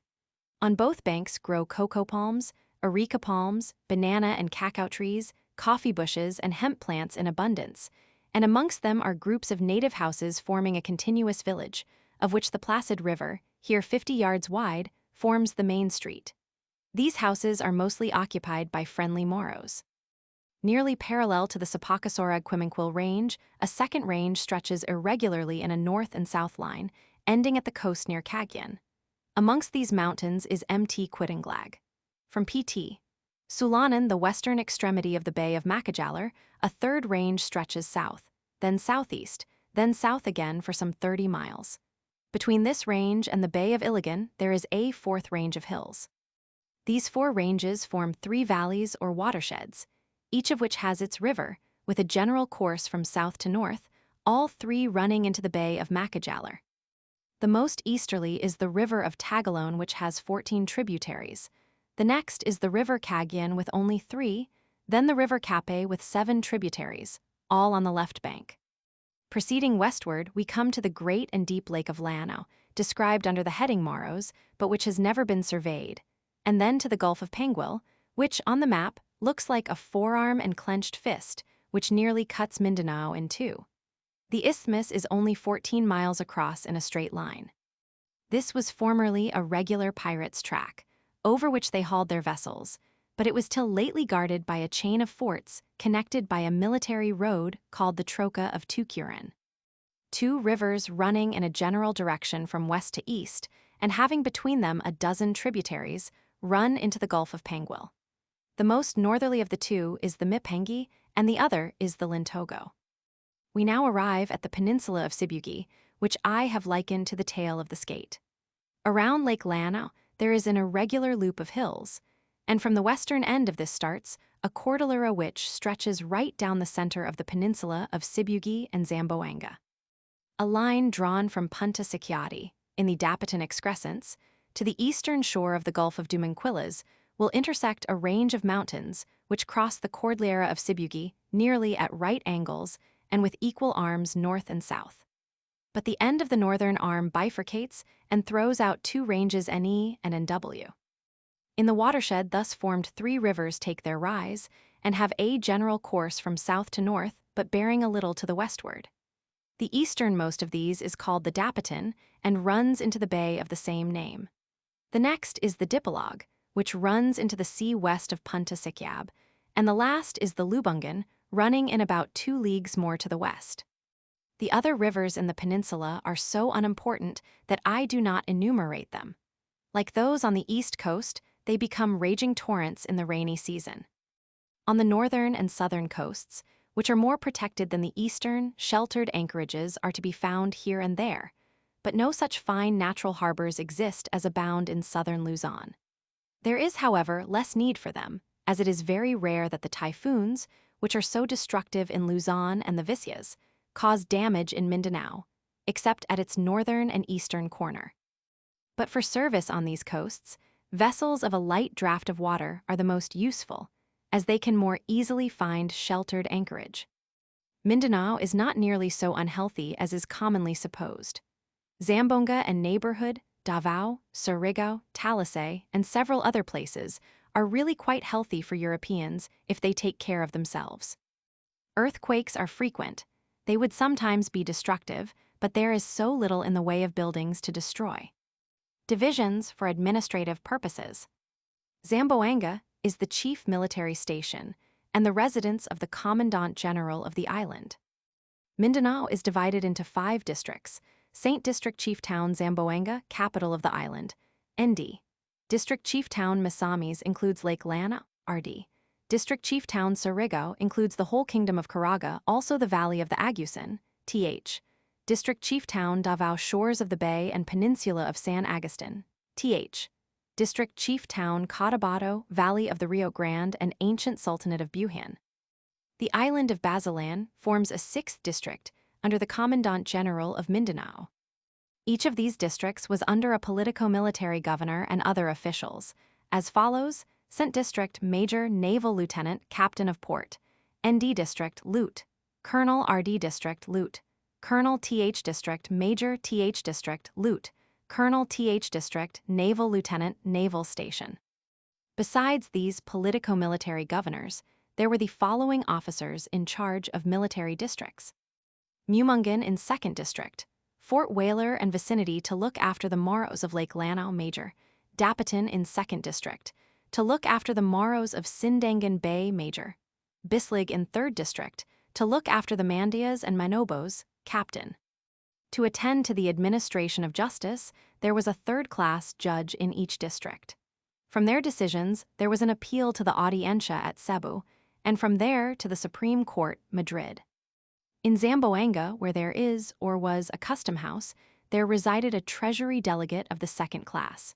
In each of the other districts, there is one of the 4th class. The Southern Naval Division has its headquarters at Isabela de Basilan. Productions of Mindanao. The climate and soil of Mindanao are suitable for growing almost any tropical crop to great advantage. Hemp, sugar cane, tobacco, coffee, cacao, rice, indigo, sesame, maize, sweet potatoes, pepper, all flourish.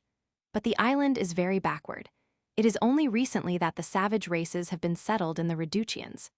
The population is very sparse, and natives are more addicted to washing the sands for gold or seeking jungle produce than disposed to apply themselves to agriculture.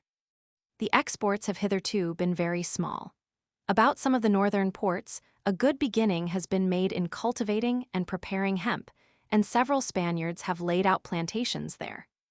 There is a small export of coffee and cacao, and the circumstance that the greater part of the island is free from typhoons renders it exceptionally favorable for planting these valuable products, or for growing unlimited quantities of coconut for making copra. For the same reason, the timber in Mindanao is larger than in the best districts of Luzon, and some of the trees are truly magnificent. Mindanao, with its inhabitants busily engaged in murdering their neighbors and enslaving their children, can, of course, never prosper. But if such outrages are repressed and peace assured, the population will rapidly increase and agriculture will prosper. Amongst the forest produce, gutta percha took a leading place, but this product came through the hands of the Chinese traders, who, as their custom is, adulterated it to such an extent that its value became greatly depreciated in European and American markets, and the trade fell off. Some lignite is found in Mindanao, but I have no confidence in the value of Philippine coal fields. They have been too much broken up by volcanic action. I have very little doubt that petroleum will be found in Mindanao when it is explored. It has been reported in Mindoro and Cebu. The early explorers of the archipelago state that the natives wore little clothes, but abundance of gold ornaments. Now they wear more clothes but little gold.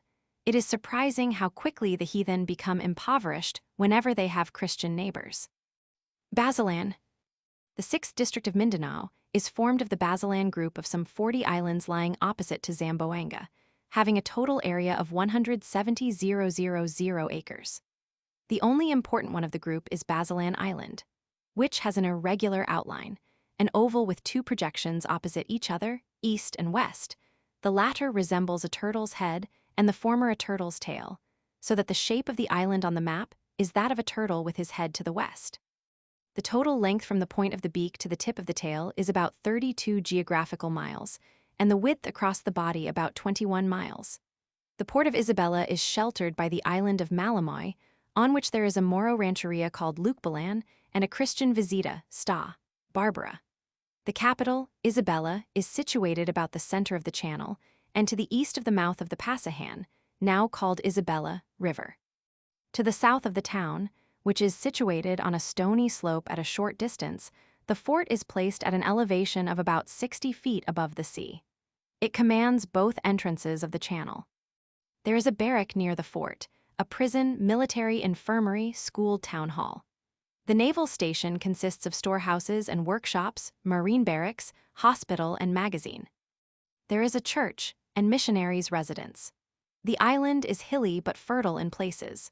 Some 20 to 30 acres are under cultivation near Isabela, and the Moros who form the principal population make their slaves work on the lands about their hamlets. There are no manufactures worth mentioning. The Christian population is as follows. Inhabitants: Town of Isabela, Hamlet of San Pedro de Gahanan, Hamlet of Santa Barbara, Reducian of Panagayan, Reducian of Tabuk, scattered Christians, members of the naval station, variable. Garrison of the fort. The Moro population is distributed in about 50 villages or hamlets. They can turn out about 4,400 fighting men and are considered valiant and hardy. The Moros of Basilan, according to Father Foradada, have not the sanguinary instincts of those of Lake Lanao or of Jolo, and any outrages they commit are, he thinks, due to the instigations of the Moros of Jolo, who unfortunately keep up a communication with them and corrupt them. Amongst the most influential datos of Basilan is Pedro Cuvas, a Tagal. He was formerly a convict but escaped, and by force of character and desperate courage, he became a leading man amongst the Moros. Having rendered some services to Spain, he received a pardon, and now has extensive plantations, a sugar mill, and herds of cattle. He is, in fact, about the richest and most influential man in the island, and has become reconciled to the church, and was much trusted both by the military and naval authorities and by the missionaries. The map of the island is from a report of Father Cavalleria, who went by sea right round it in 1893. Chapter 36. The Tribes of Mindanao. Vicias 1. In another part of the book 1 have given a description of the Vicias in their own islands, and have spoken of their enterprise and industry as manifested in the extent of their exports of sugar and hemp, and in their manufacture of textiles of the most varied kind. The Vicias of Mindanao have been modified by their environment both for good and evil. Thus they are bolder and more warlike than their brethren at home, having had for centuries to defend themselves against bloodthirsty Moros. The Vicias of Caraga are especially valiant and self-reliant, and they needed to be so, for the Spaniards, whenever hard-pressed by English, Dutch, or Portuguese, had a way of recalling their garrisons and leaving their dependents to shift for themselves. The Vicia of Mindanao, therefore, though not a soldier, is a fighting man, and their towns possess a rudimentary defensive organization called the Samate. This, I believe, is a Catalan word, and indicates a body of armed townsmen called together by the church bell to defend the place against attack. This service is compulsory and unpaid. The arms have been supplied by the Spanish government and have generally been of obsolete pattern. I have seen Inculian flintlock muskets in the hands of the guards. Latterly, however, Remington rifles have been supplied, and they are very serviceable and quite suitable for these levies. The Vicias have been the assistants of the missionaries, and from them come most of the schoolmasters and mistresses who instruct the children of the recently converted natives. Their language is fast extending, and their numbers are increasing, both naturally and by a considerable voluntary immigration from the southern Vicias Islands. To the inhabitants of these small islands, fertile Mindanao, with its broad lands, free to all, is what the United States were a generation ago to the cotters of Cork or Caria Land of Promise. There is, however, a demoralizing tendency at work amongst the Vicias. The profits of bartering with the hillmen are so great that they are tempted away from their agriculture and from their looms to take up this lucrative trade in competition with the Chinese. The Vicia has one great advantage over the Chinaman. He has the courage to go up into the hills and find his customers in their haunts. This the Celestial could not do, but has to remain at his store on the coast and await the hillmen. Both traders cheat the hill tribes most abominably. Dr. Montano mentions a case which happened in Butuan in December, 1879. A Vicia went into the interior taking with him some threads of different colors which he had purchased for 75 cents, and returned with jungle produce worth $10. This he invested in beads, brass wire, and other articles of trade, and returned to the woods. In a month he came back, bringing produce to the value of $100 and $400 to his credit with the natives. The tribes of Mindanao pay their debts with scrupulous exactness. If they die before paying, their sons assume the debt, and unless they are killed or taken as slaves by other races, the money is sure to be paid.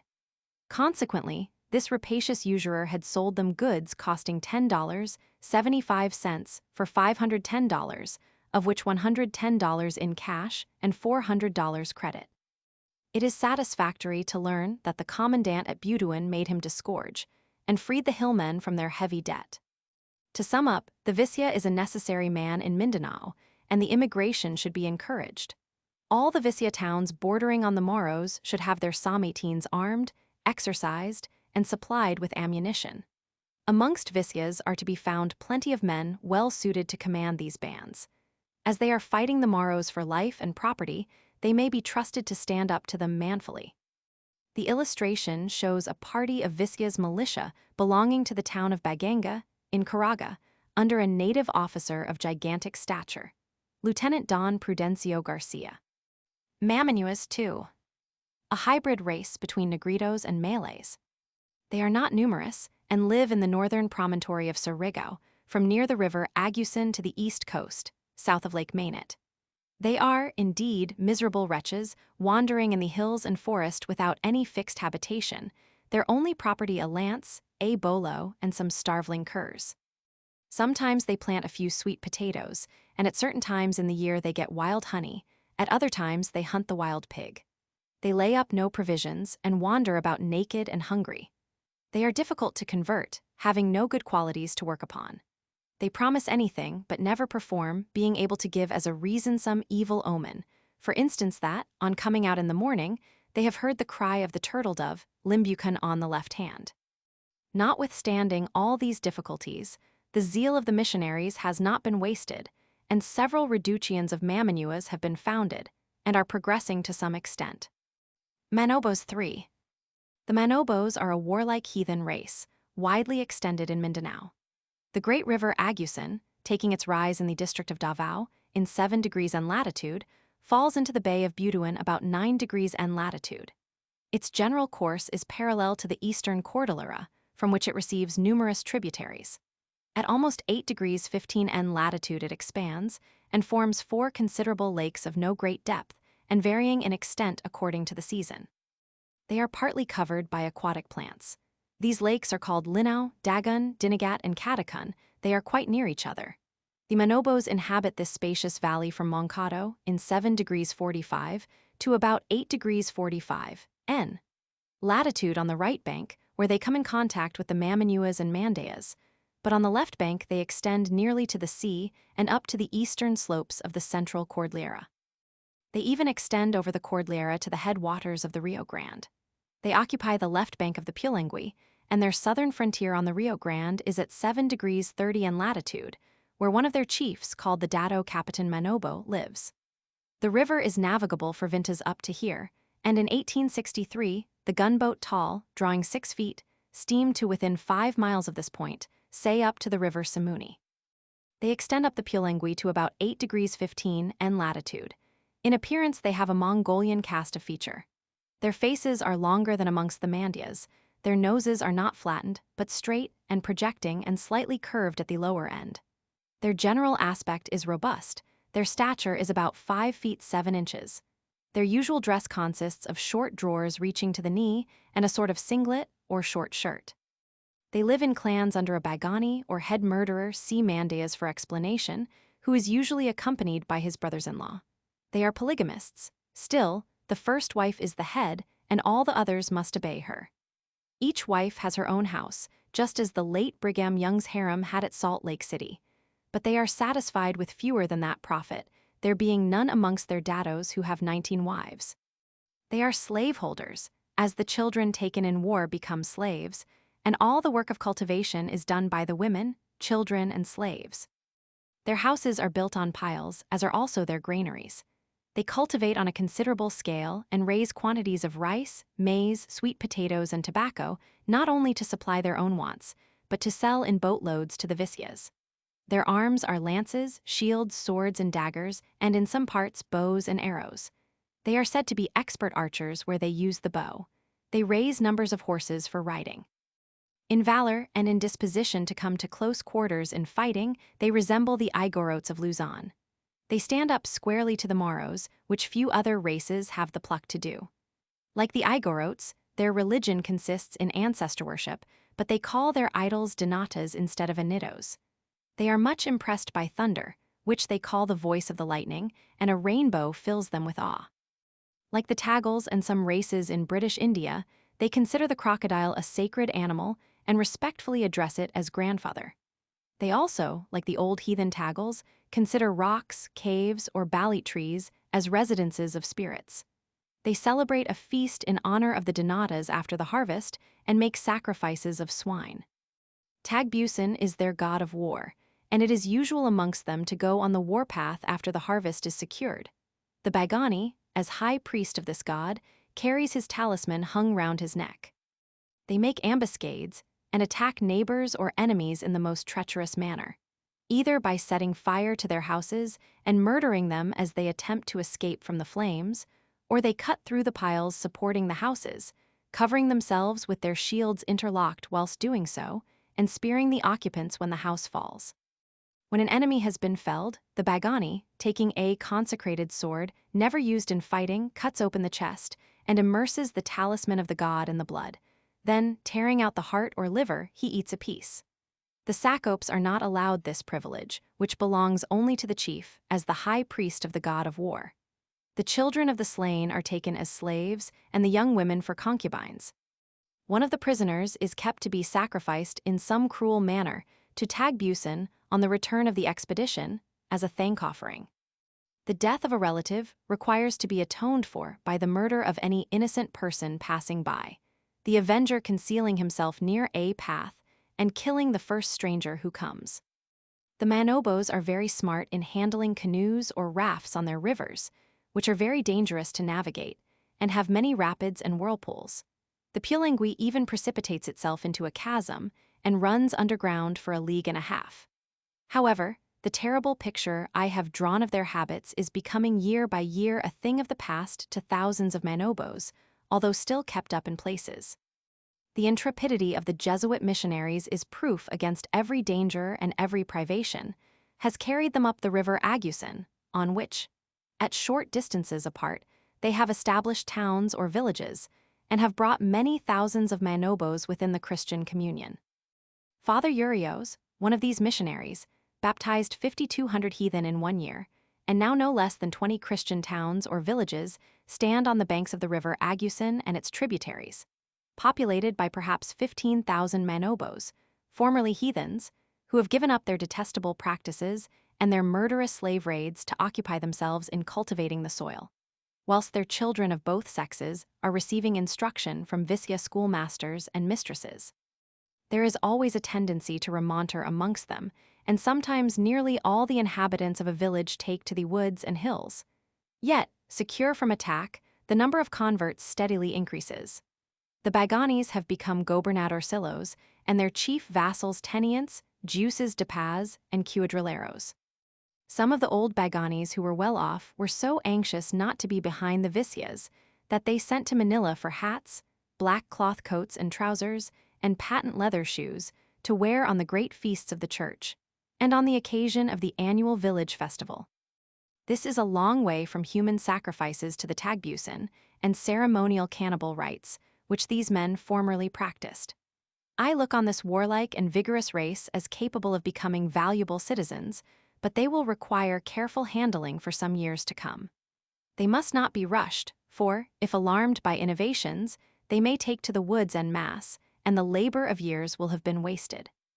I look to this tribe, when trained to use firearms, and stiffened with a few Americans, to destroy the power of the pirate races the murderous, slave-hunting Moros, with whom it is useless to make treaties, who cannot be converted till the power of their dados is broken. and who must be sternly put down by force unless the nascent civilization of Mindanao is to be thrown back for a century. In the beginning of June 1892, a Bagani of the Manobos performed the Paghuaga, or human sacrifice, on a hill opposite Veruela, on the river Agusan. The victim was a Christian girl whom he had bought for the purpose from some slave raiders. Mandayas 4. The Mandayas live on the eastern cordillera of Mindanao, which runs parallel to the coast, and their territory extends from the 7th to the 9th parallel. They occupy the country down to the river Salug. They are remarkable for their light color, some having quite fair complexions. Their faces are wide, the cheekbones being very prominent, yet their appearance is not unpleasing, for they have large dark eyes shaded by long eyelashes.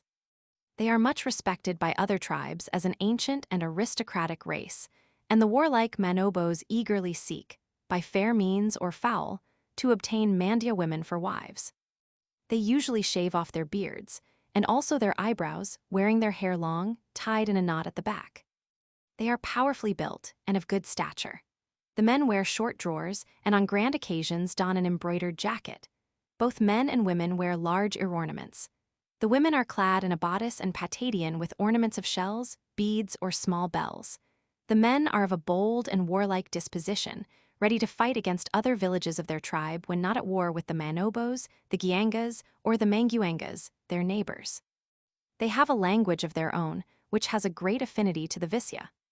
Their houses, 4 or 5 forming a village, are built on lofty piles 30 or 40, or even 50 feet above the ground. The floor is of thick planks and has a parapet all round pierced with loopholes for defense. Above this parapet, the house is open all round up to the eaves, but this space can be closed in by hanging shutters in bad weather. The construction of dwellings at such a height must involve an enormous amount of labor.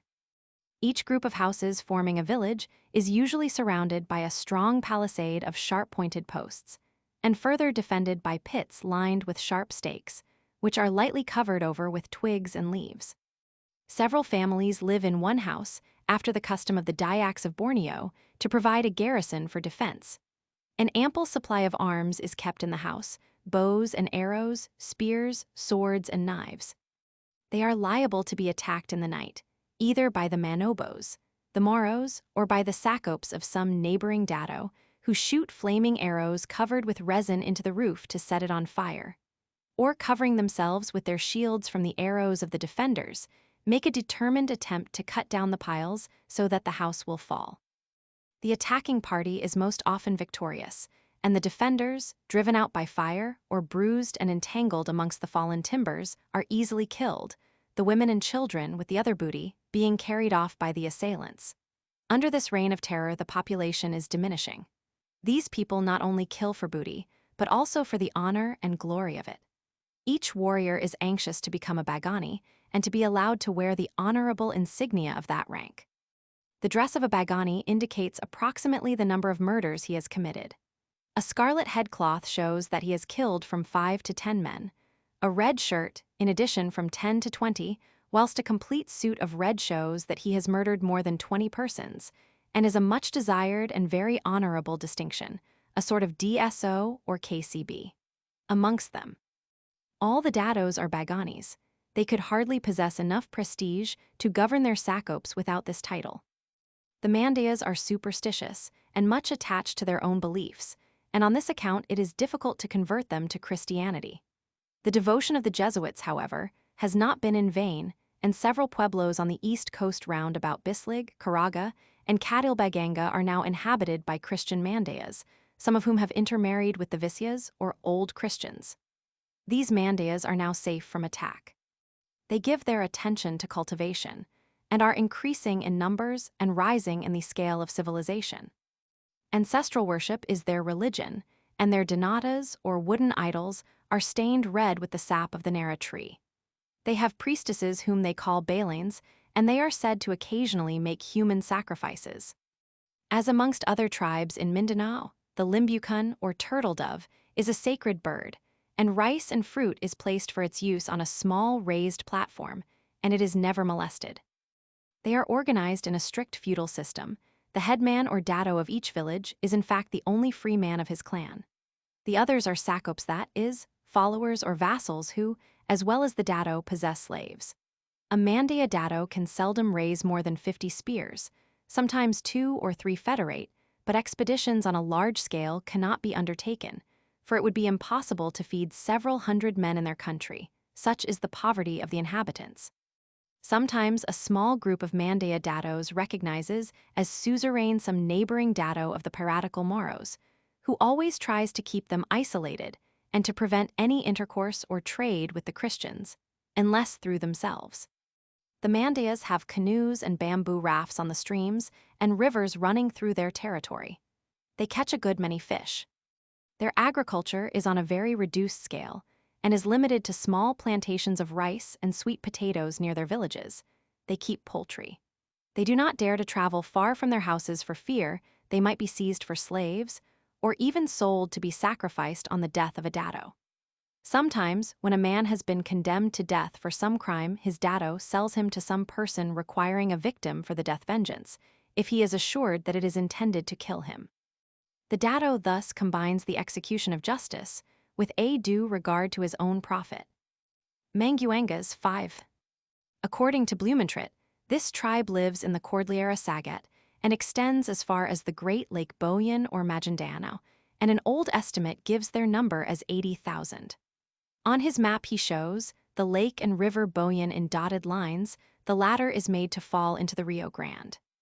On 2 modern maps of Mindanao, which I have, one by Jesuits and the other from Don Jose Nieto Aguilar's book on this island, neither the river nor the lake appear, but in their stead, a lofty range of mountains is shown. In each of these maps, the Manguanga territory occupies an entirely different location. As the Jesuits have 3 reductions or villages amongst this tribe, I accept their map as constructed according to the latest information. They show in their earlier maps the Manguanga territory at the head of the Bay of Davao, its southern frontier being some 12 miles from the sea and about the headwaters of the River Salug and the River Agusan. The reductions are called Gandia, Pillar, and Compostela. In the General Report of the Jesuit Missions of 1896, the mission station of Jadava is stated to consist of 6 reductions of Manobos, Mandayas, and Manguangas, with a total population of 1,389. In the General Report of the following year, the Manguangas and other tribes are not specifically mentioned, and the total population of the mission station of Jadava is given as 1,458. In a later ethnographical map of Mindanao, the Manguanga territory appears still more circumscribed, being limited to a strip of land between the rivers Julep and Nabo, affluents of the river Agusan. Nieto's map, however, shows them extending over the eastern Cordillera towards Linguit, which is situated on the coast in about 7 degrees 50 N. latitude. Dr. Montano, who went up the Rio Salug in 1880, passing through the Manguanga territory, says he found the banks deserted. There can be no doubt that this once numerous tribe has been reduced to a mere remnant, part settled in the before-mentioned reductions, and part still wandering in mountains.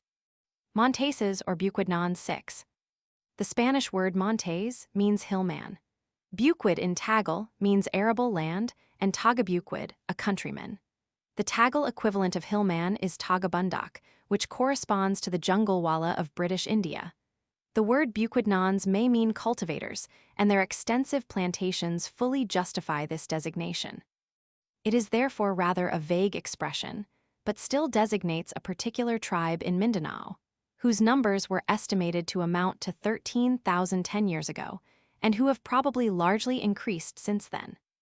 They occupy the valleys through which the rivers of Cagayan and Tagalone run, and the hills between them and on both sides. They hold the country of the headwaters of the Pulangui, and the right bank, as far south as the Manobos extend on the left bank, say to 7 degrees 30 N latitude.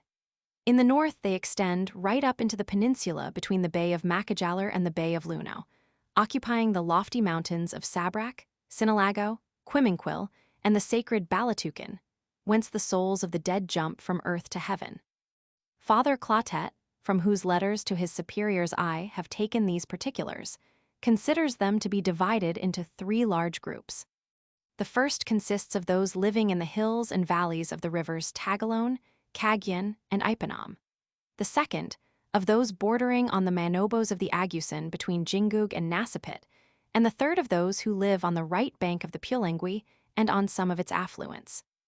They bear some resemblance to their neighbors the Manobos, being of good stature, well-built, even handsome, and are of an affable and friendly disposition. Some of them are so smart and well-bred as to be not in the least inferior to the most civilized of the Visyas, and to judge by their free and open address, and the absence of all affectation when settling their business with the old Christians, nobody would take them for heathens. Father Urios said that, from the extent of their intelligence, they were fit to be kings of the Manobos, so much superior were they to these. In their dress they show a far greater idea of decorum and modesty than any other race in Mindanao, both men and women. The latter wear a white shirt, which is held in at the waist by a long skirt, reaching to the ankles. Over this they wear a very short and tight jacket, to the edges of which they sew strips of cloth of many colors in a pleasing tracery, the short wide sleeves being trimmed in the same way. They show great taste in choosing the colors and designs with which they ornament their dresses. On the left side at the waist, they hang some bead ornaments, small bells, and bunches of scented herbs. On their legs they wear many loose rings of brass, copper, or silver, which rattle when they walk. Their manner of dressing their hair is singular and characteristic. They take the bulk of the hair, and without plaiting it they twist and knot it in a high and large coil. All round the head fall curls cut to one length, but on the forehead there is a fringe coming down almost to the eyebrows. They secure the coil with a handsome and showy comb, well made of metal or precious metals, according to the means of the wearer. Many of them are loaded with bracelets from the wrists to near the elbows, either of metal, of tortoiseshell, or mother of pearl. In their ears they wear large ornaments called balaring, made of a plug of soft wood, having on each end a circular plate of brass, copper, silver, or of engraved gold, one larger than the other. The whole of the ear is greatly stretched to allow the smaller plate to pass through. The plug then remains in the hole and is covered at each end by the plates. They wear also necklaces, sometimes of great value. These manufactures seem to be very similar to those of the Igorotes, which have been detailed at length in the description of that interesting people. Father Clatet mentioned a curious necklace worn by one of these women, formed of ancient silver coins, diminishing in size from the center to the extremities. In the middle was a silver dollar of Charles Roman III. He considered this to be worth $30, which was quite a capital to a montes in a small hamlet. Even when pressed by necessity, they will not sell these ornaments, and they consequently pass from father to son for many generations. They wear rings of brass, silver, or gold not only on their fingers, but also on their toes. The dress of the men on ordinary occasions is quite simple, but on grand occasions they wear long trousers of European cloth, jackets of the same stuff, and fine beaver hats. Their shirts of fine linen are not worn outside the trousers as amongst the taggles, only the front being shown, which is often beautifully embroidered. Those amongst them who, although heathens, have a frequent intercourse with the Christians, have their hair cut short and take great care of it, but those living amongst the hills let it grow long, and, rolling it into a knot, tie it up in a kerchief like the charros of Aragon.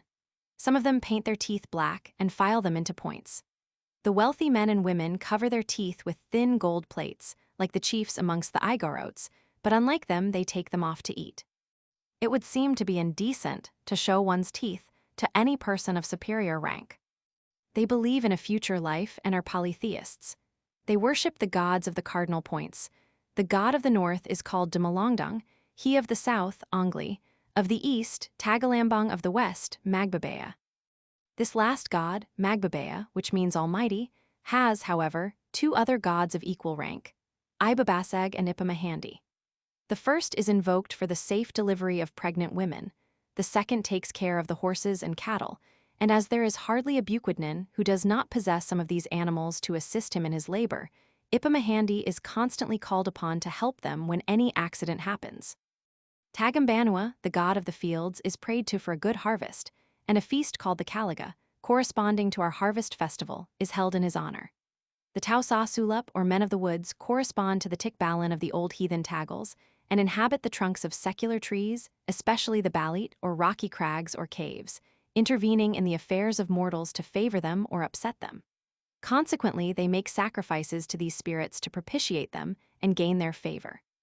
Tigbas is a much respected god, looked upon with special reverence as having come down from heaven. He is represented by stone idols on stone pedestals, only possessed by the principal datos, who keep them amongst the heirlooms of their ancestors and only allow their near relations or intimate friends to see them. Talion is a small idol in the figure of a monkey squatting, usually made from the root of the willow. This they carry about with them, hanging from a cord round its neck. When on a journey, if they fear an ambush, they hold out the cord with the little idol on it like a plumb line and let it spin. When it comes to rest, its face is turned in the direction where the enemy is concealed.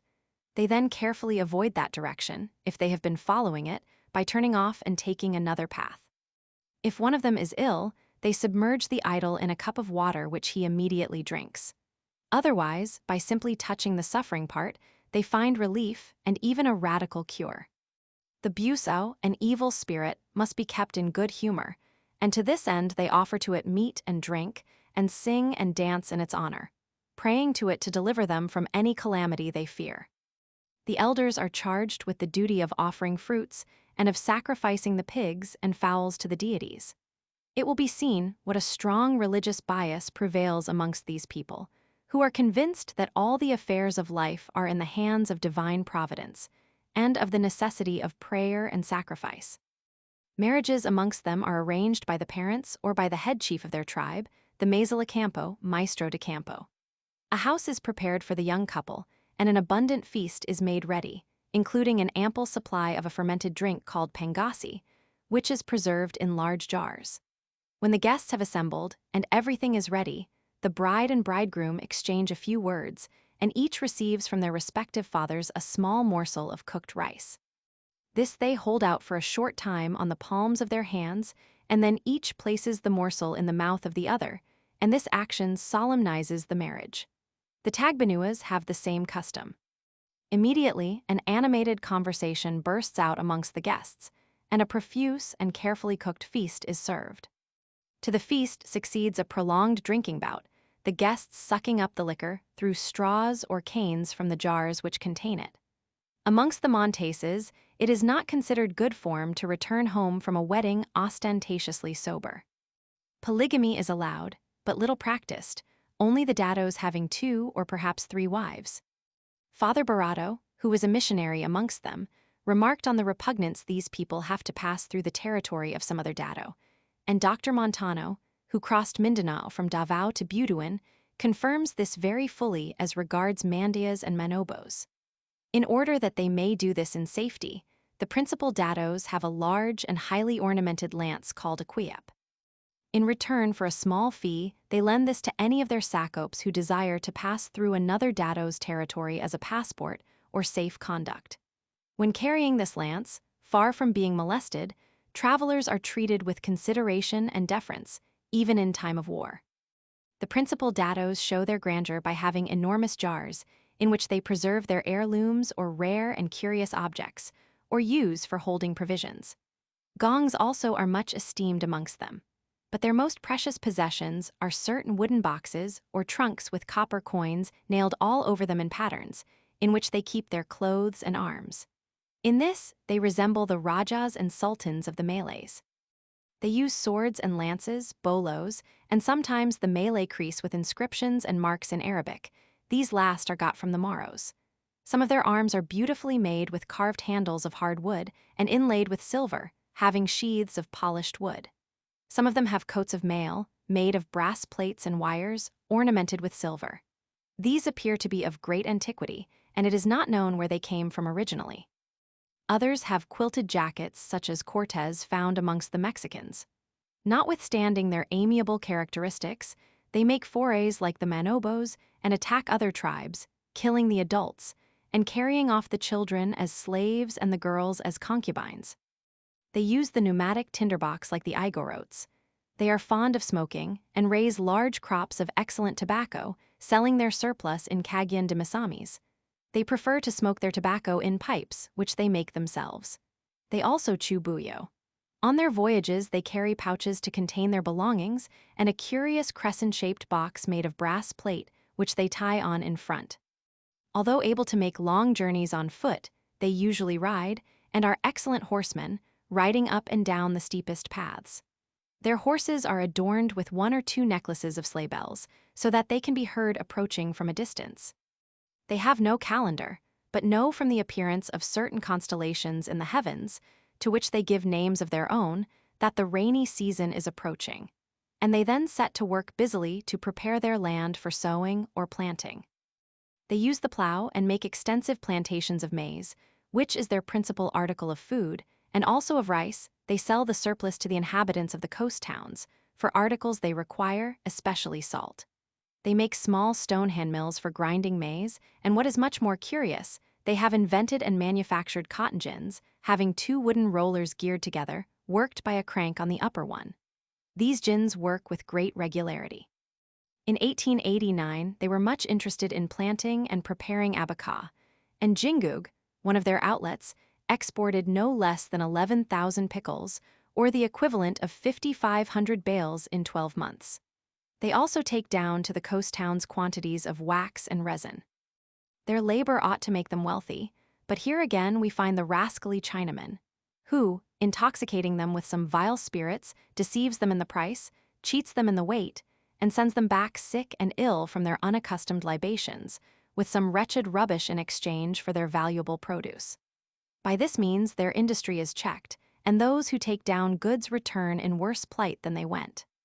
Any decent government would prohibit the demoralization of this interesting people. But the Chinaman well understands how to deal with the local Spanish authorities and even subscribes largely to the church, for he likes to have two strings to his bow. The musical instruments of the Monteses are clarinets, flutes, guitars of 3 strings, and a small drum. At the time of the harvest, from the first peep of day to sunrise, before beginning to work, they sing or chant certain songs, the men and women taking alternate verses. They have courts of justice to punish robbery and other offenses. Their laws are traditional, passing from father to son, and occasionally altered at the discretion of the principal datto, to whom they appeal if they have been gravely offended. The principal datto having taken his seat, his head is bound round with the pinditin, or headcloth with 3 points, and he takes the quiap, already mentioned, in his hand. He then invites 2 inferior dattos, who take seats one on each side of him. The prisoner is then led forward by a guard, who sticks their lances in the earth near the seats of the tribunal. The case is argued on both sides, the court deliberates and gives judgment and sentence, which is executed upon the spot, fine, corporal punishment, or death. This is quite an ideal criminal court, and worthy of all respect. Amongst them it is considered as a want of education and good manners to mention their own names, and if a stranger asks, "What is your name?" the person interrogated does not answer, but someone else replies, "His name is so-and-so." This actually happened to me amongst the Tagbanuas of Paraguay when I visited them. See Tagbanuas.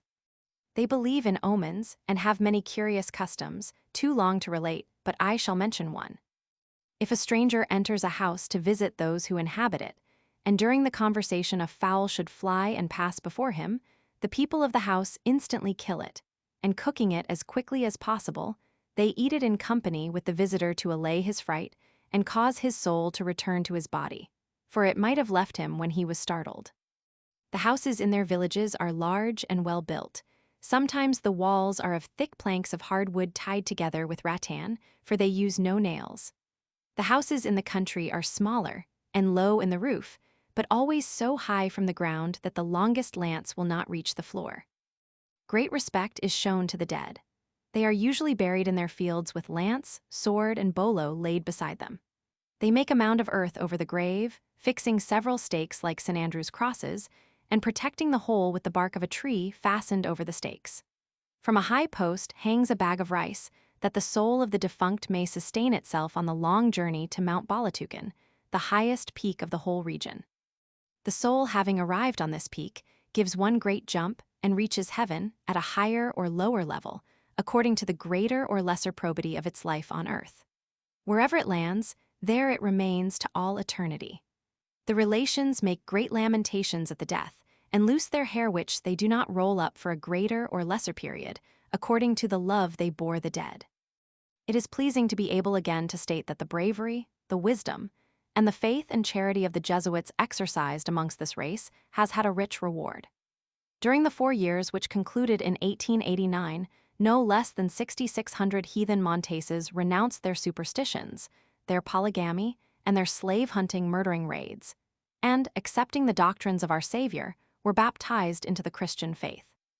Besides the older coast towns, mostly occupied by Vizcayas, 24 Christian villages extend from the Bay of Macajalar far into the Montes country, now giving the hand to the military garrisons on the Rio Grande amongst those irreclaimable pirates the Moros. The cross was triumphing over the crescent in Mindanao quite as much, nay, much more, by the voices of the missionaries as by the Spanish bayonets. It will be an outrage on Christianity, a blot on their renown, if through ignorance or folly, the United States should so act as to put a stop to this holy and civilizing work, and so give occasion for some future author to write another century of dishonor. Atas or Audias 7. These people occupy a considerable territory from the river Libiganon, which falls into the Gulf of Davao round the northern slopes of Mount Apo, about the headwaters of the rivers running into lakes Liguan and Buluan. To the north, they have the Tagavoas and the Manobos, to the south the Villains, and on the east the Giangas, Bagobos, and Calaganes. The swampy country on the west separates them from the Moros of Lake Liguan. From the extent of their territory, the Atas are probably very numerous. They appear to be a hybrid Malayo-Negrito race, but have advanced considerably in social organization. They go decently dressed, the men wearing short drawers and a shirt of Chinese pattern, and the women a patadian and an embroidered bodice with strings of beads round the neck for ornament. They weave stuffs similar to those made by the neighboring tribes. They are said to be of a determined character, and to stand up to the Moros in defense of their families and property. They also attack other tribes and commit atrocious murders, not sparing women and children. A missionary passing near their territory on the river Libiganon in November 1892 found several households in great grief on account of unprovoked murders committed by the Atas. As the Atas live remote from the seacoast and have no navigable rivers running through their territory, the missionaries have not yet been able to make much impression on them, but they are working their way up the Davao River, and the reduction of Belen established in 1891 is quite on the borders of the Atas territory. Murders, slave raids, and human sacrifices are still the ordinary events of Atas life. The illustration shows 2 determined-looking Atas warriors with spear and shield, 2 women and 2 young girls, all carefully dressed and wearing their ornaments. Giangas 8. The Giangas live on the slopes of Mount Apo, to the north of the Bagobos, whom they much resemble in manners and customs. In view of the small territory they occupy, they cannot be numerous.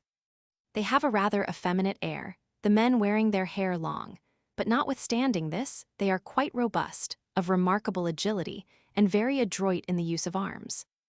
Montano gives the average height of the man as 5 feet 4½ inches and measured some up to 5 feet 7½ inches.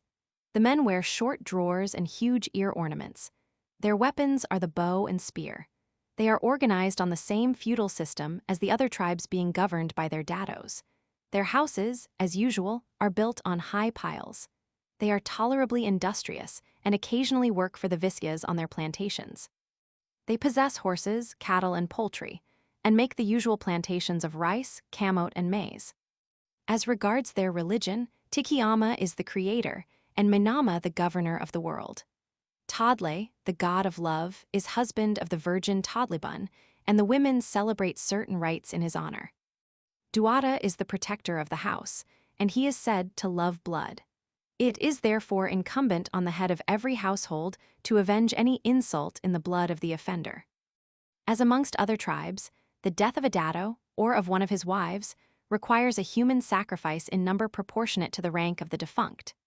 The victims are usually taken from amongst the slaves of the dato, but in some cases they are purchased by public subscription. Being securely fastened to trees so that they cannot move, the largest subscriber inflicts a stab, politely avoiding giving a mortal wound, then the others follow in accordance with the importance of their subscription. The cries of the victim, thus gradually done to death, are drowned by the vociferations of his executioners. These sacrifices are still carried on in the remoter districts, But the missionaries are beginning to convert the Giangas nearest the coast and have established several reductions in Gianga territory, such as Gairlano, Oran, Guernica, Oinguren. In the parish of Davao and its missions, there were at the end of 1896 nearly 12,000 Christians, and the missionaries were actively at work and were meeting with success. If they are re-established and supported, in a few years' time, human sacrifices will only be a dread tradition of the past. The illustration shows a group of Giangas, both men and women, the latter wearing many ornaments. Bagobos 9. This small tribe occupies the southern and eastern slopes of the Apo volcano, reaching down to the coast of the Bay of Davao, between the River Tomo on the north and the River Digos on the south. They also have an outlying settlement at Payapinao called Viroan the Ensenada de Casilaran. The lower part of their territory is swampy, and the inhabitants of this district suffer from fever and ague and present a sickly appearance. They resemble the Manobos in disposition and in customs, and their weapons are the same. Their dress consists of short drawers and a jacket. The women wear a shirt and patadian. They are moderate in eating and cleanly in their persons. Dr. Montan greatly praises the beauty of their country, especially about the banks of the Rio Matina. The peculiarity of the Bagobos is that they are horse Indians. Everybody, men, women, and children rides in their country. They breed these horses, which are small, but endowed with remarkable endurance, and their saddles, although rude, are scientifically constructed, like miniature Micolans. They ride with very short stirrups, and the men are always seen spear in hand when mounted. They carefully preserve by tradition the genealogy of their horses and give their favorite animals a ration of 4.5 pounds of paddy per day, as well as grass. The basis of their food is rice and sweet potatoes, which they cultivate, using the buffalo and plow and getting the manual labor done by their slaves. They plant coffee, cacao, and bananas, but having assured their subsistence, they love to wander off into the woods to seek for jungle produce, such as wax, honey, almasiga, and the coarse cinnamon of the country, all of which finds a ready sale on the coast. They are said to strictly perform all their engagements. They cultivate abaca, and from the filament of this plant, their women weave the tissues called dagmes, which they polish by rubbing them with shells till they take a luster like silk. They dye these stuffs in a primitive manner, but with satisfactory results. The men are tolerable smiths and forge their weapons from old iron, which they obtain in barter. They make bits for horses and bracelets and collars of brass. Amongst them, gold is said to be dearer than in Paris, although the sands about Malalag, just south of their territory, yield gold. The Jesuits have made many converts amongst them, and they were, till the Spanish-American War, under the spiritual care of the veteran missionary, Father Urios, and his assistants. In October 1894, 400 Bagobos were baptized. I am unable to give the numbers of the Bagobos, even approximately, but from the small territory they occupy, they cannot be numerous. The illustration shows the celebrated Dato Manib, one of the principal Baganis, head murderers of the Bagobos, of the Apo, accompanied by his lance-bearers, one of whom holds the quiap. Behind him are some of his wives and children and other followers. But not even the hard heart of this blood-stained wretch could withstand the persuasion of the Jesuits, and in 1894 he was baptized and commenced to build the town of Santillana for himself and followers. Chapter 37. The Tribes of Mindanao continued. Calaganes 10. A small tribe living on the southeastern slopes of Mount Apo, about the headwaters of the River Digos, which runs into the Gulf of Davao, a little north of the Ensenada de Casilaran. They are reported to be of good stature and of a dark color to understand the language of the villains, but to speak their own tongue, which is similar to the Manobo. They are industrious cultivators of the soil and store provisions for their use, never suffering from famine, but rather assisting others less careful. Their country is very broken, consisting of deep valleys divided from each other by lofty crests. These valleys are full of people, so that the tribe must be numerous. Father Urios visited them in January of 1894 and was well treated. The reductions of Avals and Melita have been recently formed amongst them, and their conversion was proceeding till the war began. Their territory forms part of the parish and missions of Davao. Tagaquialos, 11. The Tagaquialos live in the district of Davao, on the west coast of the Gulf from Malalo as far south as Lies. There are also some living on the peninsula of San Agustin, between Cuabo and Macambal. Physically, they are inferior to the neighboring tribes, not so much in stature as in muscular development. They are timid, and those who are still heathen select places for their hamlets that cannot easily be surprised, such as rocks or crags without forest round them, although this obliges them to carry water from a great distance. A considerable number of them have been converted and settled in hamlets near the coast, but the mass of them are still heathen. Their faces are long, the nose thin, and the extremity of it slightly curved. They are the victims of the Bagobos and Giangas, who attack them for the purpose of carrying them off into slavery. They themselves prey on the villains, who are less capable of defense and make slaves of them. They also fight amongst themselves. They make human sacrifices to their god Mandarangan, who lives in the crater of the Apo volcano, to avert his wrath, and when any noise is heard from the volcano, they consider that he is demanding a victim. In 1896, more than 300 Tagaquialos had been baptized, and were living in a civilized manner in the town of Malalag, now called Las Mercedes. The conversion of this tribe was being actively carried on by the assistance of the veteran missionary, Father Urios, who resided in Davao until the Spanish-American War. Las Mercedes was improving and promised to become a town of some importance. A detachment of infantry was stationed there. The influence of the missionaries extended beyond the Reducians and had some effect amongst the heathen in discouraging human sacrifices and tribal wars. It may be expected that, before long, these dreadful rites will be put an end to if the missionaries are enabled to return. Dulinganes, 12. The Dulinganes hold a territory about 20 miles square to the south of the Tururays, which extends from the crests of the mountains to the coast. On the east, they have the Villains. I have not been able to learn anything whatever about this people, nor, so far as I know, are there any Reducians in their territory. Tururays, 13. The Tururays occupy the hills to the south of the delta of the Rio Grande, the coast being occupied by Moros. They are reported to be of low type, physically, and to hold the chastity of their wives and daughters as of no account. The proximity of the Moros probably accounts for this looseness of morals. The missionaries have been working amongst them for years, and in 1891 they had baptized 109. However, the converts were not settled in towns, but wandered about the hills as they liked. Since then, more of them have been baptized and were settled in Tamantaka, and several Reducians have been founded in their territory.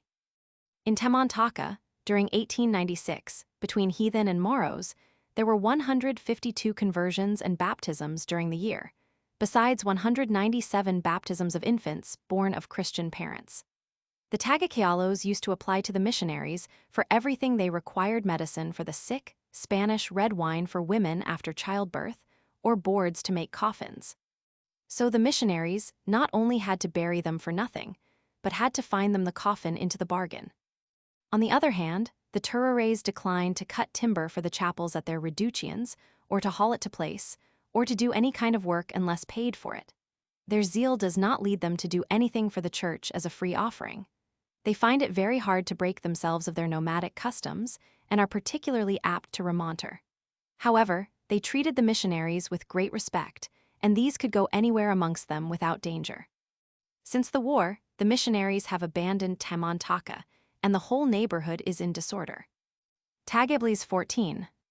The Tagables inhabit the hilly country between Lake Buluan and the Gulf of Sarangani, to the west of the volcanoes Magalo and Malucharan. They are reported to be very ferocious and have not been visited by the missionaries. Samals, 15. These people inhabit the islands of Samal and Talicud in the Gulf of Davao, and are not to be confounded with the Moros Samals of Tawi-Tawi and Jolo. The Samals surpass both the Moros and Nisyas in muscular development and stature. Their feet and hands are large, they have high and projecting cheekbones, and a stiff beard standing out round the face gives it, according to Montano, something of a cat-like appearance. Both sexes dress like the Moros. They are less ferocious than their neighbors, and do not, like them, go about armed. They do not commit any aggressions and are industrious. In character, they are superior to the Moros and are not like them cunning and deceitful. They have been on good terms with the Spaniards for a long time, but until quite lately they were very obstinate and could not be persuaded to be baptized. They cultivate the usual crops, fish, and make salt. The women weave dagmes. They used to have slaves, whom they purchased from the Maros or Manobos and treated them well. Formerly, they enclosed their dead in wooden coffins, made in two parts, the shallower part serving as a lid. Each piece was hollowed out of a solid log.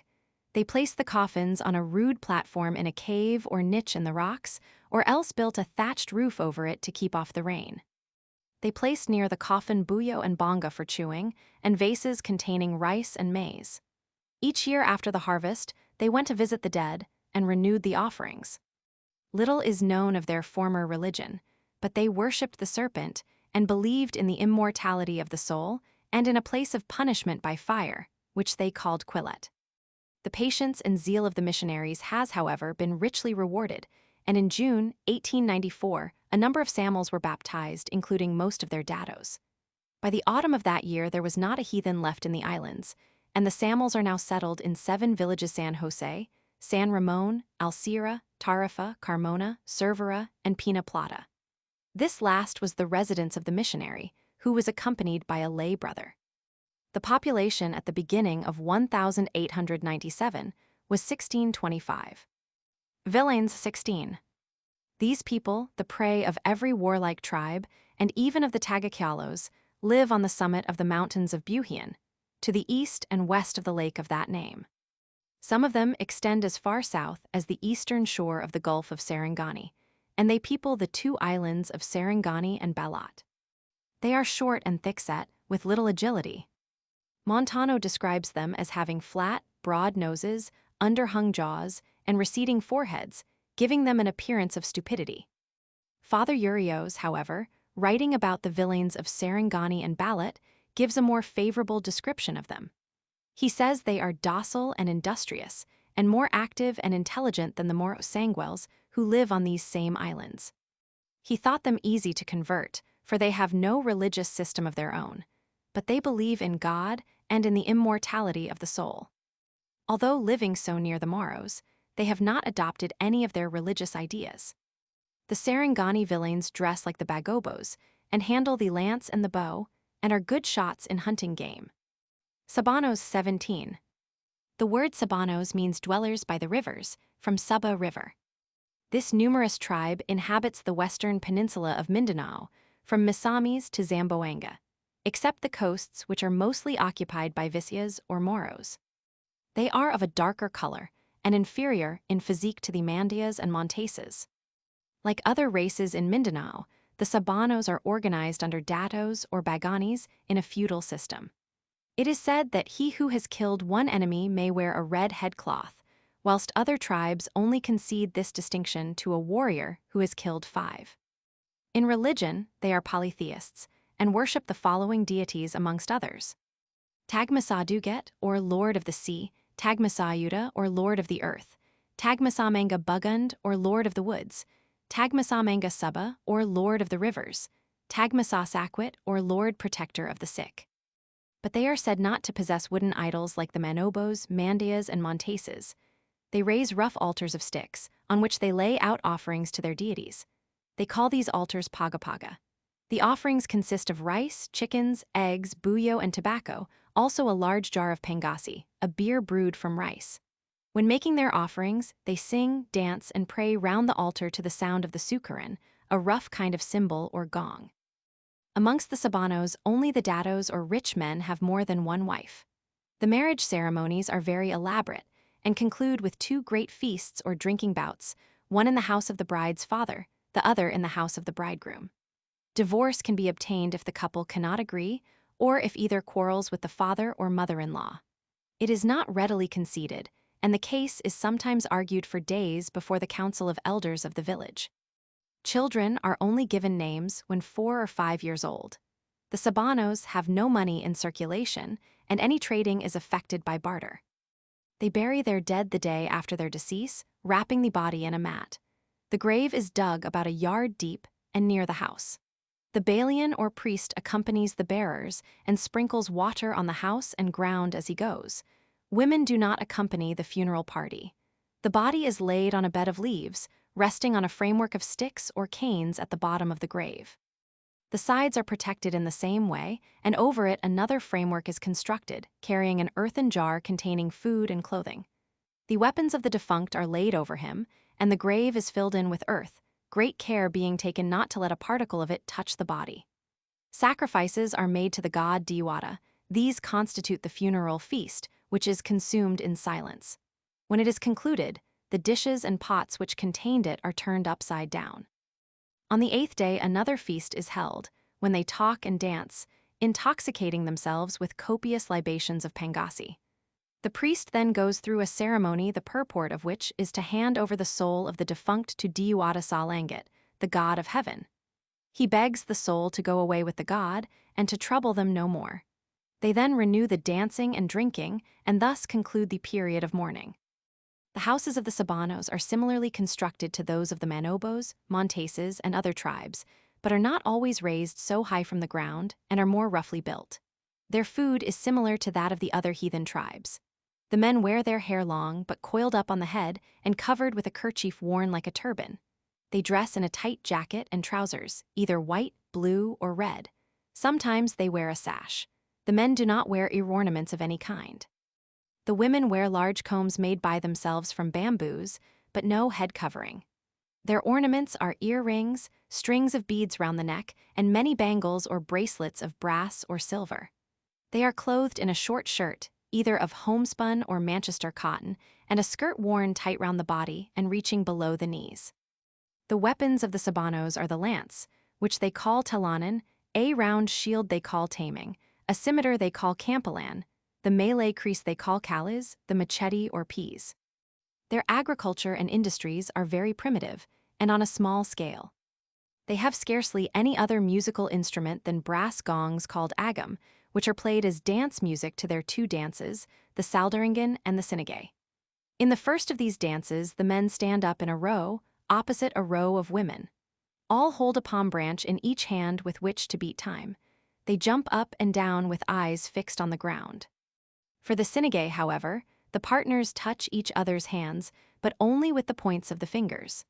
The Sabano, equivalent to our Mrs. Grundy, would feel shocked to see gentlemen dancing with their arms round their partners' waists. The principal feast is called Berklag, and it lasts 8 days. A large shed is built. The priests offer prayers to the before-mentioned gods and sacrifice swine and poultry. The pigs are strangled by a rope held or jerked by all the priests and are placed on the altar one at a time.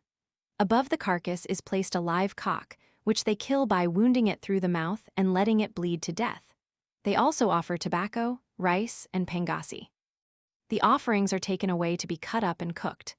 They are then served, and the pangasi goes round, the priests being always served first and getting the best of everything, as seems to be the case all the world over. When the first lot of people have been fed, they vacate the shed, which is instantly filled by a fresh lot. Sometimes in one of these feasts, they consume 20 pigs and 40 10-gallon jars of the strong rice beer. When intoxicated, their conduct, according to Father Sanchez, S.J., is apt to overstep the bounds of propriety, but in this they are very much like more civilized people in the same condition. The only vessels possessed by the Sabanos are some canoes or dugouts on the rivers. These are sometimes of great length and are called by them sakyan. They propel them with great skill, using a long double-ended paddle which they use standing up and alternately on either side. Like many other races of the Far East, they consider a lunar eclipse as the precursor of great calamities and make a deafening noise to frighten away the serpent or dragon which is swallowing the moon. They consider the turtle dove or limakin as an omen bird and will halt or perhaps return if they hear its cry when starting on a journey. Also, if they hear anyone sneeze whilst going down the ladder of the house, they return and remain within doors. Some of the Sabanos bear Maro titles, such as Timue, which is equivalent to third-class judge. Father Villaclara, S.J., a bold and enterprising missionary, visited in 1890 the house of a Sabano named Ottos, who had recently succeeded his father as Timue of the Sindangan River. He counted 29 persons, great and small, in the house, but this did not include the whole family, as several were absent at their occupations. The house was built on piles, according to the universal custom, and the floor could not be reached from the ground by the longest lance. It measured 18 yards long by 10 yards wide and formed one vast apartment, there being no partitions of any kind. The floor was made of strips of bamboo, and on this account it must be out of reach, for as the inhabitants sleep on grass mats laid on the floor, they could easily be speared in the night through the interstices of the canes. 5 married couples and their children occupied this apartment, each having its own part of the floor, its own store of rice, its own pigs and poultry. Each family cooked and ate independently, but all showed the greatest respect to the aged grandparents and consulted them about their affairs. Father Villaclara appears to have ultimately converted the whole family, beginning with the boys, whom he took under his charge, dressed and fed them, and taught them to speak Visaya. Gold washing and gold mining is practiced by the Sabanos between Dapitan and Misamis, where there is a vast extension of gold-bearing sand and earth. Near Pigtau auriferous iron pyrites occurs. The native name for this ore is Inga. Horses are very abundant in the district of Misamis, and in common use for riding and as pack carriers. The Sabanos have the reputation of being warlike, yet until lately they were entirely dominated by the Moros wherever they came in contact. Since 1893, the Spaniards have isolated them from the Ilanao Moros by establishing a chain of forts and making a troca, or military road, across the narrow neck of land from Tucuran on the Bahia Ilana to Balatacan on Bahia Panquil. The width of the isthmus here is about 16 miles, and the forts are called Alfonso Roman XIII, Infanta Isabel, Sta, Paz and Sta, Eulalia and Maria Cristina. The Sabanos appear to be much more refractory to civilization and Christianity than the Monteses, the Manobos, or the Mandayas. This no doubt comes from the strong influence that vile nests of pirates and slave traders around Lake Lanao has for centuries exercised over them. But in time the troca, if kept as it should be, in the interests of civilization, will destroy that. The Jesuit missionaries were actively at work round about the Bay of Dapitan in the extreme north of the Sabano territory, and to some extent round about Zamboanga in the extreme south, until the war between Spain and America broke out.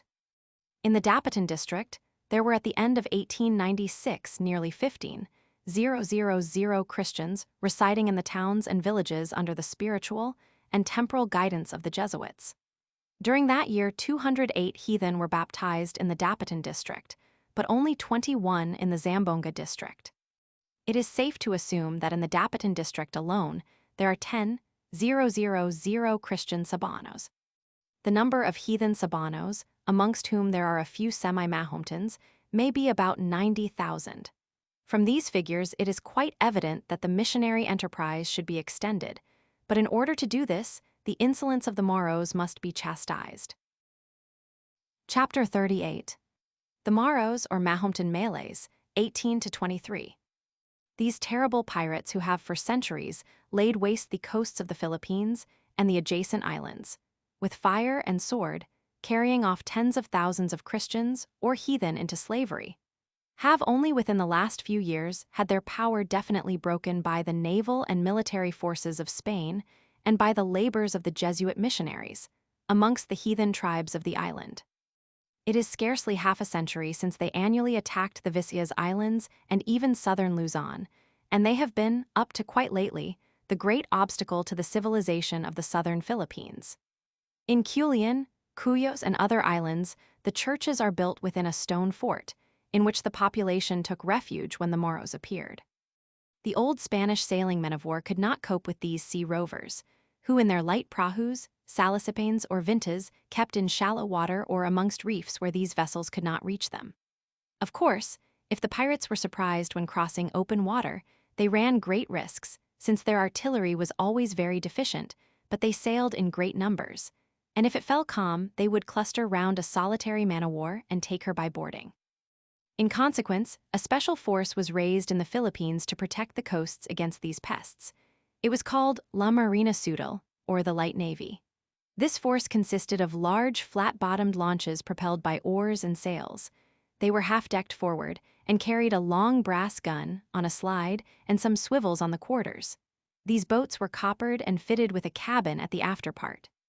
They carried 40 or 50 men, all natives, and squadrons of them were stationed at the principal southern ports from whence they patrolled the coasts. Most of the officers were natives or mestizos, some of them survive to this day. These vessels rendered good service and to some extent checked the incursions of the pirates, but they had not the speed to follow up the fast-rowing vintas of the Moros, which could always escape from them unless caught in narrow waters. In 1824, D. Alonso Morgado was appointed captain of the Marina Sudal and severely chastised the Moros. Some of these rowing gunboats are still to be seen rotting on the beach at the southern naval stations. But the introduction of steam gunboats in 1860 gradually did away with the Marina Sudal and sounded the knell of piracy in the Philippines. The Moros received terrible chastisement at the hands of these steam gunboats, one of which, with a crew of only 40 men, has been known to destroy a whole fleet of pirates, and now their power on the sea has become only a dread tradition of the past. Even with all the advantages of steam propulsion, their suppression has been a matter of the utmost difficulty. For the Moros are not only possessed of the greatest personal valor, but are extremely skillful in taking advantage of every circumstance that can favor their defense.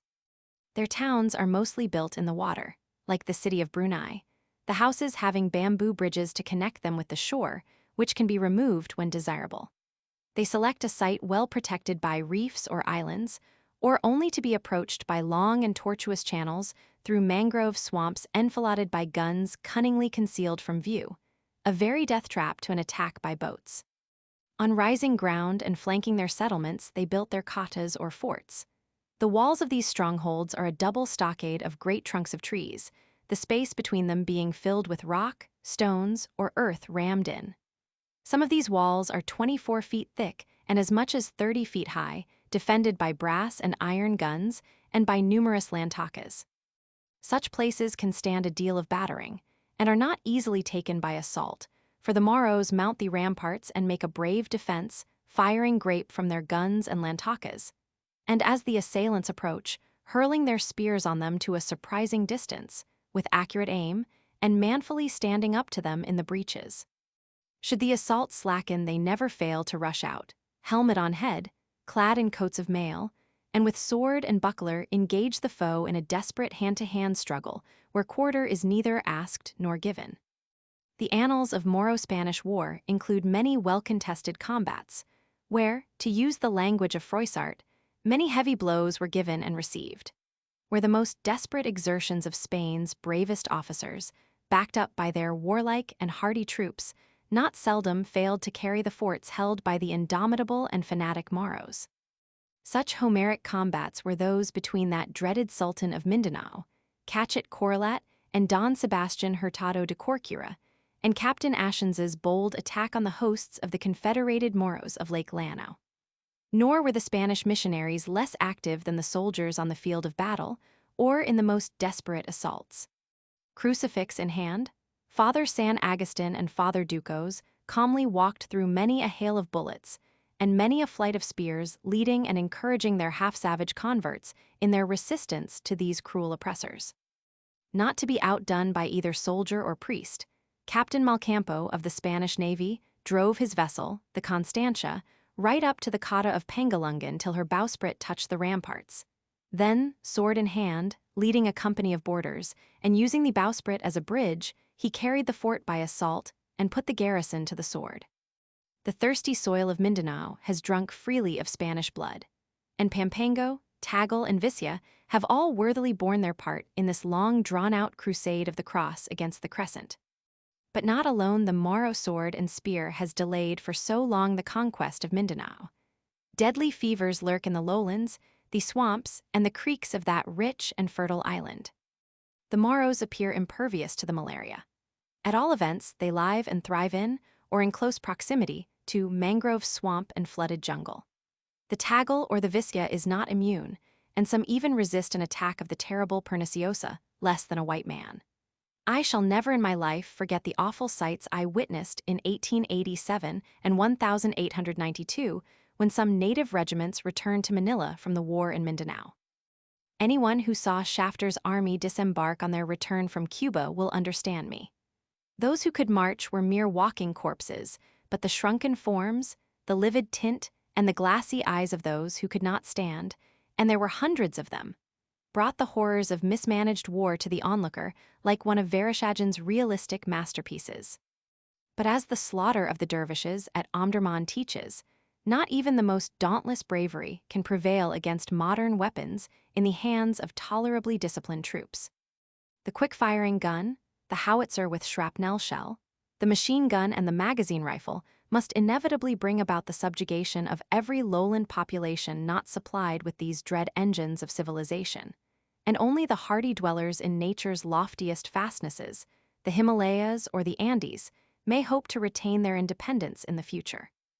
It is a striking instance of the irony of fate that, just as modern weapons have turned the scale in favor of the Spaniards in this long struggle, and brought the Moros within measurable distance of subjection, when only one more blow required to be struck, Spain's Oriental Empire should suddenly vanish in the smoke of Dewey's guns, and her flag disappear forever from battlements where, except for the short interval of British occupation, 1762-3, it has proudly waved through storm and sunshine for 328 years.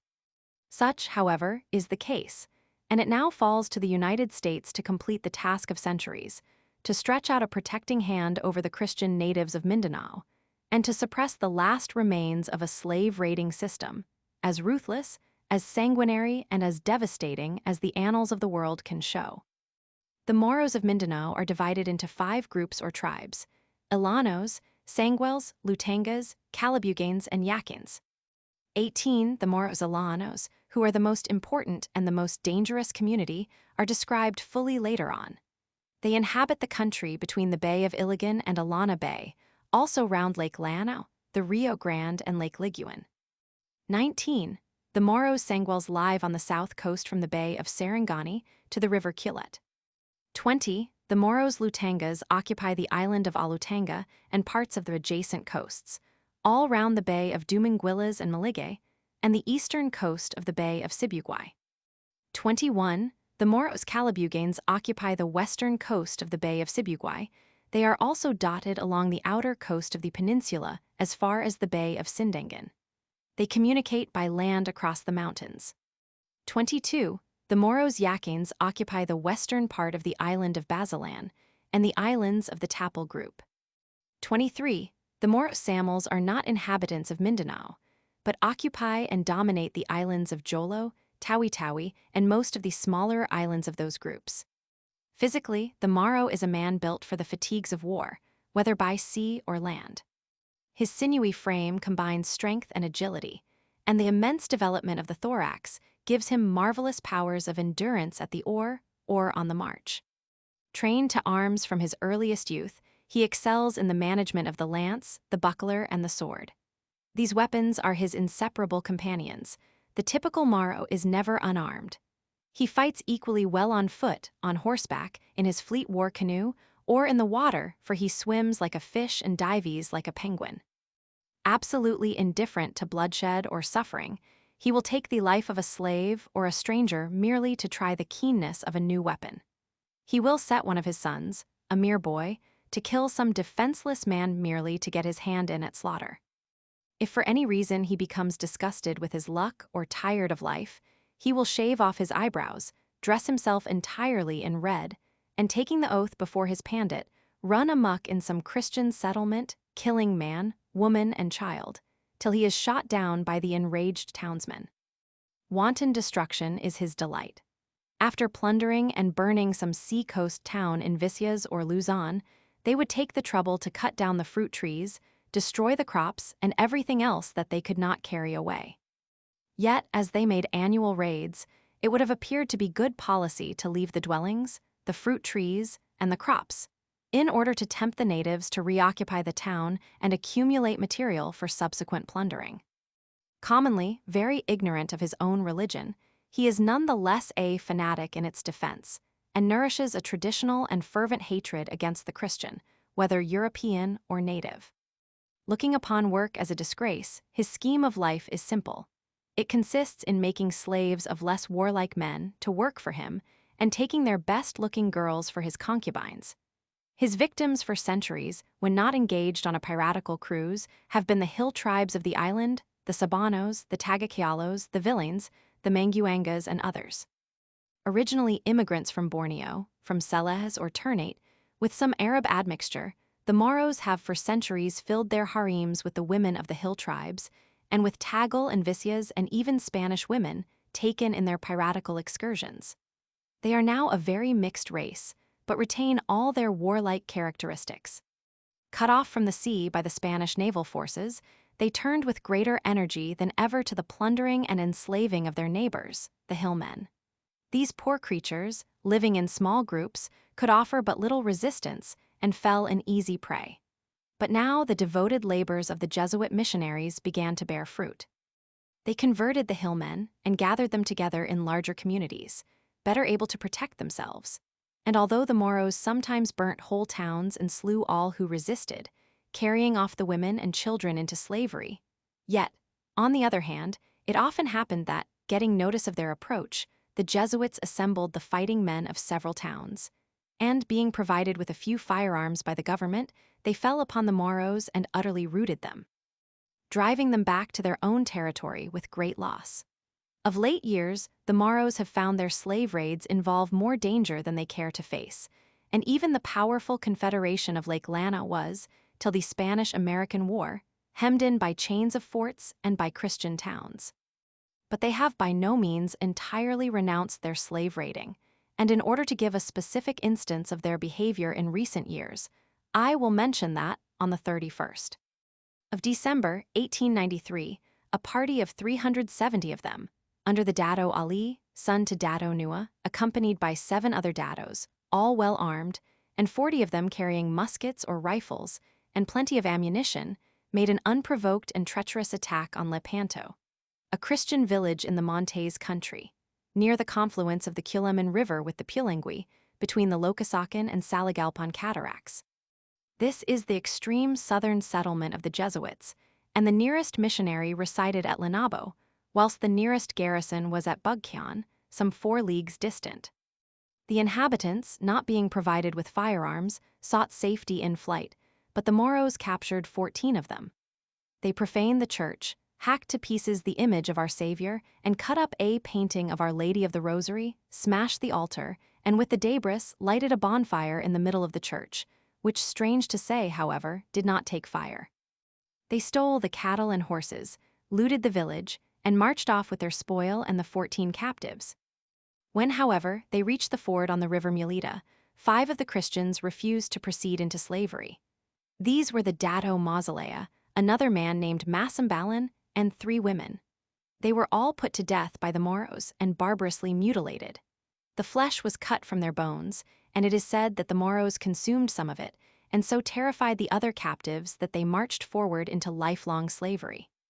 Had the converts in Lepanto been supplied with a few firearms, this disaster would not have happened. The Mindanao Moros commonly wear a bright-colored handkerchief as a headcloth or turban, a split shirt of Chinese pattern, wide trousers, and gaudy sashes. The young men shave their heads, but after marriage they let their hair grow long. The Dados, Mandarins, and Pandits usually cultivate a mustache, others pluck out all the hair on the face. The poorer women commonly dress in white and wear a jacket and a skirt coming down well below the knee. The richer ones wear silks of the brightest colors. A white turban or headcloth is a sign of mourning. The illustration shows a group of Moros of the East Coast. They are unarmed, unlike those of Lake Lanao. The Moro noble takes great pride in his long descent and in the distinction gained in war by his ancestors. During the long hours of their friendly meetings called bicharas, they relate to each other tales of their ancestors' heroism. Their feudal system has been more or less copied by Sabanos, Manobos, Monteses, and other hill races. The Dado or Mandarin is the feudal chief amongst all these, but the Moros have gone a step further and have instituted rajas and sultans, although with only a shadowy authority, for every important matter must come before the Council of Dados for approval. They use titles similar to those of the Malays of Borneo and Johor. Tuang, the head man of a village; Cuano, a justice of the peace; Lamudia, Nacuta, and Timue, first, second, and third-class judges; Gangalia, a constable; Baguadato, a principal or cabza; Mary Diadina, eldest son of a principal. A dato is known by the richness of his apparel and by using gold buttons, and especially by always carrying a handkerchief in his hand. He is usually followed by a slave carrying his siri box. Like the Malays, they call the heir of a raja the Rajamuda. The nephew of a sultan uses the epithet Pajuka. The son of a sultan calls himself Majarasan, the pure or mighty. Orang Kaya corresponds to a magnate, Kakil to a prince of the blood. The war minister of a sultan is called the Dato Rialau. A principal priest is called a sarif or sheriff, and an ordinary priest a pandita or learned man. The learning of these worthies is of the most rudimentary description, and consists in being able to read the Quran in Arabic, and to recite certain prayers which they often do not understand. They have some wretched sheds for places of worship which they call langa. During the fast of Sanabayang, which lasts for 7 days, they are supposed to abstain from all nourishment. However, at midnight, when they think their god may be napping, they indulge in a hurried meal on the quiet. At the end of their week of abstinence, they undergo a purification by bathing and indemnify themselves for their fasts by several sumptuous banquets. They are forbidden to eat swine's flesh or drink spirituous liquors, but they are not at all strict in their religion, and the savory smell of roast pork has been known to overcome their scruples. They are very fond of smoking tobacco and of chewing buyo. Some indulge in opium smoking. Their amusements are gambling, cockfighting, and combats of buffaloes. Their slave girls perform various libidinous dances to the sound of the agun, or brass gong, and the kalintangang, a kind of harmonium of strips of metal struck by a small drumstick. The dance called the pajale is usually performed at a marriage of any importance, and the young dancers, clad in diaphanous garments, strive to present their charms in the most alluring postures, for the entertainment of the datos and their guests. They have also a war dance called the Moro, which is performed by their most skillful and agile swordsmen, buckler on arm and campelan in hand to the sound of martial music. It simulates a combat, and the dancers spring sideways, backwards, or forwards, and cut, thrust, guard, or feint with surprising dexterity. The Moros are polygamists in general, although the influence of the Christian women taken as captives, and sometimes married to their captors, has, in many cases, succeeded in preventing their husbands from taking a second wife. The cleverness and aptitude for business of Christian Visyas and Tagal women captives has sometimes raised them to the highest position in rank and wealth amongst the Moros, and few of them would have returned to their former homes, even if an occasion had offered. The custom of seizing girls for slaves and concubines, which has prevailed amongst the Moros for centuries, has of course had the effect of encouraging sensuality, and the morals of Moro society may be compared to those of a rabbit warren. The Moros do not always treat their slaves with cruelty. They rather strive to attach them to their new home by giving them a female captive or a slave girl they have tired of, as a wife, assisting them to build a house, and making their lot as easy as is compatible with getting some work out of them. But perhaps the greatest allurement to one of these slaves is when his master takes him with him on a slave raid and gives him the opportunity of securing some plunder and perhaps a slave for himself. Once let him arrive at this stage, and his master need have no fear of his absconding. The Spaniards have for years refused to send back any slaves who claim their protection, yet it has been remarked by Dr. Montano and by missionaries and Spanish military officers that slaves have been employed fishing or tilling the ground near the Spanish outposts, and only rarely would one step within the lines to obtain his liberty. If caught running away from their masters, the datos, they are sometimes put to death or mutilated in a most cruel manner. The famous Dato Utto of the Rio Grande is said to have stripped a runaway slave naked and to have tied him to a tree, leaving him to be stung to death by the mosquitoes or devoured piecemeal by ants.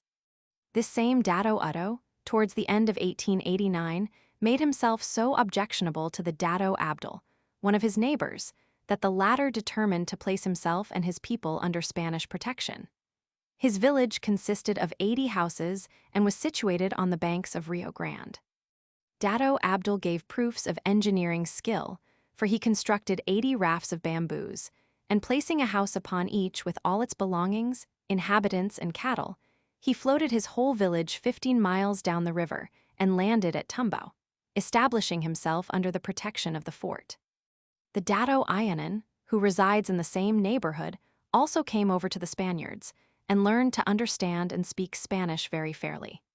He had at least 3,000 followers, and in the fighting on the Rio Grande in 1886-87, he took the field, supported the Spanish forces against the other datos, and rendered important services. Several other datos and chiefs have submitted to the Spaniards, for instance, the Sultan of Balansan, who has settled at Lintego near the barracks of Maria Cristina. In the district of Davao, more than 5,000 Moros are living peacefully under Spanish rule. The famous Dato Utto, who gave so much trouble, lost followers and prestige, and now where the Moro king of Tamantaka held his court and reigned in power and splendor on the Rio Grande, a Jesuit orphan asylum, an industrial school flourished till the war caused it to be abandoned, bringing up hundreds of children of both sexes, mostly liberated slaves of the Moros, to honest handicrafts or agricultural labor. Amongst the Moros, the administration of justice is in the hands of the datos or of their nominees. Offenses are punished by death, corporal chastisement, or by fines. However, the customs of the country admit of an offended person taking the law into his own hand. Thus, he who surprises his wife in the act of adultery may cut off one of her ears, shave her head, and degrade her to be the slave of his concubines. If he catches the correspondent, he may kill him, if he can. A calumny not justified is fined $15. A slight wound costs the aggressor $5, a serious wound, $15, and the weapon that did the mischief. A murder can be atoned by giving 3 to 6 slaves. Adultery incurs a fine of $60 and 2 slaves, or death if the fine is not paid.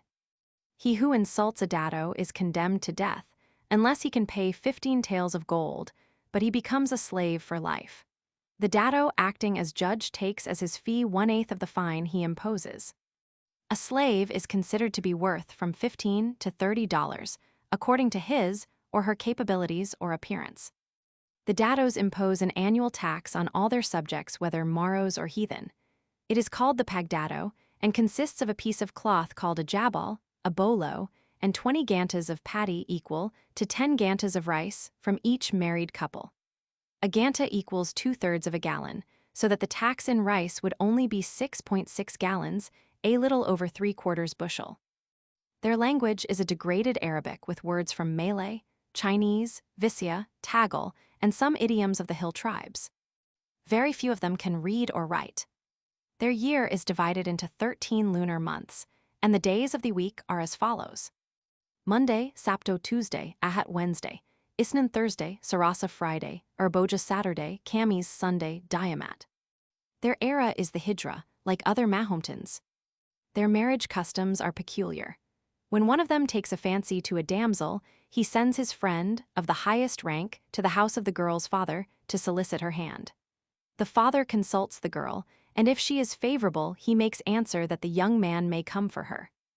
The would-be bridegroom then proceeds to the mosque and calls the imam, who goes through a form of prayers with him, after which they proceed in company to the maiden's house, followed by a slave bearing presents, and from the street call out for leave to enter. The father appears at a window and invites them in, but when about to enter, the male relations of the damsel simulate an attack on the visitor, which he beats off, and throws them the presents he has brought with him. He then enters with the imam and finds the lady of his desires reclining upon cushions, and presents his respects to her. The priest then causes her to rise, and taking hold of her head, he twirls her round twice to the right, then taking the hand of the man, he places it on the forehead of the girl, who immediately covers her face. The priest then retires, leaving them alone.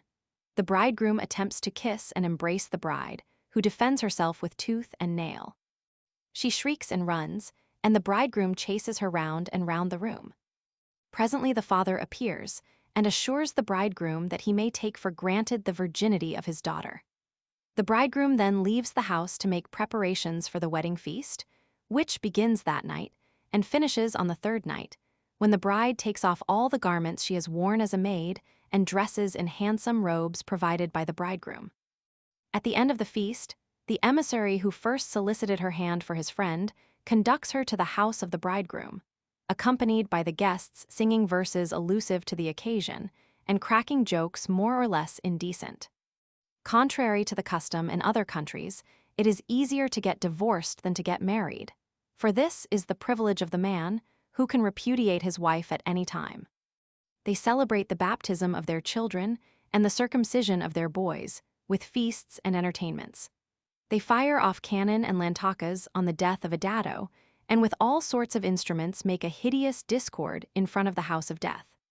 Professional wailers are employed, and the pandits go through many days of long-winded prayer, for which they receive most ample fees.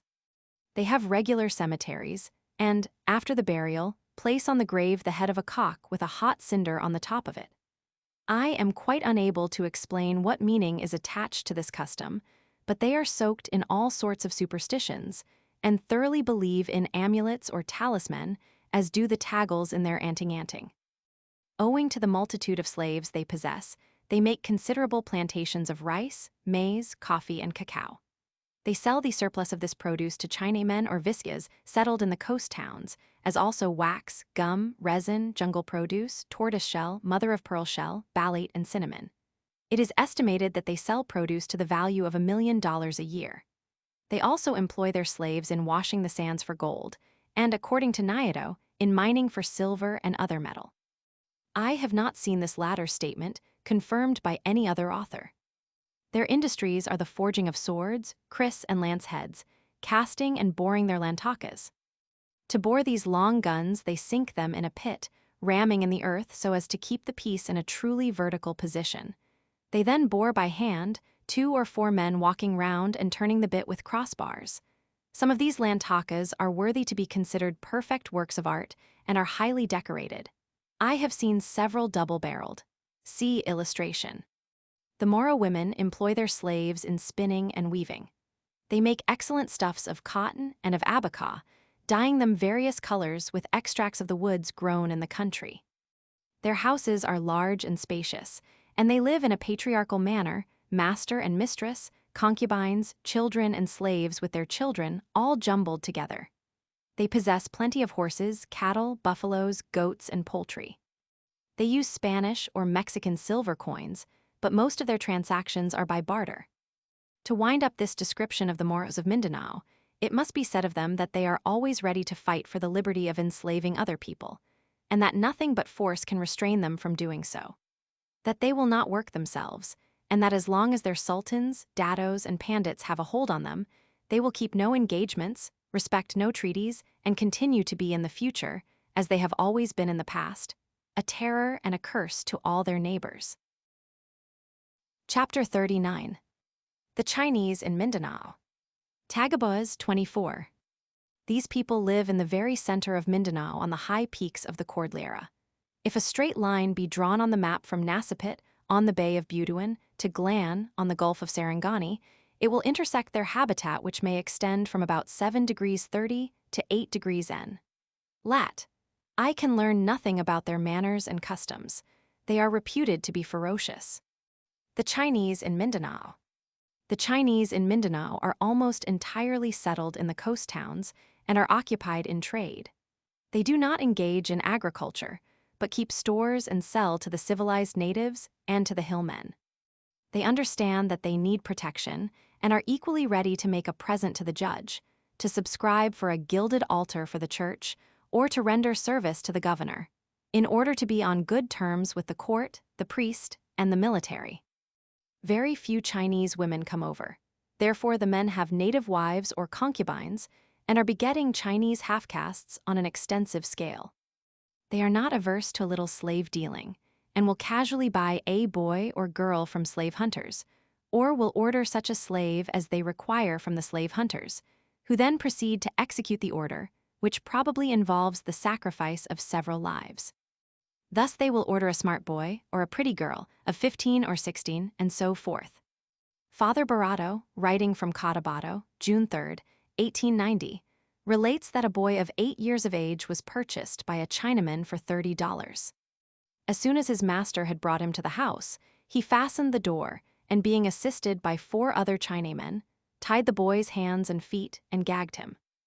The 4 assistants then laid him out at full length on the ground, face downwards, and held him firmly, whilst his master took a red-hot marking iron from the fire and branded him on both thighs, just as if he was marking a horse or a cow. Luckily, the boy escaped from the house and found refuge with Father Pardo, who took charge of him and administered a severe reprimand to the brutal Chinamen. The Chinamen abominably cheat all those who are unable to protect themselves. Their business is based upon false weights and measures and on adulteration. In the end, they spoil every business they enter upon, just as they have done the tea trade in their own country and the tobacco and indigo trade in the Philippines.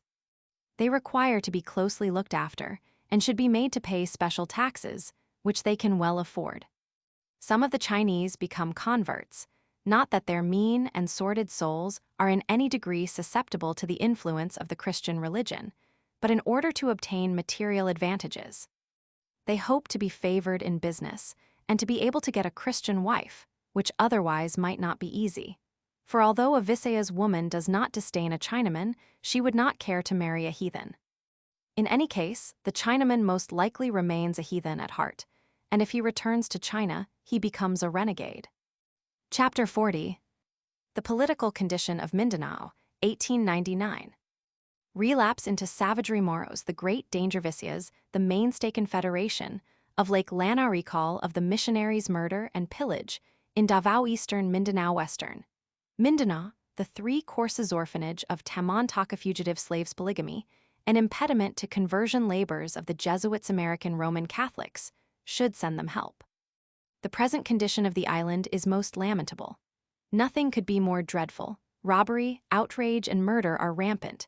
Every evil passion is let loose, and the labor of years has been lost. Mindanao, which promised so well, has relapsed into savagery as the direct consequence of the Spanish-American War and the cession of the archipelago to the United States. It should be understood that Spain, far from drawing any profit from Mindanao, has, on the contrary, expended annually considerable sums, derived from the revenues of Luzon and Visayas, in maintaining a squadron of gunboats to police the seas and keep down piracy, in building and garrisoning forts to suppress the slave trade, and in assisting the missionaries to attract the heathen by providing them with seeds, implements of husbandry, and with clothing. Also in giving them firearms and ammunition to protect themselves from the Moros. Annuities were paid to friendly Moro datos as rewards for services rendered, or as compensation for the cession of some of their rights. The Moros have always been the great danger to the peace of the island, as the Visayas have always been the mainstay of Spanish authority. Had it not been for the war with America, the Moros would have been, by this time, completely subdued. Even as it was, half the island was practically free from danger from them. If you draw a line on the map from Cagayan de Misamis to the head of the Bay of Sarangani, it will roughly divide the island into halves. The Moros who lived to the eastward of this line were pacific, and some thousands of them had been baptized and had given up polygamy and slave trading. Had they risen in arms, which was not at all likely, they could have been put down by the Visayas militia under the local authorities. To the west of this line, until quite lately, the Spanish garrisons dotted along the banks of the Rio Grande from Palac and Cotabato to Piquet and Pinto dominated the Moro datos of that region, and nearly joined hands with the forts and garrisons on the rivers running into the Bay of Macajalar. The only remaining seat of the Moro power was the country around Lake Lanao, where the datos had formed the Ilana Confederation to resist the advances of the Christians. This lake has never been surveyed, and no 2 maps agree on its size, shape, or position. It is, however, known to be very different from the other large lakes in Mindanao, which are shallow, whilst this, on the contrary, is deep. In some places, 3 or 4 fathoms will be found close inshore. At Lugad and Tugana, the banks are steep. There are 5 or 6 islands in it. The largest is called Nuza. It is high and flat-topped, situated near the middle of the lake, and on it are 500 houses. The length of the lake may be about 14 miles, and its greatest breadth about the same. There is a road all round it, reported to be in good condition for vehicles, except at Taraca, where the ground is soft. This road may be about 50 miles long and is said to have houses on both sides of it nearly all the way. The accompanying sketch from D. Jose Niedo's map shows 43 towns clustered round the lake, but in reality it is only one vast town, and the names are those of districts or parishes, each under the rule of a dado. The Sultan lives at Taraca. The land about the lake is very fertile and is cultivated by the slaves.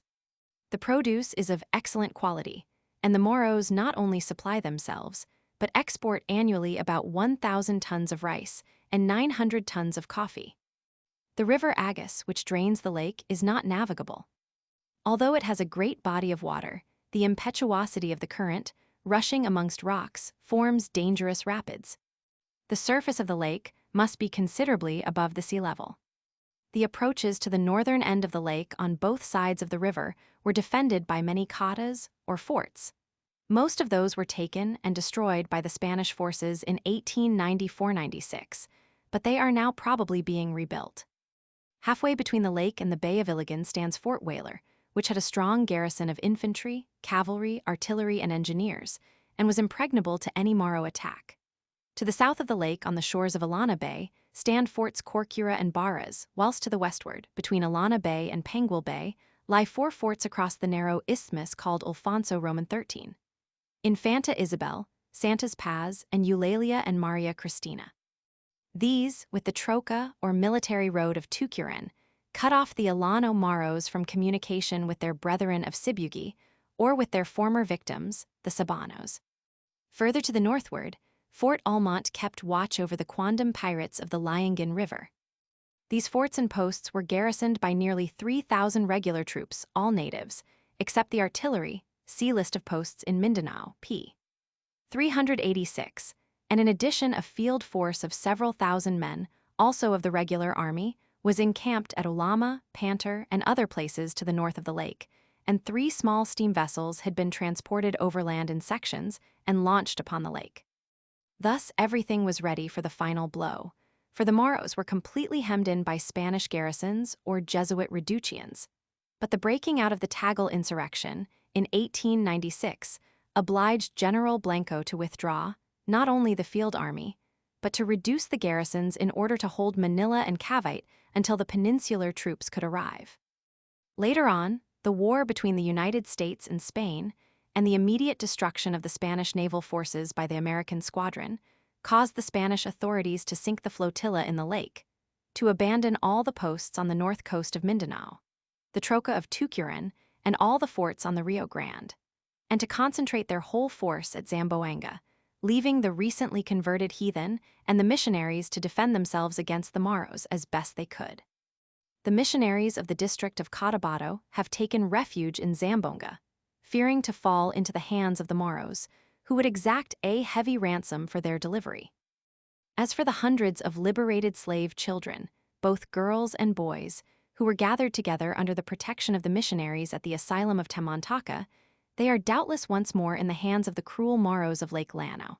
Some, perhaps, have been sold by these wretches to the heathen tribes for $20 or $30 each, to be offered up as sacrifices to Tagbusan, the god of war of the Manobos, or to Duata, the sanguinary house god of the Giangas. The missionaries of the north of Mindanao were recalled by the Father Superior to Manila, but in some of the towns, the native converts and Visyas have detained them by force and keep a watch on them to prevent their escape. They treat them well and allow them to exercise their ministry. As there are no Moros in that part of the island, the missionaries are not in danger, for they are much beloved by their converts, whose only desire is to keep them amongst them. The district of Davao has been, like other localities, the scene of murder and pillage since the withdrawal of the Spanish authorities. At midnight of February 6th, the bad characters and outlaws of the chief town, under the leadership of Domingo Fernandez, a native of Zamboanga, and formerly interpreter and writer in the office of the governor of Davao, rose in arms and attacked the house of Don Bonifacio Cuidado, sub-lieutenant of the local militia. They cut his throat and bayoneted his wife as she lay in her bed. They then attacked all the well-to-do people of the place, committing many barbarous acts and plundering their houses. Most of the Spanish residents escaped from the town in a lorcha, and, after a terrible voyage of 16 days, suffering from hunger and undergoing many severe privations, arrived in Zamboanga more dead than alive. The veteran missionary, Father Urios, and 3 other Spaniards could not escape and remained in the power of the bandits. This is only one instance of what is going on all over the island.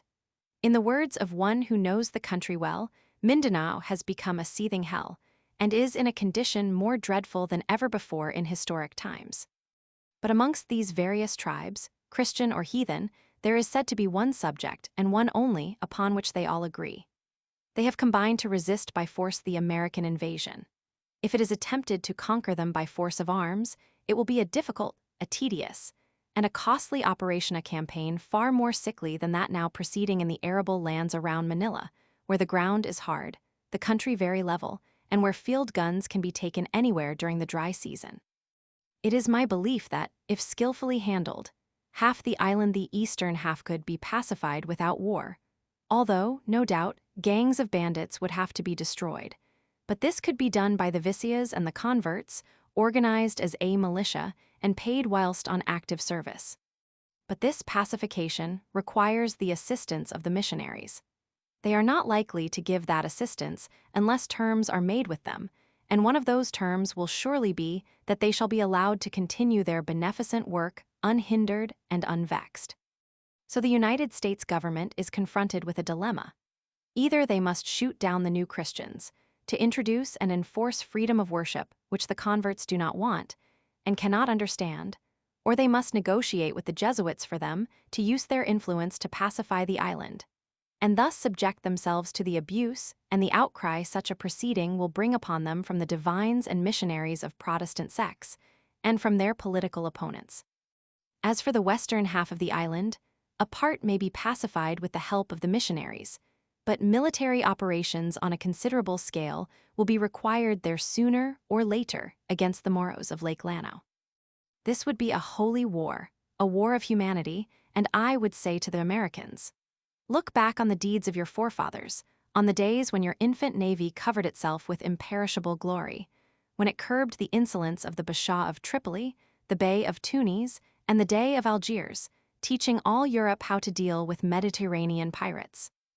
Inspire yourselves with the spirit of Decatur and his hero comrades, whose gallant deeds at Tripoli earned Nelson's praise as being the most bold and daring act of the age.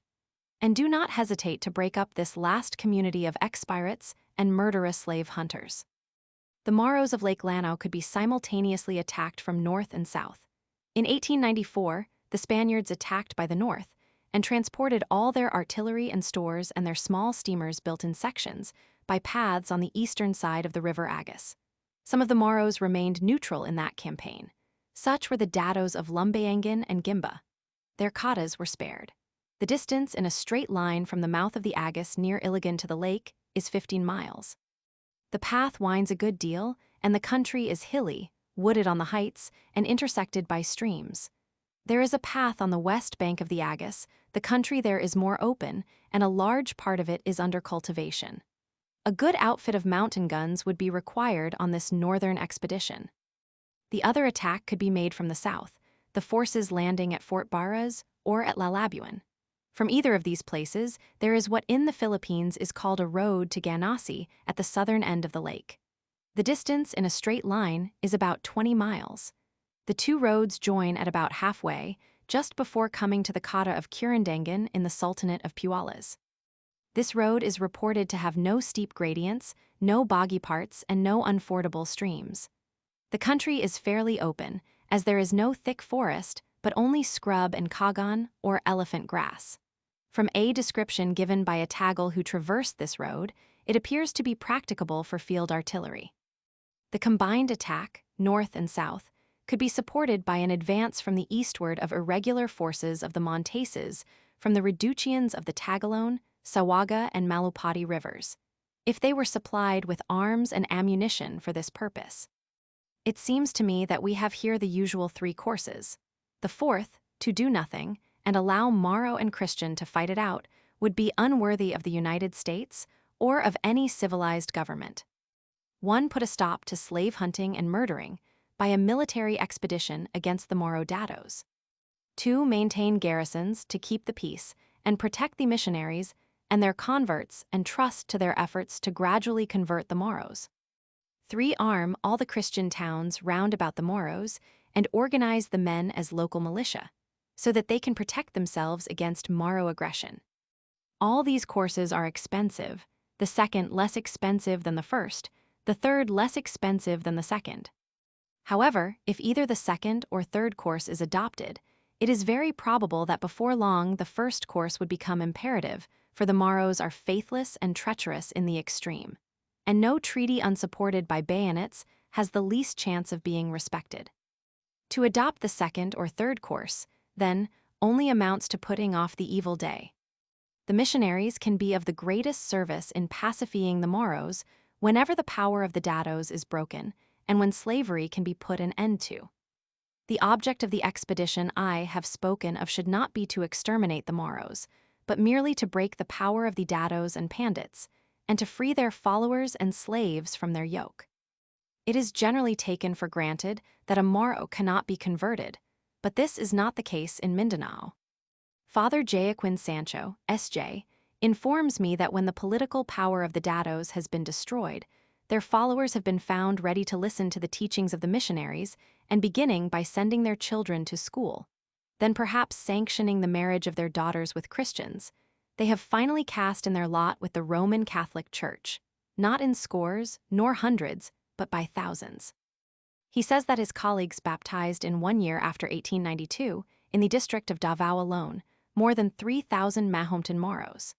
He adds that their religious receptivity is much greater than that of the heathen tribes, that once baptized they remain fervent Christians, whilst the Mandias, Manobos, Monteses, and other heathen are only too apt, with or without reason, to slip away to the forests and mountains and resume their nomadic life, their heathen orgies, and human sacrifices.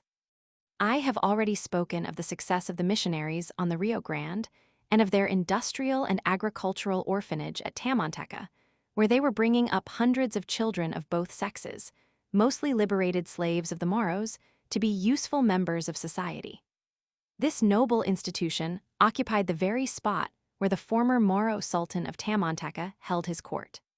2 or 3 more institutions like this, established at points a few miles distant from Lake Lanao, and protected from aggression on the part of the Moro, would gradually undermine the power of the datos by affording an asylum to all fugitive slaves attempting to escape from cruelties of their masters. For years past, the Spaniards have protected all slaves who have fled to them from their masters. The dato Utto applied to General Weyler to restore to him 48 slaves who had taken refuge at a Spanish fort on the Rio Grande, but Weyler refused, reminding the dato that he had signed an engagement to keep no slaves, but only free laborers, who had the right to fix their residence where they pleased.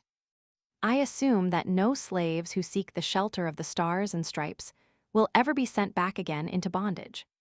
As a guide to the strength of the expedition which will sooner or later have to be sent against the Moros of Lake Lanao, I may say that the total war strength of the Moros of Mindanao was estimated in 1,894 at 19,000 fighting men, 35 guns, 1896 lantakas, and 2167 muskets or rifles.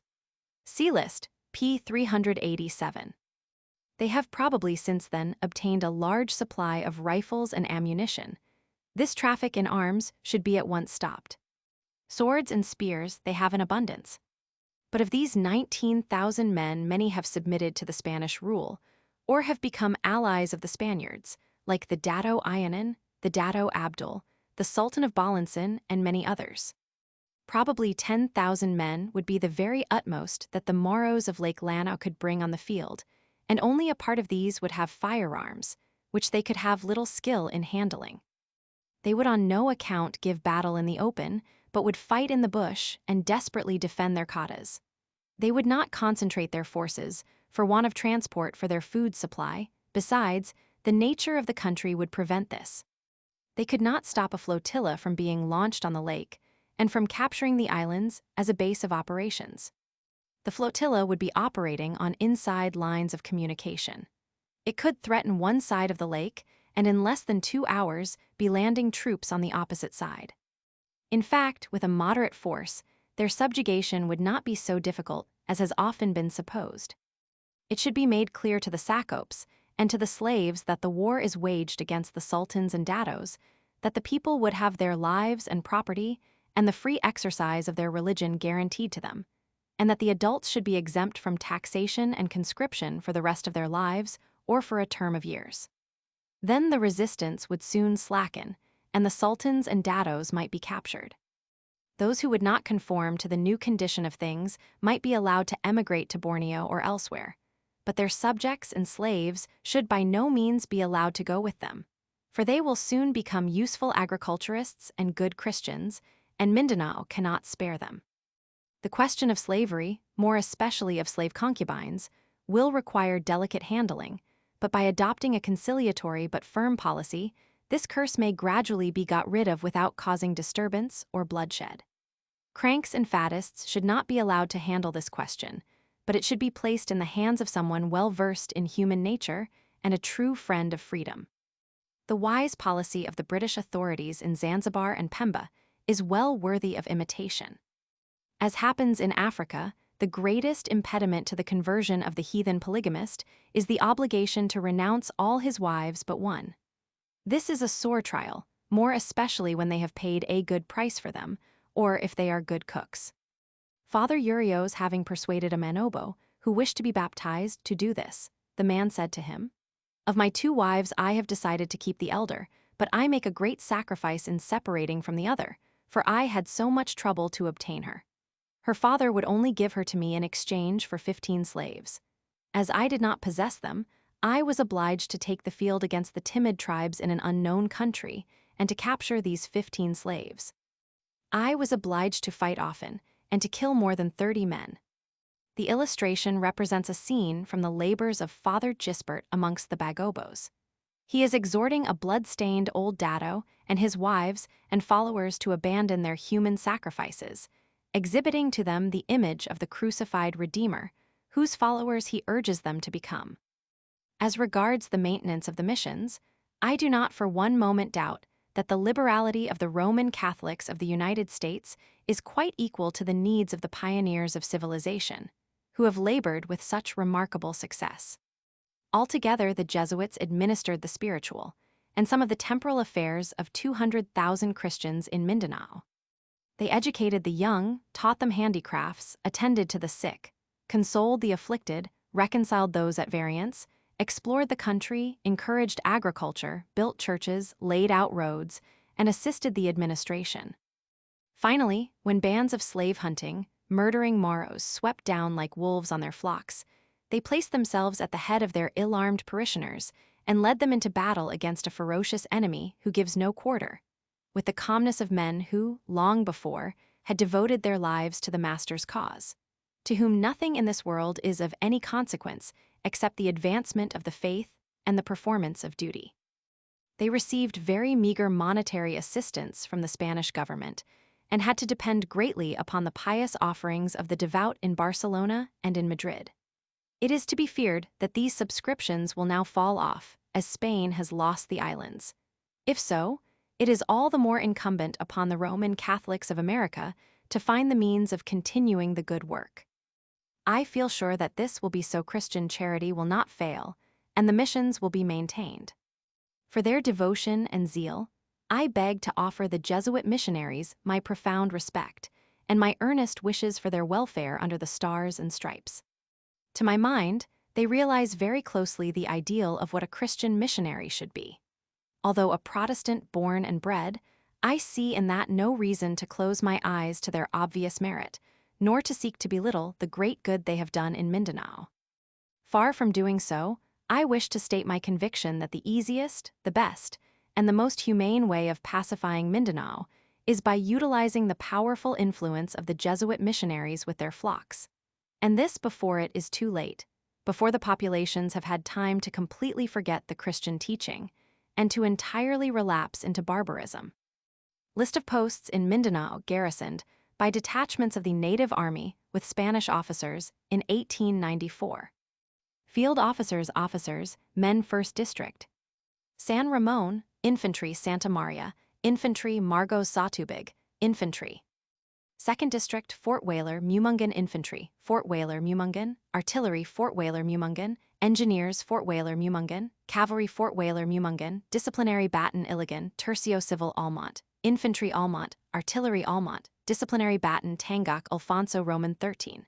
Infantry, Balatacan, Infanta Isabel, Infantry, Troca de Tucuran, Sta, Pax and Sta, Eulalia Maria Cristina, Infantry.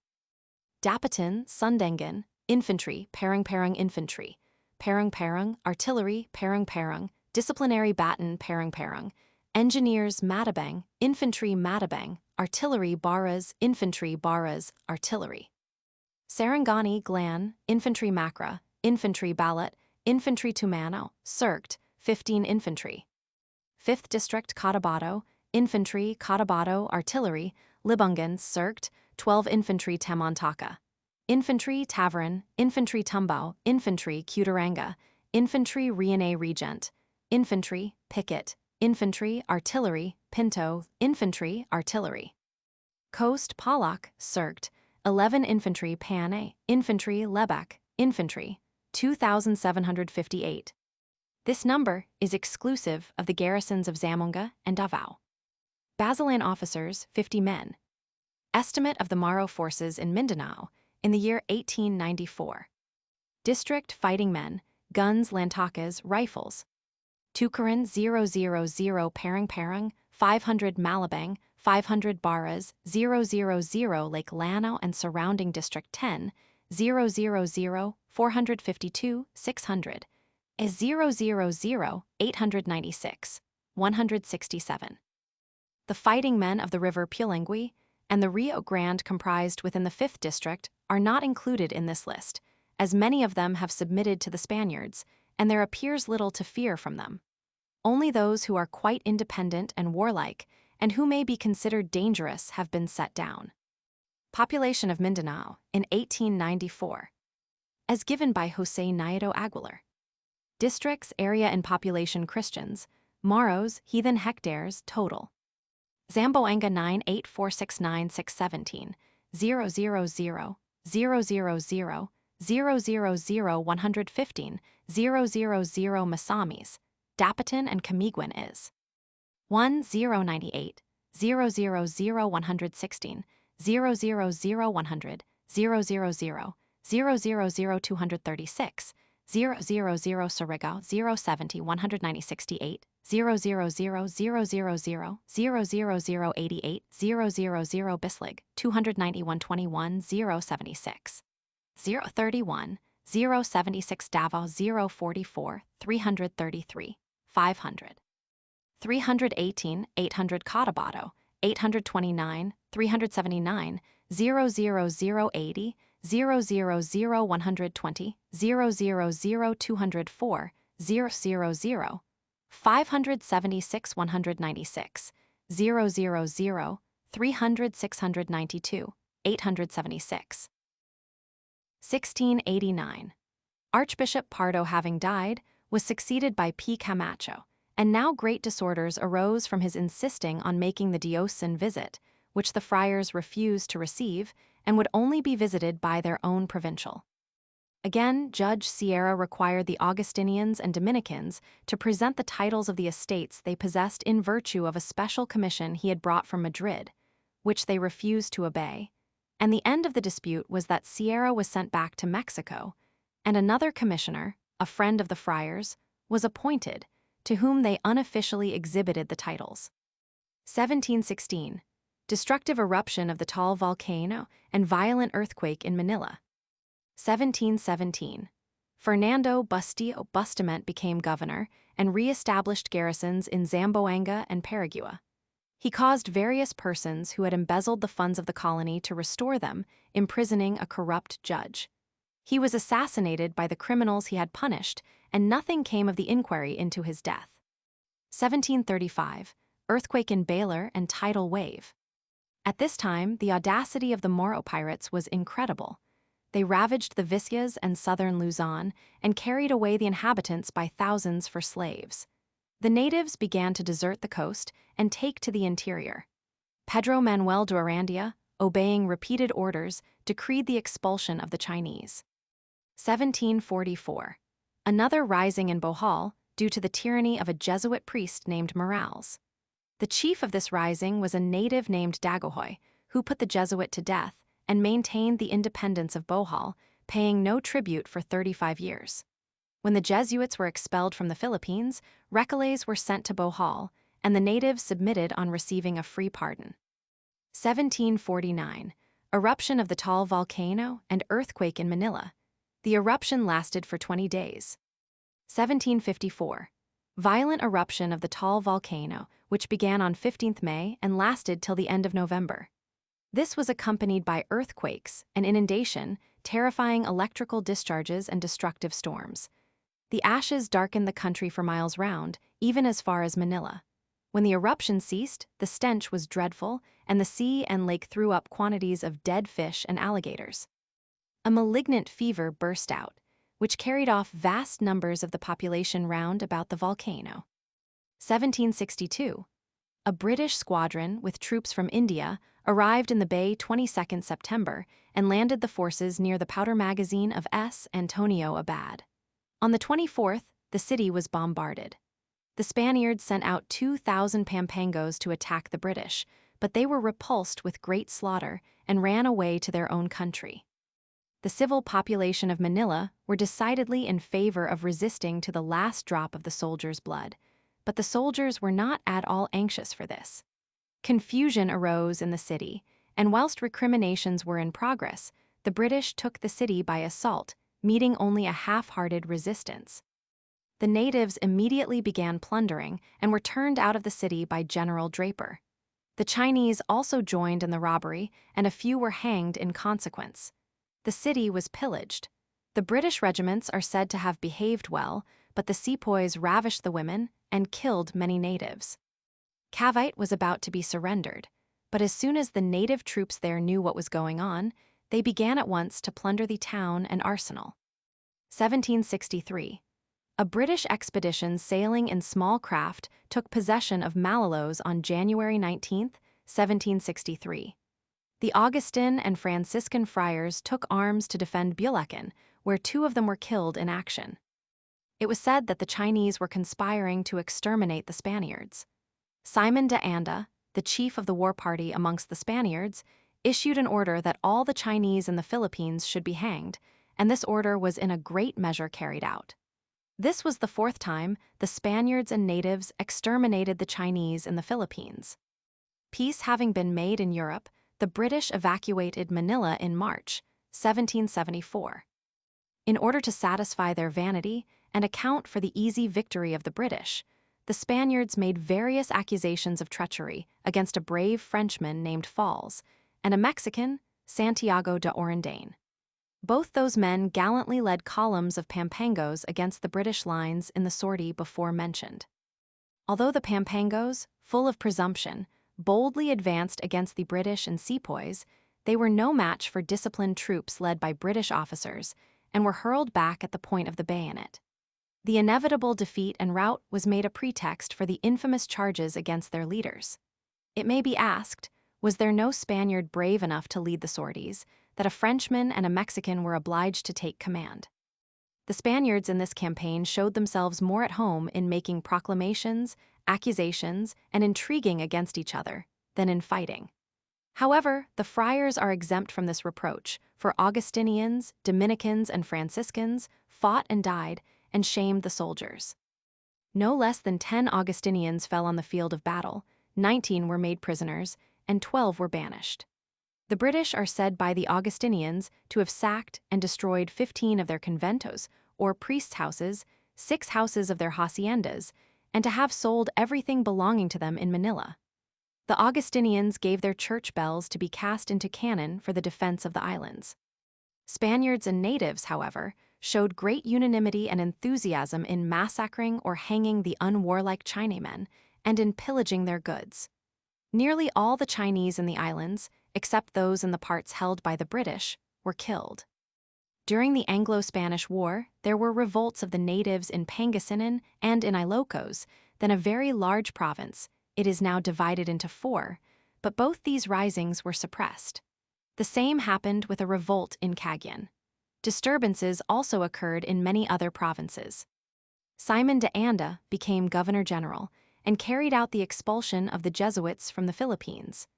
Great troubles again occurred between the archbishop and the friars over the diocesan visit. 1766, 20th July, violent eruption of the Mayon volcano. 23rd October, terrible typhoon in Albay, causing enormous destruction of life and property. 1777, José Basco y Vargas, a naval officer, came out as governor-general and found the country overrun with banditti. He made a war of extermination against them and then initiated a vigorous campaign against the Moros. He repaired the forts, built numbers of war vessels, and cut up the pirates in many encounters. Basco governed for nearly 11 years. 1784. During the government of Felix Marquina, a naval officer, the Compañía de Filipinas was founded to commence a trade between Spain and the Philippines. Marquina was succeeded by Rafael Maria de Aguilar, an army officer who organized the land and naval forces and made fierce war on the Moros. He governed the islands for 14 years. 1787. Violent and destructive earthquake in Panay. 1796. Disastrous earthquake in Manila. 1800. Destructive eruption of the Mayon volcano. 1807. Rebellion in Ilocos. When the parish priest of Badal, an Augustinian, was preaching to his flock, exhorting them to obedience to their sovereign, a woman stood up in the church and spoke against him, saying that they should not believe him, that his remarks were all humbug, that with the pretense of God, the gospel, and the king, the priest merely deceived them, so that the Spaniards might skin them and suck their blood, for the priests were Spaniards like the rest. However, the townsmen declared for the king, and took the field under the leadership of the priest. 1809. The first English commercial house established in Manila. 1811. Rebellion in Ilocos to change the religion, nominating a new god called Lungao.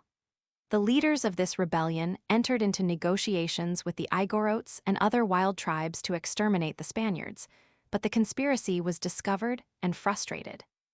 1814. Rebellion in Ilocos and other provinces. Prisoners released in some towns in Ilocos. This rebellion was in consequence of General Gandarras proclaiming the equality of races, which the Indians interpreted by refusing to pay taxes. 1st February, violent earthquake in South Luzon and destructive eruption of the Mayon volcano. Astonishing electrical discharges. A discharge of ashes caused 5 hours absolute darkness, through which fell showers of red-hot stones which completely burnt the towns of Camalig, Quegsana, and Budio, with half of the towns of Albay and Ginchitao, and part of Bulusan. The darkness caused by the black ashes reached over the whole of Luzon and even to the coast of China. So loud was the thunder that it was heard in distant parts of the archipelago. Great epidemic of cholera in Manila. 1820. Massacre of French, English, and Americans in Manila by the natives who plundered their dwellings, after which they proceeded with the 5th massacre of the Chinese. They asserted that the Europeans had poisoned the wells and produced the cholera. The massacre was due to the villainous behavior of a Philippine Spaniard named Verla, who was alcalde of Tondo, equivalent to governor of Manila, and to the criminal weakness and cowardice of Falgueras, the acting governor-general, who abstained from interference until the foreigners had been killed, and only sent out troops when forced by the remonstrances of the friars and other Spaniards. The archbishop and the friars behaved nobly, for they marched out in procession to the streets of Binondo and did their best to stop the massacre, whilst Falgueras, only attentive to his own safety, remained with the fortifications. 1822. Juan Antonio Martinez took over the government in October. Falgueras having reported unfavorably of the officers of the Philippine Army, Martinez brought with him a number of officers of the Peninsular Army to replace those who were inefficient. This caused a mutiny of the Spanish officers of the native army, and they murdered Falgueras in his bed. He thus expiated his cowardice in 1820. The mutiny was, however, suppressed, and Novel's and 20 sergeants were shot. Novel's followers had proclaimed him Emperor of the Philippines. The constitution was abolished by Martinez without causing any rising. 1824. Destructive earthquake in Manila. Alonso Morgado, appointed by Martinez to be captain of the Marina Sudal, commenced an unrelenting persecution of the piratical Moros, causing them enormous losses. 1828. Another military insurrection, headed by two brothers, officers in the Philippine Army.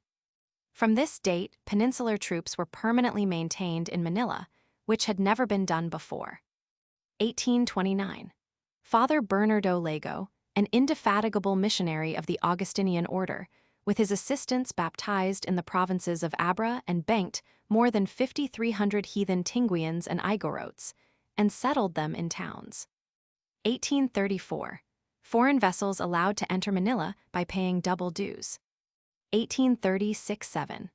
Great disturbances amongst the natives in consequence of the exclaustration of the friars in Spain. The natives divided into two parties. One wished to turn out the friars and all Spaniards, the others to turn out all Spaniards except the friars, who were to remain and take charge of the government. The disturbances were ultimately smoothed over. 1841. Marcelino de Ora being governor-general, a sanguinary insurrection burst out in Tayabas under the leadership of a native Apolinario de la Cruz. He murdered the alcalde of the province and persuaded his fanatical adherents that he would make the earth open and swallow up the Spanish forces when they attacked. His following was composed of 3,000 men, women, and children.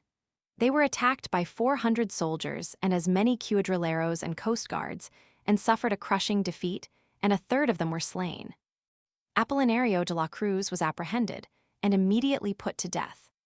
Apolinario called himself the King of the Tagals, and told his followers that a Tagal virgin would come down from heaven to wed him, that with a handful of rice he could maintain all who followed him, and that the Spanish bullets could not hurt them, and many other absurd things. His followers declared that he had signified his intention, in case of being victorious, to tie all the friars and other Spaniards to trees, and to have them shot by the women with arrows. There lay in garrison at Manila at this time a regiment composed of Tagals of Tayabas, and they also mutinied, and were shot down by the other troops. 1844. Royal order prohibiting the admission of foreigners to the interior of the country. Narciso de Claveria became governor-general and organized a police force called the Public Safety for Manila and similar corps for the provinces. Up to this time, the alcaldes mayors of provinces had been allowed to trade, and in fact, were almost the only traders in their provinces, buying up the whole crop. This forced trade is quite a Malay custom and is practiced in Borneo and the Malay states under the name of Saradagang. The alcaldes mayors used to pay the crown 1/3, or half, or all their salary for this privilege, and took in return all they could squeeze out of their provinces without causing an insurrection, or without causing the friars to complain of them to the government, for the parish priests were ever the protectors of the natives against the civil authority. This privilege of trading was now abolished as being unworthy of the position of governor of a province. 1851. Expedition by the Governor-General Antonio de Urbistando against Jolo. The force consisted of 4 regiments with artillery and a battalion of the inhabitants of Cebu under the command of a Recollet friar, Father Ibanez. These latter behaved in the bravest manner, in fact they had to, for their wives, at the instance of the priest, had sworn never to receive them again if they turned their backs on the enemy. The undaunted Father Ibanez led them to the assault and lost his life in the moment of victory. 8 katas, forts, with their artillery and ammunition, were captured by this expedition, and a great number of Moros were killed. After this, the Jolo pirates abated their insolent attacks. Claveria made an expedition against the piratical Moros and seized their island of Balanguingen, killing 400 Moros and taking 300 prisoners, also rescuing 200 captives. He also captured 120 guns and lantakas and 150 piratical vessels. This exemplary chastisement tranquilized the Moros for some time. 1853, 13th June, loud subterranean noises in Albay and eruption of the Mayon volcano. Fall of ashes and red-hot stones which rolled down the mountain and killed 33 people. 1854. Insurrection in Nueva Ecija under Cuesta, a Spanish mestizo educated in Spain, where Queen Isabella had taken notice of him. He arrived in Manila with the appointment of commandant of carabineros in Nueva Ecija and immediately began to plot. The Augustine friars harangued his followers and persuaded them to disperse, and Cuesta was captured and executed, with several other conspirators. Others were banished to distant islands. In this year, Manuel Crespo became governor-general, and a military officer, named Zapatero, endeavored to strangle him in his own office. 1855. Strong shocks of earthquake in all Luzon, eruption of the Mayon volcano. 1856. In the latter part of this year, a submarine volcanic explosion took place at the Titicaca Shoal, 8 miles northeast of the island of Camiguin in the Babayanes, to the north of Luzon.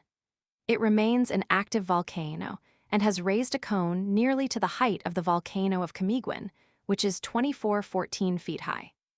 1857. The old decrees against foreigners renewed. Fernando de Norzagaray became governor-general and found the country overrun by bandits, against whom he employed severe measures. He greatly improved Manila. The French in Cochinchina, finding more resistance than they expected, appealed to Norzagaray for help. He lent them money, ships, and about 1,000 native troops, who behaved with great bravery during the campaign. 1860. Ramon Maria Solano succeeded to the government. In this year, 2 steam sloops and 9 steam gunboats were added to the naval forces, and now the Moros could only put to sea running great risks of destruction. These 9 gunboats were the greatest blessings the Philippines had received for many years. 1861. José de Lemery y Ibarola, Governor-General. Mendez Nunes, with the steam sloops and gunboats, inflicted terrible chastisement on the piratical Moros. 1862. Rafael de Echeg y Birmingham became Governor-General. Second visitation of cholera in the islands, but not so severe as in 1820. 1863. Terrible earthquake in Manila and the surrounding country, causing thousands of victims, destroying the cathedral, the palace of the Governor-General, the custom houses, the principal churches, except St. Augustine, the public and private buildings, in fact, reducing the city to a ruin. At this time, the steam gunboats continually hostilized the Moros of Jolo and caused them great losses. 1865. Juan de Lara y Irigoyen became Governor-General and took measures to subdue the bandits, who were committing great depredations and murders. Hostilities continued in Jolo, as the Moros had recommenced their piratical cruises. 1866. Frequent earthquakes in Manila and Benguet. At this time, the treasury was in the greatest difficulty and could not meet the current payments. A large quantity of tobacco was sold to meet the difficulty. 1867. José de la Gándara y Navarro became Governor-General. To him is due the credit of creating that excellent institution, the Guardia Civil, which has extirpated the banditti who infested the islands for so many years. An expedition was sent against the Igorotes, but without effecting anything of consequence. 1868, June 4th, intense earthquake in the island of Leyte. 1869, Carlos Maria de la Torre became Governor-General and was not ashamed to publish a proclamation offering the bandits a free pardon if they presented themselves within 3 months. Hundreds and thousands of men now joined the bandits for 3 months' murder and pillage, with a free pardon at the end of it. This idiotic and cowardly proclamation was most prejudicial to the interests of the country.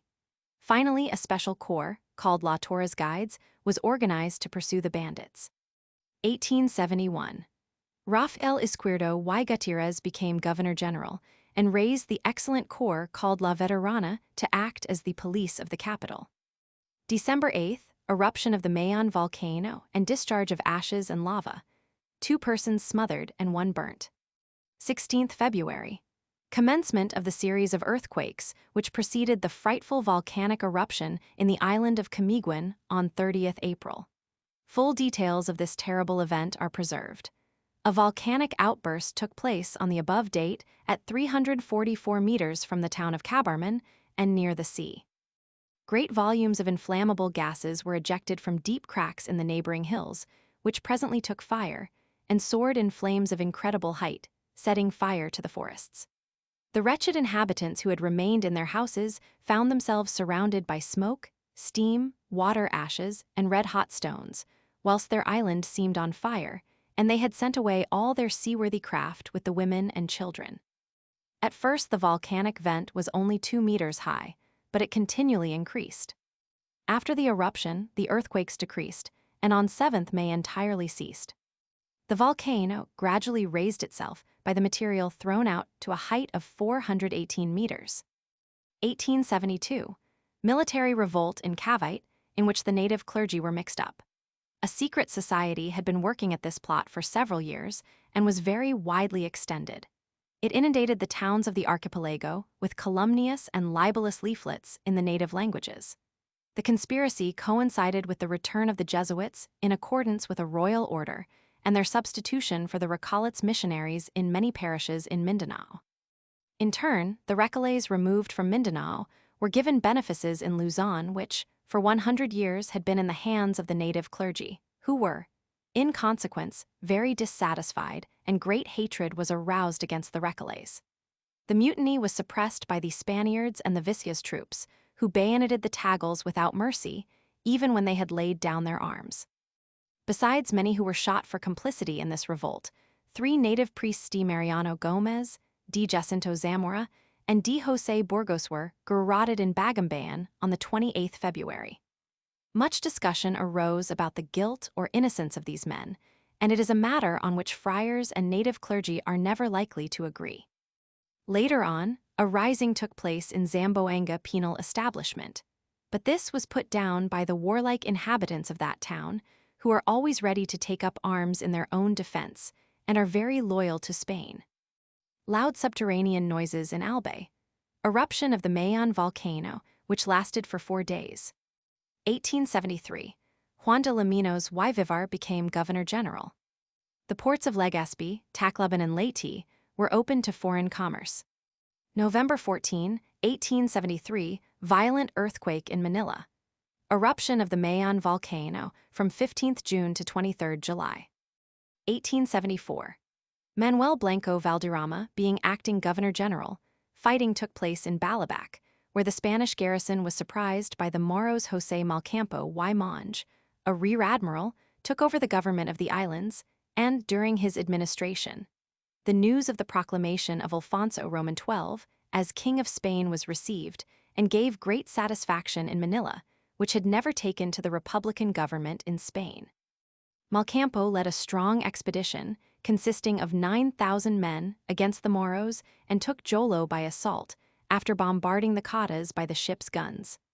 At the end of his time, the regiment of Peninsular Artillery had become demoralized and its discipline very lax.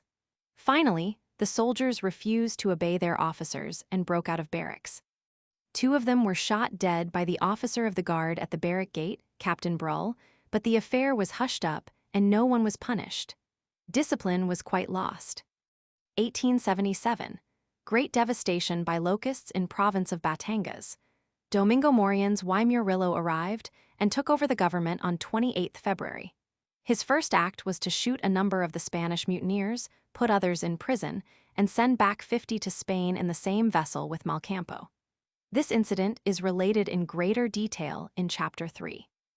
The treasury was in the greatest poverty, and the poor natives of Cagayan, obliged to cultivate tobacco and deliver it to the government officials, had not been paid for it for 2 or 3 years and were actually starving. Moriens did what he could for them and strongly insisted on the abolition of the estanco. To this worthy governor, Manila and the Philippines owe much. He insisted on the legacy of Carrido being employed for the object it was left for, instead of remaining in the hands of corrupt officials. He also made good regulations against rogues and vagabonds. 1879. Nov. 8th. Violent typhoon passed over Manila, doing much damage. July 1st. Commencement of earthquakes in Surigao, Mindanao, which lasted over 2 months. 1880. Fernando Primo de Rivera became Governor-General, 15th April. On July 14th, a violent earthquake took place, doing enormous damage in the city of Manila and the central provinces of Luzon. The seismic disturbance lasted till the 25th July. The inhabitants of Manila were panic-stricken and took refuge in the native nipa houses. General Primo de Rivera made an expedition against the Igorotes. and the vile treatment the soldiers meted out to the Igorot women has delayed for years the conversion of those tribes. 1881. Eruption of the Mayon volcano, which began on July 6 and lasted till the middle of 1882. At times there were loud subterranean noises, after which the flow of lava usually increased. 1882. Dreadful epidemic of cholera which, in less than 3 months, carried off 30,000 victims in the city and province of Manila. In the height of the epidemic, the deaths reached 1,000 a day. The victims were mostly natives, but many Spaniards died of the disease. Only one Englishman died, and this was from his own imprudence. A typhoon passed over Manila on October 20th and caused great damage on shore and afloat. 12 large ships and a steamer were driven on shore, or very seriously damaged. On November 5th, another typhoon, not quite so violent as the first, took place. After this, the cholera almost entirely stopped. On December 31st, another typhoon occurred. 1883. Joaquin Joveller y Soler, Captain General in the Army and the pacificator of Cuba, assumed the government 7th April and was received with great show of satisfaction by the Spaniards. The old tribute of the natives was replaced by the tax on the sedulous personales. During his time, there were threats of insurrection, and additional peninsular troops were sent out. He resigned from ill health 1st April, 1885. October 28th, typhoon passed over Manila. 1885. Emilio Terrero y Paranat assumed the government of the islands on April 4th. He conducted successful expeditions against the Moros of Mindanao and Jolo. In the month of May, during the great heat, the river Pasig was covered with green scum from the lake. The water was charged with gas, the fish and crayfish died, and the stench was overpowering, even at a couple of miles' distance from the river. A huge waterspout was formed in the bay and passed inland. November, death of King Alfonso Roman XII, and mourning ceremonies in all the islands. October 2nd, eruption of the Taal volcano. 1886. 5th March, separation of the executive and judicial powers. Appointment of 18 civil governors instead of alcaldes mayors of provinces. Very great inconvenience occurred through the delay in sending out the judges of first instance, and the duties were, in some cases, temporarily performed by ignorant persons devoid of any legal training. 11 p.m., 2nd April, an enormous flaming meteor traversed the sky traveling from E to W, and when about the zenith it split into two with a loud explosion, the pieces diverging at an angle of perhaps 45 degrees. They fell, apparently, at a great distance, producing a violent concussion like a sharp shock of earthquake. 24th April, attack by bandits on the village of Montalban. 2 of them were killed by the Guardia Civil. 8th July, eruption of the Mayon volcano in Albay. It continued to discharge ashes and lava, bursting out into greater violence at times till the middle of March, 1887. March 19th. Don German Gamazo, minister for the colonies, lays before the Queen Regent, for her approbation, the project of the General Exhibition of the Philippines to be held in Madrid in 1887. In it he says, "By this we shall bring about that the great sums of money which are sent from the metropolis to purchase in foreign countries cotton, sugar, cacao, tobacco, and other products, will go to our possessions in Oceania, where foreign merchants buy them up, with evident damage to the material interests of the country. When it is considered that the freight from Manila to Barcelona in the subsidized Spanish Royal Mail steamers was considerably higher than that charged in the same steamers to Liverpool, that enormous duties were charged in Spain on sugar and hemp, which enter British ports duty-free, and that British capital was advanced to the cultivators to raise these very crops. The idiotic absurdity and contemptible hypocrisy of such a statement may be faintly realized by the reader. In May, the mud of the Pasig became permeated with bubbles of gas and floated to the surface. On May 23rd, the writer witnessed several violent explosions of fetid gas smelling like sulfuretted hydrogen from the mud of the Pasig at Santa Ana. June 7th, triple murder committed at Canaco by a tagle from jealousy. 20th May, 3 days holiday and public rejoicings ordered in honor of the birth of the King of Spain, Alfonso Roman XIII. 1887, January 3rd, troops embarked in Manila for the expedition against the Moros of Mindanao under General Terrero. March 5th, the United States warship Brooklyn arrived in Manila. July 14th, the Penal Code put in force in the Philippines. December 3rd, the Civil Code put in force in the Philippines. 1888, March 1st.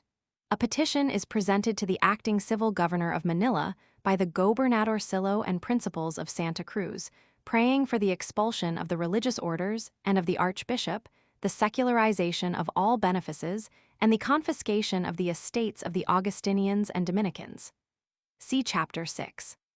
December 15th. Violent eruption of Mayon volcano with subterranean noises, storms, thunder, and lightning.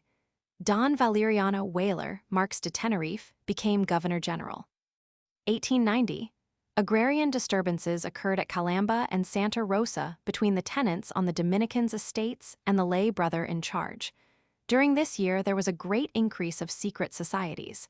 A woman admitted as a Mason. A woman's lodge established. See Chapter 9. February 21st. Violent eruption of the Mayon. February 24th. Several explosions occurred at the summit, discharging showers of white-hot bombs. About 100 meters of the top toppled over. Many of the inhabitants of the neighboring towns fled to a distance. 1891.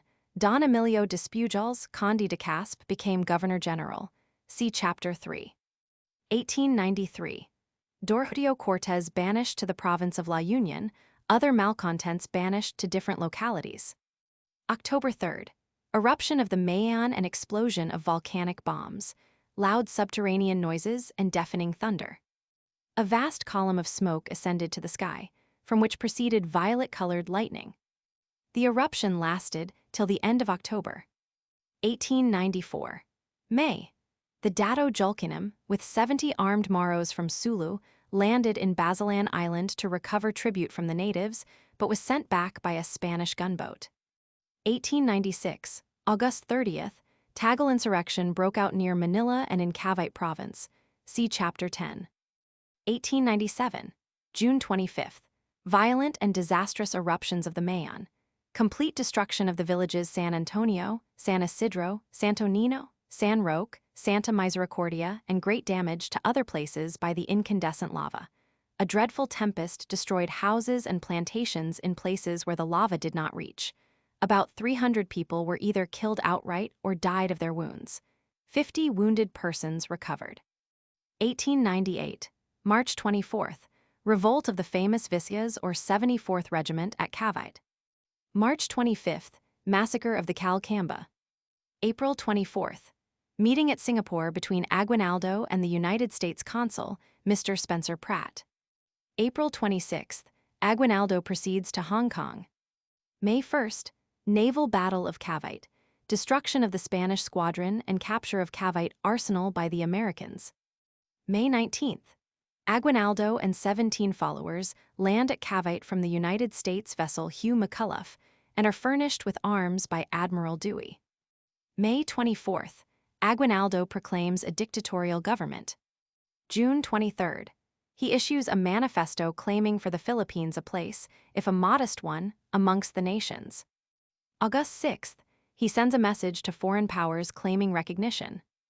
August 13th. The American troops enter Manila, the Spaniards making only a show of resistance. August 14th. The capitulation signed. General Merritt issues his proclamation establishing a military government. August 15th. General MacArthur appointed military commandant of the walled city and provost marshal general of the city and suburbs. September 29th. General Aguinaldo makes a speech at Malolos to the Philippine Congress, the keynote of which was independence, the Philippines for the Filipinos. October 2nd. The Peace Commission holds its preliminary meeting in Paris. November 13th. The insurgents invest Iloilo, fighting proceeding in other parts of Vizcayas between Spaniards and natives. December 10th.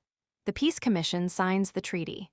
Don Felipe Agoncillo, representative of the Philippine government, hands in a formal protest, of which no notice is taken. December 24th. The Spaniards evacuate Iloilo. December 26th. The insurgents occupy the city. The Spaniards evacuate all the southern island stations except Zamboanga. The Philippine Congress at Malolos adjourns. December 29th. New Philippine cabinet formed, all the members pledged to independence. President of Congress and Minister for Foreign Affairs, Senator Mabini, Secretary for War, Senator Luna, Interior, Senator Arenta, Agriculture and Commerce, Senator Buencamino, Public Works, Senator Cannon. 1899, January 5th, the Washington officials announce that they expect a peaceful adjustment. President McKinley instructs General Otis to extend military government with all dispatch to the whole ceded territory. January 8th, protest of Aguinaldo against the Americans. January 12th, General Otis telegraphs to the War Department that conditions are apparently improving. Other dispatches represent the situation as daily growing more acute. January 16th, a telegram was received at Washington from General Otis, of so reassuring a character regarding the position at Manila and Iloilo, that the government officials accept without question the correctness of his statement that the critical stage of the trouble there is now past and that he controls the situation. A commission nominated by President McKinley, consisting of Dr. Sherman, president of Cornell University, Professor Worcester of Michigan University, and Mr. Denby. January 21st, the Philippine Constitution is proclaimed at Malolos. February 4th, fighting between Filipinos and Americans began at Santa Mesa 8:45 p.m. and continued through the night. February 5th, fighting continued all day and ended in the repulse of the Filipinos with heavy loss. General Otis wires, "The situation is most satisfactory, and apprehension need not be felt." February 6th, the U.S. Senate ratifies the peace treaty with Spain by 57-27. Senator Gorman, in the course of the debate, expressed his belief that the battle at Manila was only the beginning. If the treaty was ratified, war would follow, lasting for years and costing many lives and millions upon millions of money. Senator Gorman makes a better profit than General Merritt or Mr. Foreman. February 8th, General Otis wires, "The situation is rapidly improving. The insurgent army is disintegrating. Aguinaldo's influence has been destroyed." February 10th, the Americans attack and capture Calaucan. President McKinley signs the treaty. February 11th, Iloilo captured by General Miller without loss, but a considerable part of the town was burned. February 18th, the American flag hoisted at Bacolod in Negros Island, opposite Iloilo. February 22nd, Tagal's attempt to burn Manila, setting fire simultaneously to the Santa Cruz, San Nicolas, and Tondo. Sharp fighting at Tondo.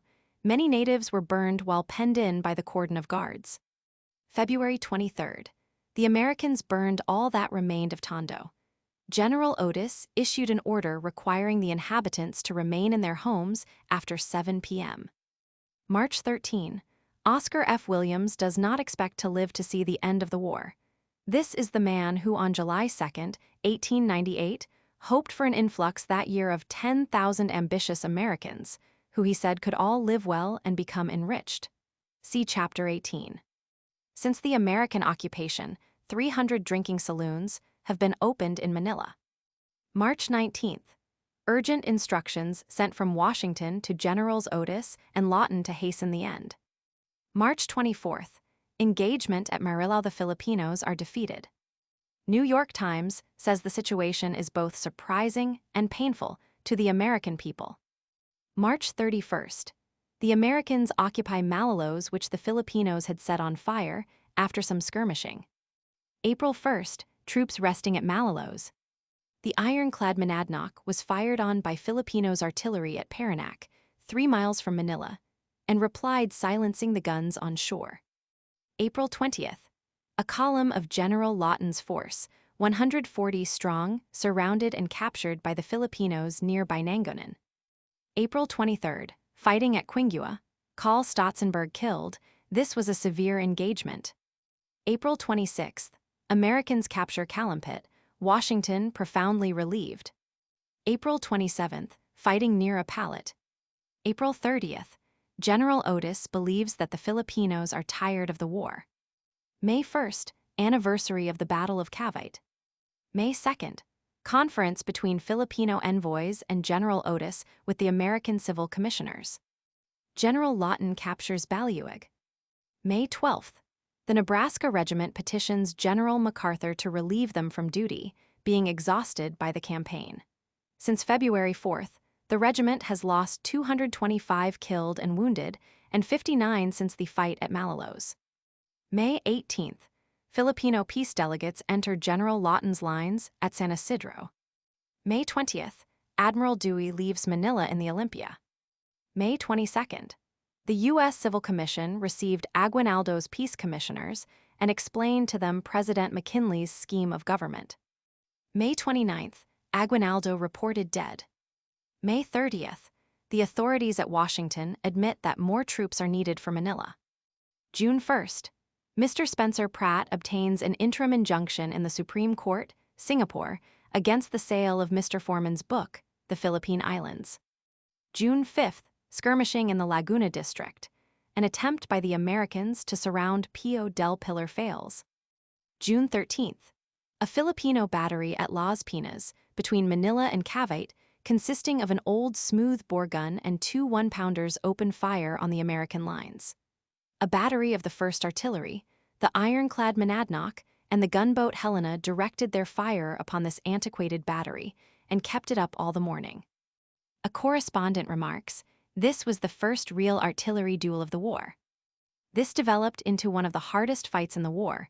The Filipinos made a determined stand at the Zapote Bridge. Reports arrived that General Antonio Luna had been killed by some of General Aguinaldo's guards. June 16th, the Filipinos attack the Americans at San Fernando and are repulsed with heavy loss. Mr. Whitelaw Reid, addressing the Miami University of Ohio, denounces the president's policy, or want of policy, in the Philippines. June 19th, American troops under General Wheaton march through Cavite Province. June 21st, General Miles describes the situation at Manila as very serious. June 26th, 12% of the American forces sick. Little can now be attempted as the rainy season is now on. June 27th, General Otis reports that the Filipinos have no civil government. June 28th, it is stated that General Otis will have 40,000 men available for active operations after the rainy season. July 12th, General Otis asks for 2,500 horses for the organization of a brigade of cavalry after the rainy season. The entire staff of correspondents of the American newspapers protest against the methods of General Otis in exercising too strict a censorship over telegrams and letters. They say, "We believe that, owing to the official dispatches sent from Manila and published in Washington, the people of the United States have received a false impression of the situation in the Philippines, and that these dispatches present an ultra-optimistic view which is not shared by general officers in the field."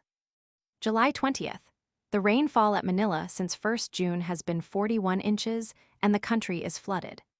July 23rd, Mr. Elihu Root nominated to succeed Mr. Alger as Secretary for War.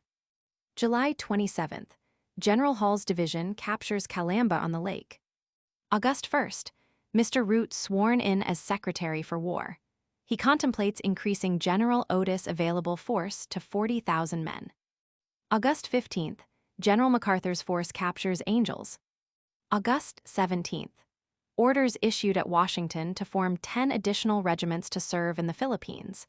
General Otis to have 62,000 men under his command. August 23rd, General Otis applies the Chinese exclusion law to the Philippines. August 24th, the Moros sign an agreement acknowledging the sovereignty of the United States over the entire Philippine Islands. The Moros of Western Mindanao are asking for permission to drive out the insurgents. August 28th, President McKinley makes a speech to the 10th Pennsylvanian Regiment lately arrived from Manila. See Chapter 12. September 1st, fighting in Negros, American successes. September 14th, U.S. cruiser Charleston engages a gun mounted by the Filipinos at Olongapo, Subic Bay, and fired 69 shells from her 8-inch guns without silencing the gun. notwithstanding that the Filipinos used black powder. September 18th. Some of the U.S. Civil Commission had already started to return, remainder leave. September 23rd. A U.S. squadron, consisting of the Monterey, Charleston, Concord, and Zafiro, bombarded the one-gun battery of the Filipinos at Olongapo for 6 hours, and then landed 250 men who captured and destroyed the gun, which was 16-centimeter caliber. General Otis, in an interview, is reported to have stated that things are going very satisfactorily. September 28th, General MacArthur captures Porac. September 30th, General Aguinaldo releases 14 American prisoners. They looked well and hearty, and it was evident that they had been well treated. October 8th, General Schwann advanced against Noveleta and encountered a heavy resistance, but ultimately took the town and next day occupied Rosario. October 18th, war now said to be beginning in its most serious phase. The American troops, men and officers, said to be thoroughly discouraged by the futility of the operations ordered by General Otis. They feel that their lives are being sacrificed without anything being accomplished. October 28th, 17,000 sick and tired soldiers have been sent home and replaced by 27,000 fresh men. 34,000 are on the way or under orders. Total will be 65,000 men and 40 ships of war. October 31st. General Otis reports to the War Department that the continuance of the rainy season still harasses the prosecution of the campaign. Count Alminas, speaking in the Spanish Senate, said that through the ignorance of the Peace Commission, the Batons Islands, Cagayan Sulu, and Sibutu were not included in the scope of the treaty. November 7th. General Wheaton, with an American force, lands at San Fabian and marches towards Dagupan, driving the Filipinos before him. November 13th. Tarlac captured by the Americans under Colonel Bell. Telegrams from Manila state, a careful review of the situation made on the spot justifies the prediction that all organized hostile operations on a definite plan are at an end. November 14th. The U.S. cruiser Charleston lost on the Guinapac Rocks to the north of Luzon, and the crew land on Camiguin Island. November 28th. The province of Zamboanga said to have surrendered unconditionally to the commander of the gunboat Castine. December 20th. General Lawton shot by the insurgents at San Mateo whilst personally directing the crossing of the river by 2 battalions of the 29th U.S. Infantry. 1900, January 20th. The Filipinos capture a pack train of 20 ponies in the Laguna province. American losses: 2 killed, 5 wounded, 9 missing. February 15th. American newspapers report many cases of insanity amongst the U.S. soldiers. February 20th. General Otis signifies to the War Department his desire for leave of absence from Manila to recruit his health. March 30th. The bubonic plague, extending in Luzon and appears in other islands of the archipelago. Cases suspected to be leprosy reported amongst the U.S. troops. Independent reports represent the situation in the Philippines as most unsatisfactory. The islands are practically in a state of anarchy. April 6th. The War Department issues an order recalling General Otis because his work has been accomplished and appoints General MacArthur in his place. May 1st. Judge Canty of Minnesota makes a report upon the condition of the Philippines. He says, all the native tribes, except a small band of Macabes and the Sulu Mahomtans, are against us and hate the Americans worse than the Spaniards. The American soldiers are undergoing terrible hardships and are a prey to deadly tropical diseases. June 2nd, General MacArthur asks for more troops, and at least 3 regiments are to be sent. June 14th, Rear Admiral Rainey cables for another battalion of Marines. June 15th, Macabulos, a Filipino chieftain, surrenders at Tarlac with 8 officers and 120 riflemen. June 17th. A regiment of infantry and a battery of artillery embark at Manila for China. June 19th. It is reported that, in all, 5,000 men are to be sent from Manila to China. June 20th. But today, the idea prevails in Washington that, under present conditions, every soldier in the Philippines is needed there. July 27.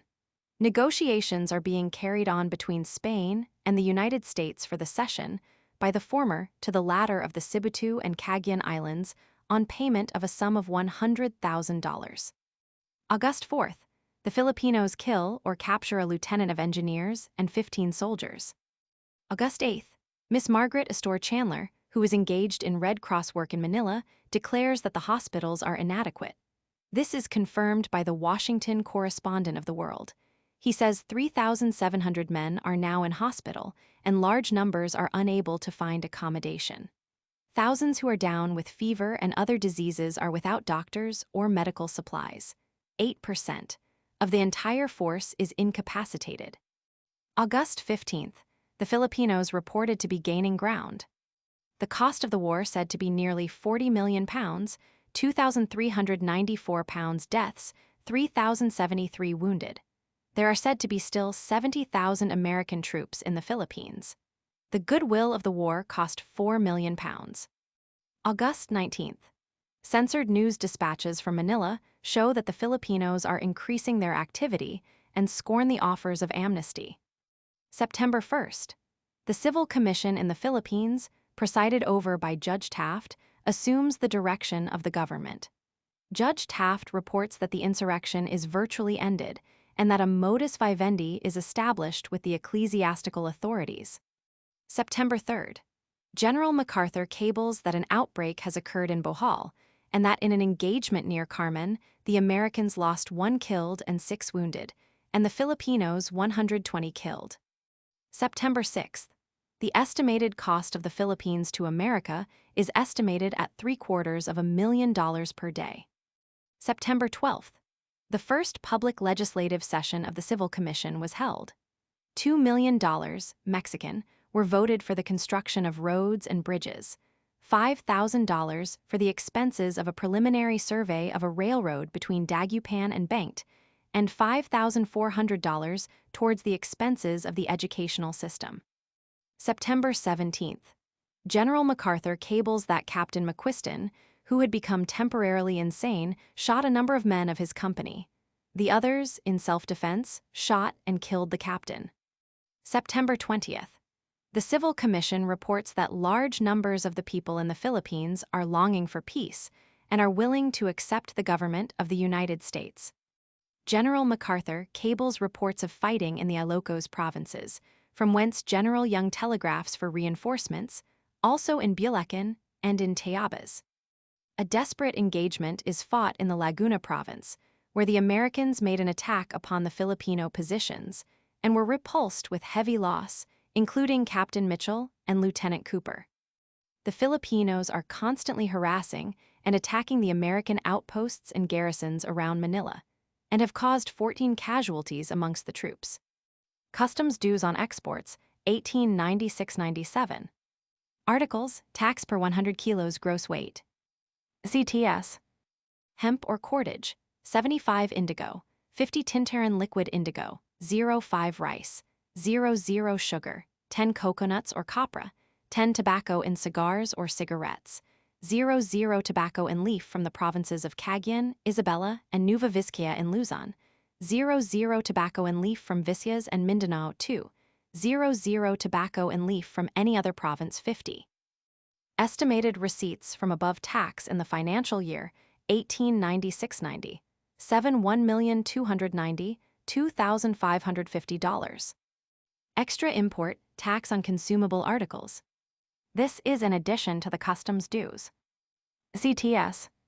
Spirits in barrels or demijohns per liter 0, 20 in bottles or flasks per liter 0, 30 beer, 10 vegetables or fruits, dried or green per kilog, 0.2 wheat flour per 100 kilog, 0.50 common salt per 100 kilog, 1.00 petroleum and mineral oils per 100 kilog. 1. Estimated receipts from above tax in the financial year 1896-90, $7,301,000. Export statistics.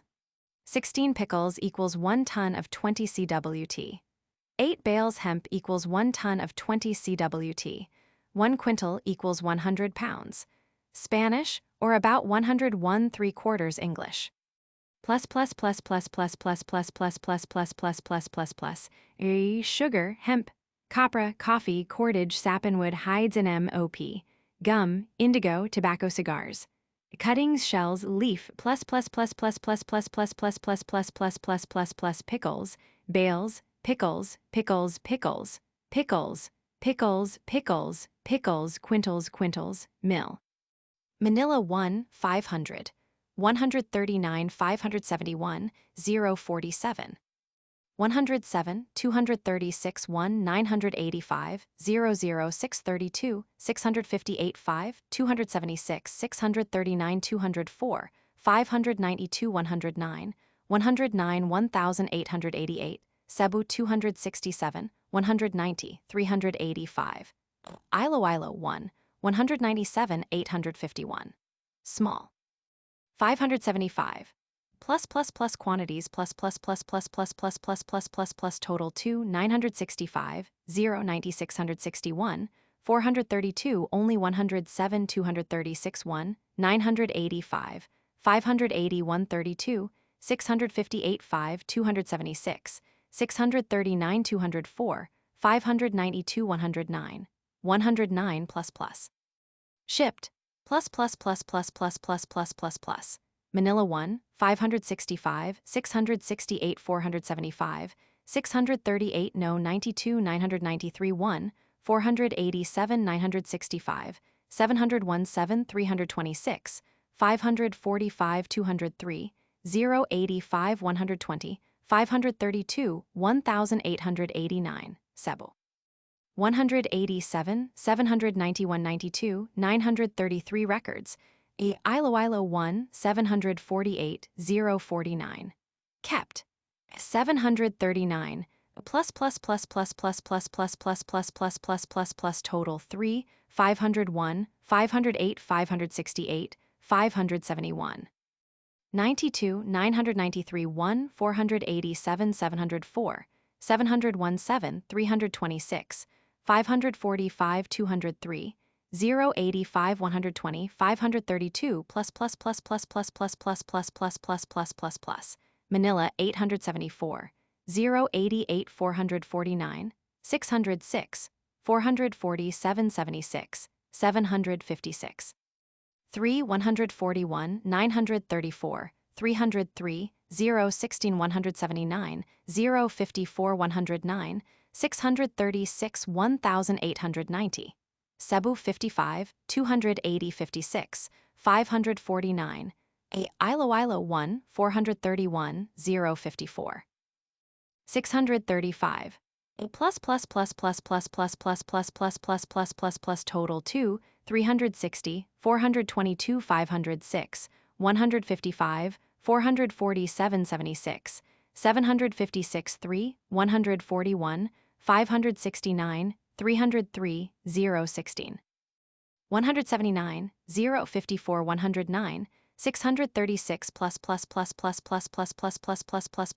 plus Manila 1 174 374 546 854 245 309 45 917 2 403 051 439 4 168 039 195 925 93 248 1891 Cebu 140 288 693 Iloilo 1 357 685 886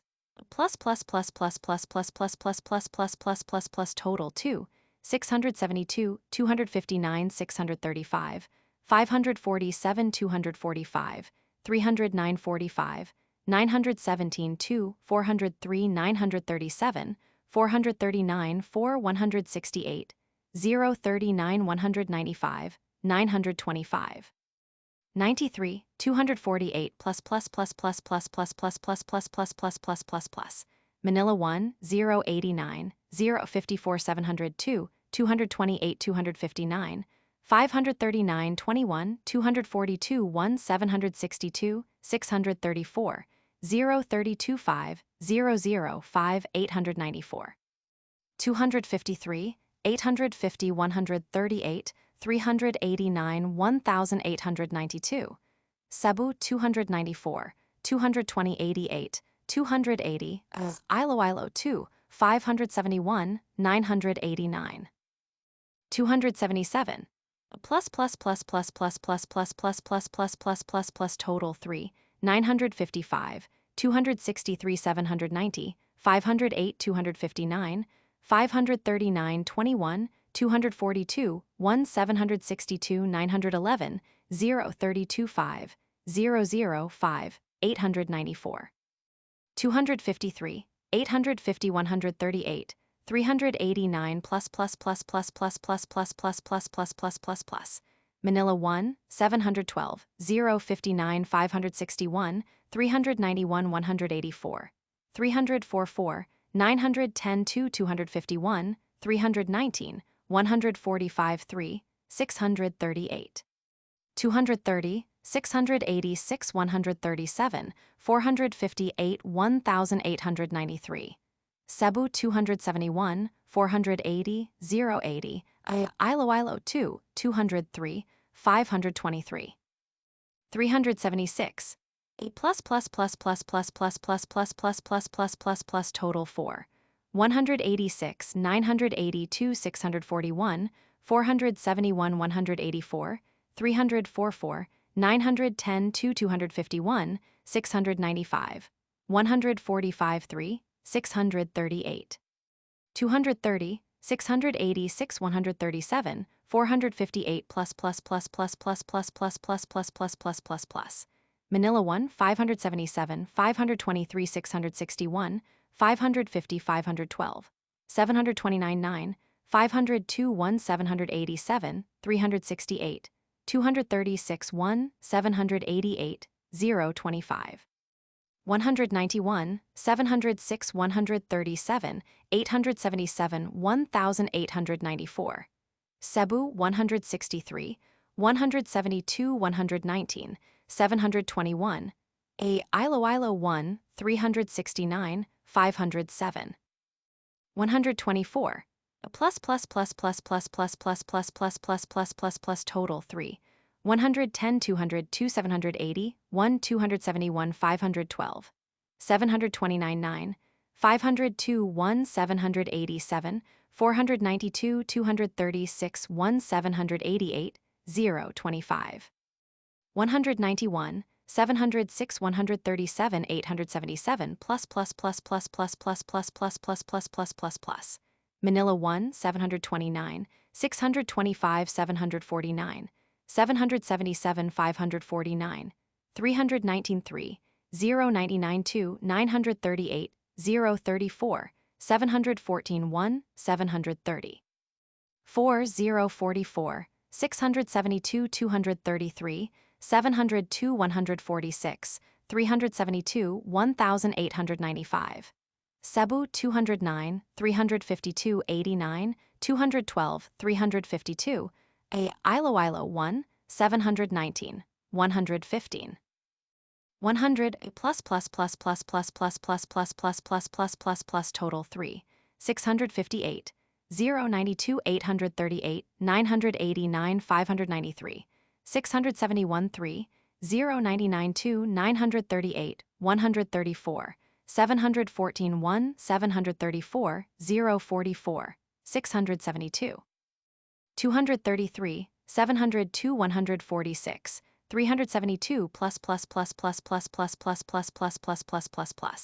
Manila 1, 563, 477 669, 778 558, 509 1 421 3, 484, 930, 127 2 803. 219, 640 185, 017 1896.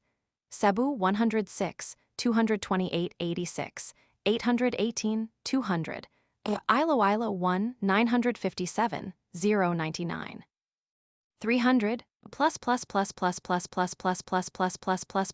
total 3, 626, 804 756, 596 607, 709 1 421 3, 484, 230, 127 to 803. 219, 640 185, 017 plus plus plus plus plus plus plus plus plus plus plus plus plus plus. Manila 811, 059 835, 067 765, 026 2 111 3, 786, 325 11, 081 4, 029. 287, 161 171, 410 1897. Cebu 247, 110 80, 271 414, A Iloilo 2, 051 113. 300 plus plus plus plus plus plus plus plus plus plus plus plus plus total 3, 109, 282 915, 338 811, 442 111 3, 786, 625 11, 081 4, 029. 287, 161 171, 410 plus plus plus plus plus plus plus plus plus plus plus plus plus. Manila 251, 169 510, 958 252 840, 102, 648 122. 175, 170 103, 707 1898. Cebu 159, 469 235, 597 562. A Iloilo 2, 449, 02346 051. 610 plus plus plus plus plus plus plus plus plus plus plus plus plus total 2 859, 660 792, 606 263, 402 712, 648 122 175, 170 103, 707 plus plus plus plus plus plus plus plus plus plus plus plus plus. Manila 80 374 437, 751 215, 819. 226 2, 840, 578 114, 261 111, 646 1899. Cebu 210, 780 148, 049, 282. Iloilo 1, 197, 714 938, 221. 700 plus plus plus plus plus plus plus plus plus plus plus plus plus total 1, 488, 854 600, 738 291, 322, 700, 226 2 840, 578. 114, 261 111, 646 plus plus plus plus plus plus plus plus plus plus plus plus plus plus. Value $1,600,000. The copra comes from Laguna, Teajas, Albay, Samar, Leyte, and Mindanao, and the bulk of it goes to Marseille, some to Liverpool, a little to Spain and Italy. Value of land, Manila-Dagupan Railway. First section Manila to San Fernando. First subsection Manila to Polo. Second subsection Polo to Giguinto. Third subsection Giguinto to Calumpit. Fourth subsection Calumpit to San Fernando. Second section San Fernando to Tarlac. First subsection San Fernando to Angels. Second subsection Angels to Bamban. Third subsection Bamban to Capas. Fourth subsection Capas to Tarlac. Third section Tarlac to Dagupan. First subsection Tarlac to Panique. Second subsection Panique to Moncada. Third subsection Moncada to Bayambang. Fourth subsection Bayambang to San Carlos. Fifth subsection San Carlos to Dagupan. An estimate of the population of the Philippines in 1890. Peninsular Spaniards, including the garrisons, friars officials, and private persons. Spaniards born in the islands. Spanish mestizos, 000 foreigners of white races, 000 foreign mestizos, 000 Chinese, 000 Chinese mestizos, 000 Moros of Mindanao, Jolo, Tawi-Tawi, Basilan, Balabac, and other islands, 000 heathen in all the archipelago Igorotes, Manobos, Sabanos, Monteses, Ibilaos, Idas, Ifugaos, etc. Etc. 000 Christian natives, 869, 000 total, 000 000. The above is taken from a pamphlet called Filipinas' Fundamental Problem by a Spaniard long resident in those islands, published in Madrid, 1891, by D. Luis Aguado.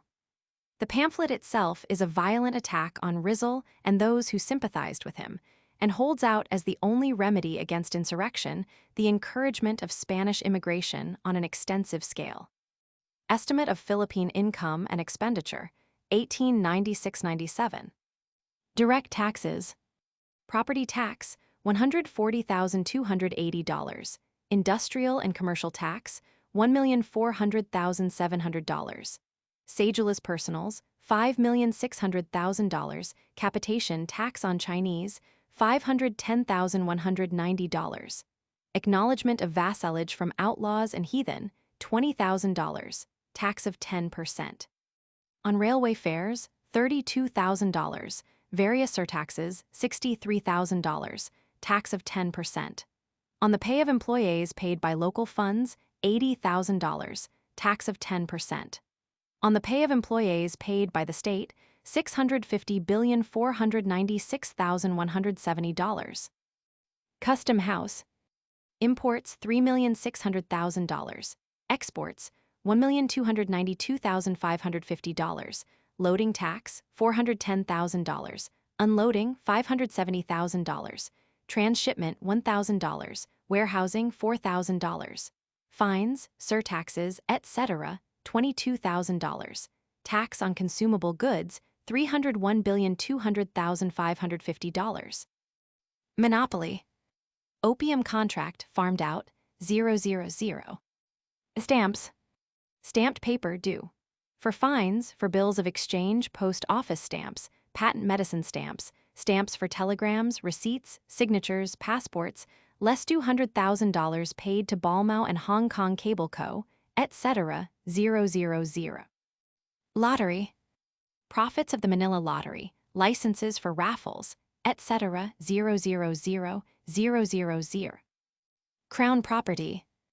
Rents of mining claims, $2,000. Royalties on forest produce, $170,000. Sale of crown lands, of buildings, and fines, 000. Miscellaneous. Unexpended balances, $50,000. Produce of convict labor, $4,000. Sale of buildings and stores of War Department and Navy, $3,800. Profits on coining money, $200,000. Sundry receipts, $40,500,300. Total $17,474,020. General charges. Ministry of the Colonies, Court of Audit, expenses of Fernando Po, civil, military, and naval pensions, interest on savings bank deposits, passages of government employees, $507,900. State. Diplomatic and consular expenses, 000. Grace and justice. Courts of justice, register of property, jails, the clergy, missionaries, public worship, passages of missionaries, college for missionaries 896277. Army. Pay and allowances, provisions, forage, clothing, warlike stores, invalids, orphans, extraordinary credit for the campaign in Mindanao, 624, 680, 042, 442. Treasury. Central administration, mint at Manila, provincial administration, pay and allowances of Corps of Carbineers, custom house guards. Cost of selling stamped paper, of collecting taxes, of working the lottery, 393, 184. Navy. Pay and allowances, victualling and clothing, material for the station, for the squadron, material for the arsenal 1,260, 652, 566, 528. Civil service. Colonial secretary, pay and allowances. Governor General, civil governors, political and military governors, council of administration, the Guardia Civil, post office, telegraph, health officers of ports, 198, 350. Education and public works. Technical schools, nautical do. Of drawing, painting, sculpture, and engraving, University, Normal School, Observatory of Manila, $20,000 per annum. Pay and allowances of engineers and assistants of public works, of the woods and forests, of mines, and of the model farms 198. Total 293879. NB expenditure on Army and Navy, $9,608,970, considerably more than half the total revenue. Value of land. Official valuation of land required for the construction of the Manila-Dagupan Railway. The expropriation commenced in 1888 and continued up to end of 1892, and the prices paid were far in excess of estimate. First section. Second section. Third section. Subsection 1, 2, 3, 4, 1, 2, 3, 4, 1, 2, 3, 4, 5, from kill. 0, 13, 829, 245, 860, 775, 590, 5 107, 3 116, 5 134, 6 149, 2 162, 9 179, 3 2. 13, 829, 245, 860, 775, 590, 5 107, 3 116, 5 134, 6 149, 2 162, 9 179, 3 192, 3 A. Water meadows or irrigated rice land 480, 240, 240. 240, 220, 200, 120, 188, 80, 100, 140, 180 rice lands, dry. First class 200, 192, 180, 160, 8, 120, 108, 40, 40, 40, 32, 48, 72, 80. ND class 168, 160, 160, 152, 72, 60, 24, 24, 24, 16, 28, 40, 44 cane fields. First class 272, 240, 260, 180, 60, 28, 20, 20, 16, 32, 40, 48.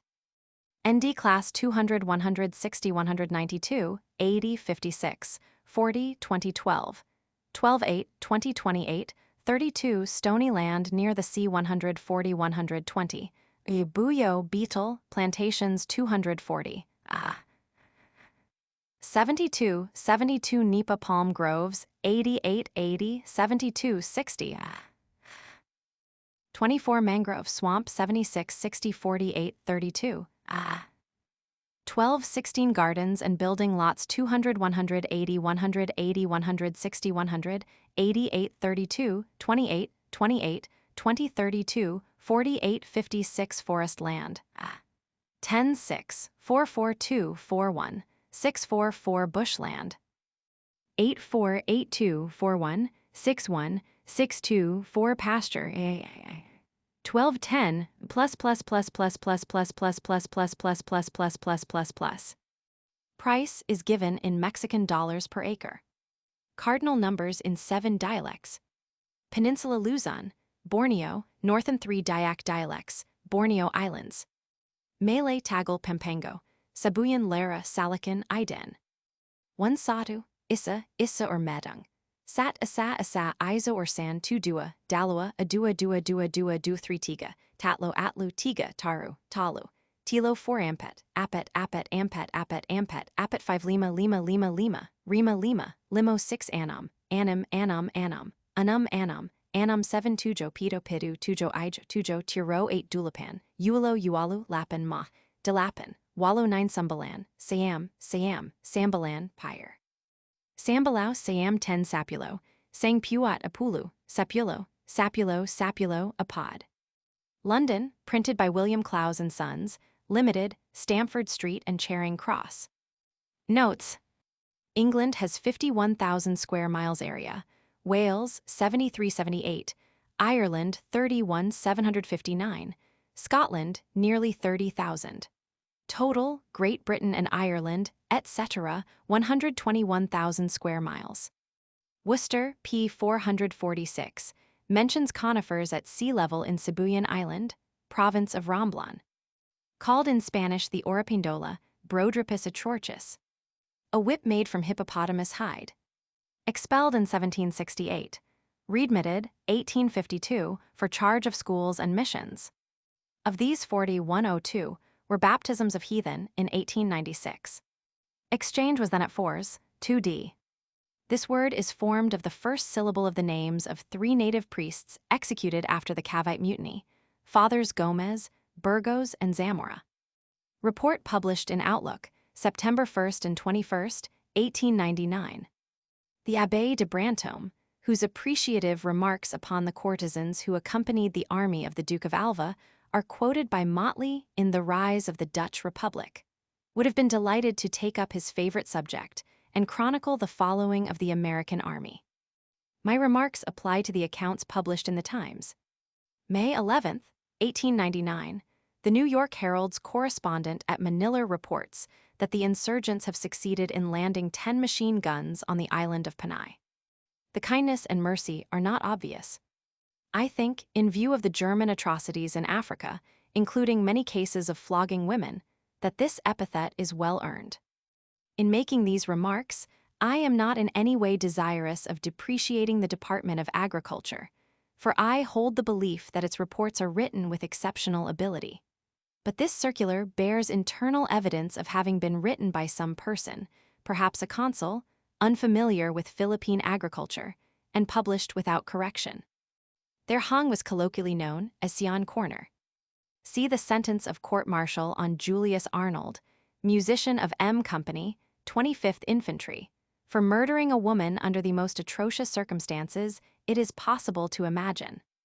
The Krakatoa explosion was heard all over the southern Philippines like the firing of heavy guns, although the distance in a straight line is over 1,500 miles.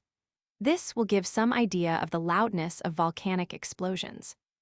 The territory occupied by each tribe is shown on the general map of Mindanao by the number on this list. Ajanjali Sesamun Indicum L. See Chapter Roman 19, for Go-Go. The Blatchang of the Malays. Pristiafority. Righty. Comentarios Reales, Garcilaso Inca de la Vega. Some ridiculous person has stated in a magazine article that they have no word in Tagal equivalent to thank you. This is not true, for the word salamat is the exact equivalent. The roller pinions in both Chinese and native mills are of hardwood. Crocodilus poracis. They sell about 25,000 bales per annum. The above was the Christian Vicia's population, and is exclusive of Negritos, Mundos, and other heathen savages and remontados. The area is taken from a Spanish official report. See In Court and Kampong, by Hugh Clifford. The territory of Sibugi is almost unexplored. The principal industry of Christians or Moros is washing the sands and alluvial soils for gold, which is found in abundance. Agriculture is progressing. The principal industry is washing the sands and mining for gold. From Jesuit records, the Christian population of Davao was 12,000 in 1896. This number included over 3,000 converted Moros. There were also some 2,000 Moros residing there. The Jesuits residing on the spot must know best. Nyato gives the total as 200,000. I have divided them as above. Value $1,600,000. The copra comes from Laguna, Teajas, Albay, Samar, Leyte, and Mindanao, and the bulk of it goes to Marseille, some to Liverpool, a little to Spain and Italy. The total receipts from this tax are 7,000,000. The local funds receive 20%. Say 1,400,000, remainder $5,600,000. See Table of Dues on Exports. See Table of this tax. In August 1900, the Straits Settlements government received offers for the opium and spirit farms in Singapore, Penang, and Malacca for 3 years from January 7, 1901, amounting to $385,000 per month. In 1880-680, 7. The revenue only amounted to $9,324,974. The Army estimates for 1888 were $3,918,760. The Navy $2,573,776. If to the revenue of 1896-97 we add the amount paid over to local funds, the total will be double the revenue raised 10 years before. End of the Project Gutenberg ebook of the Inhabitants of the Philippines by Frederic H. Sawyer.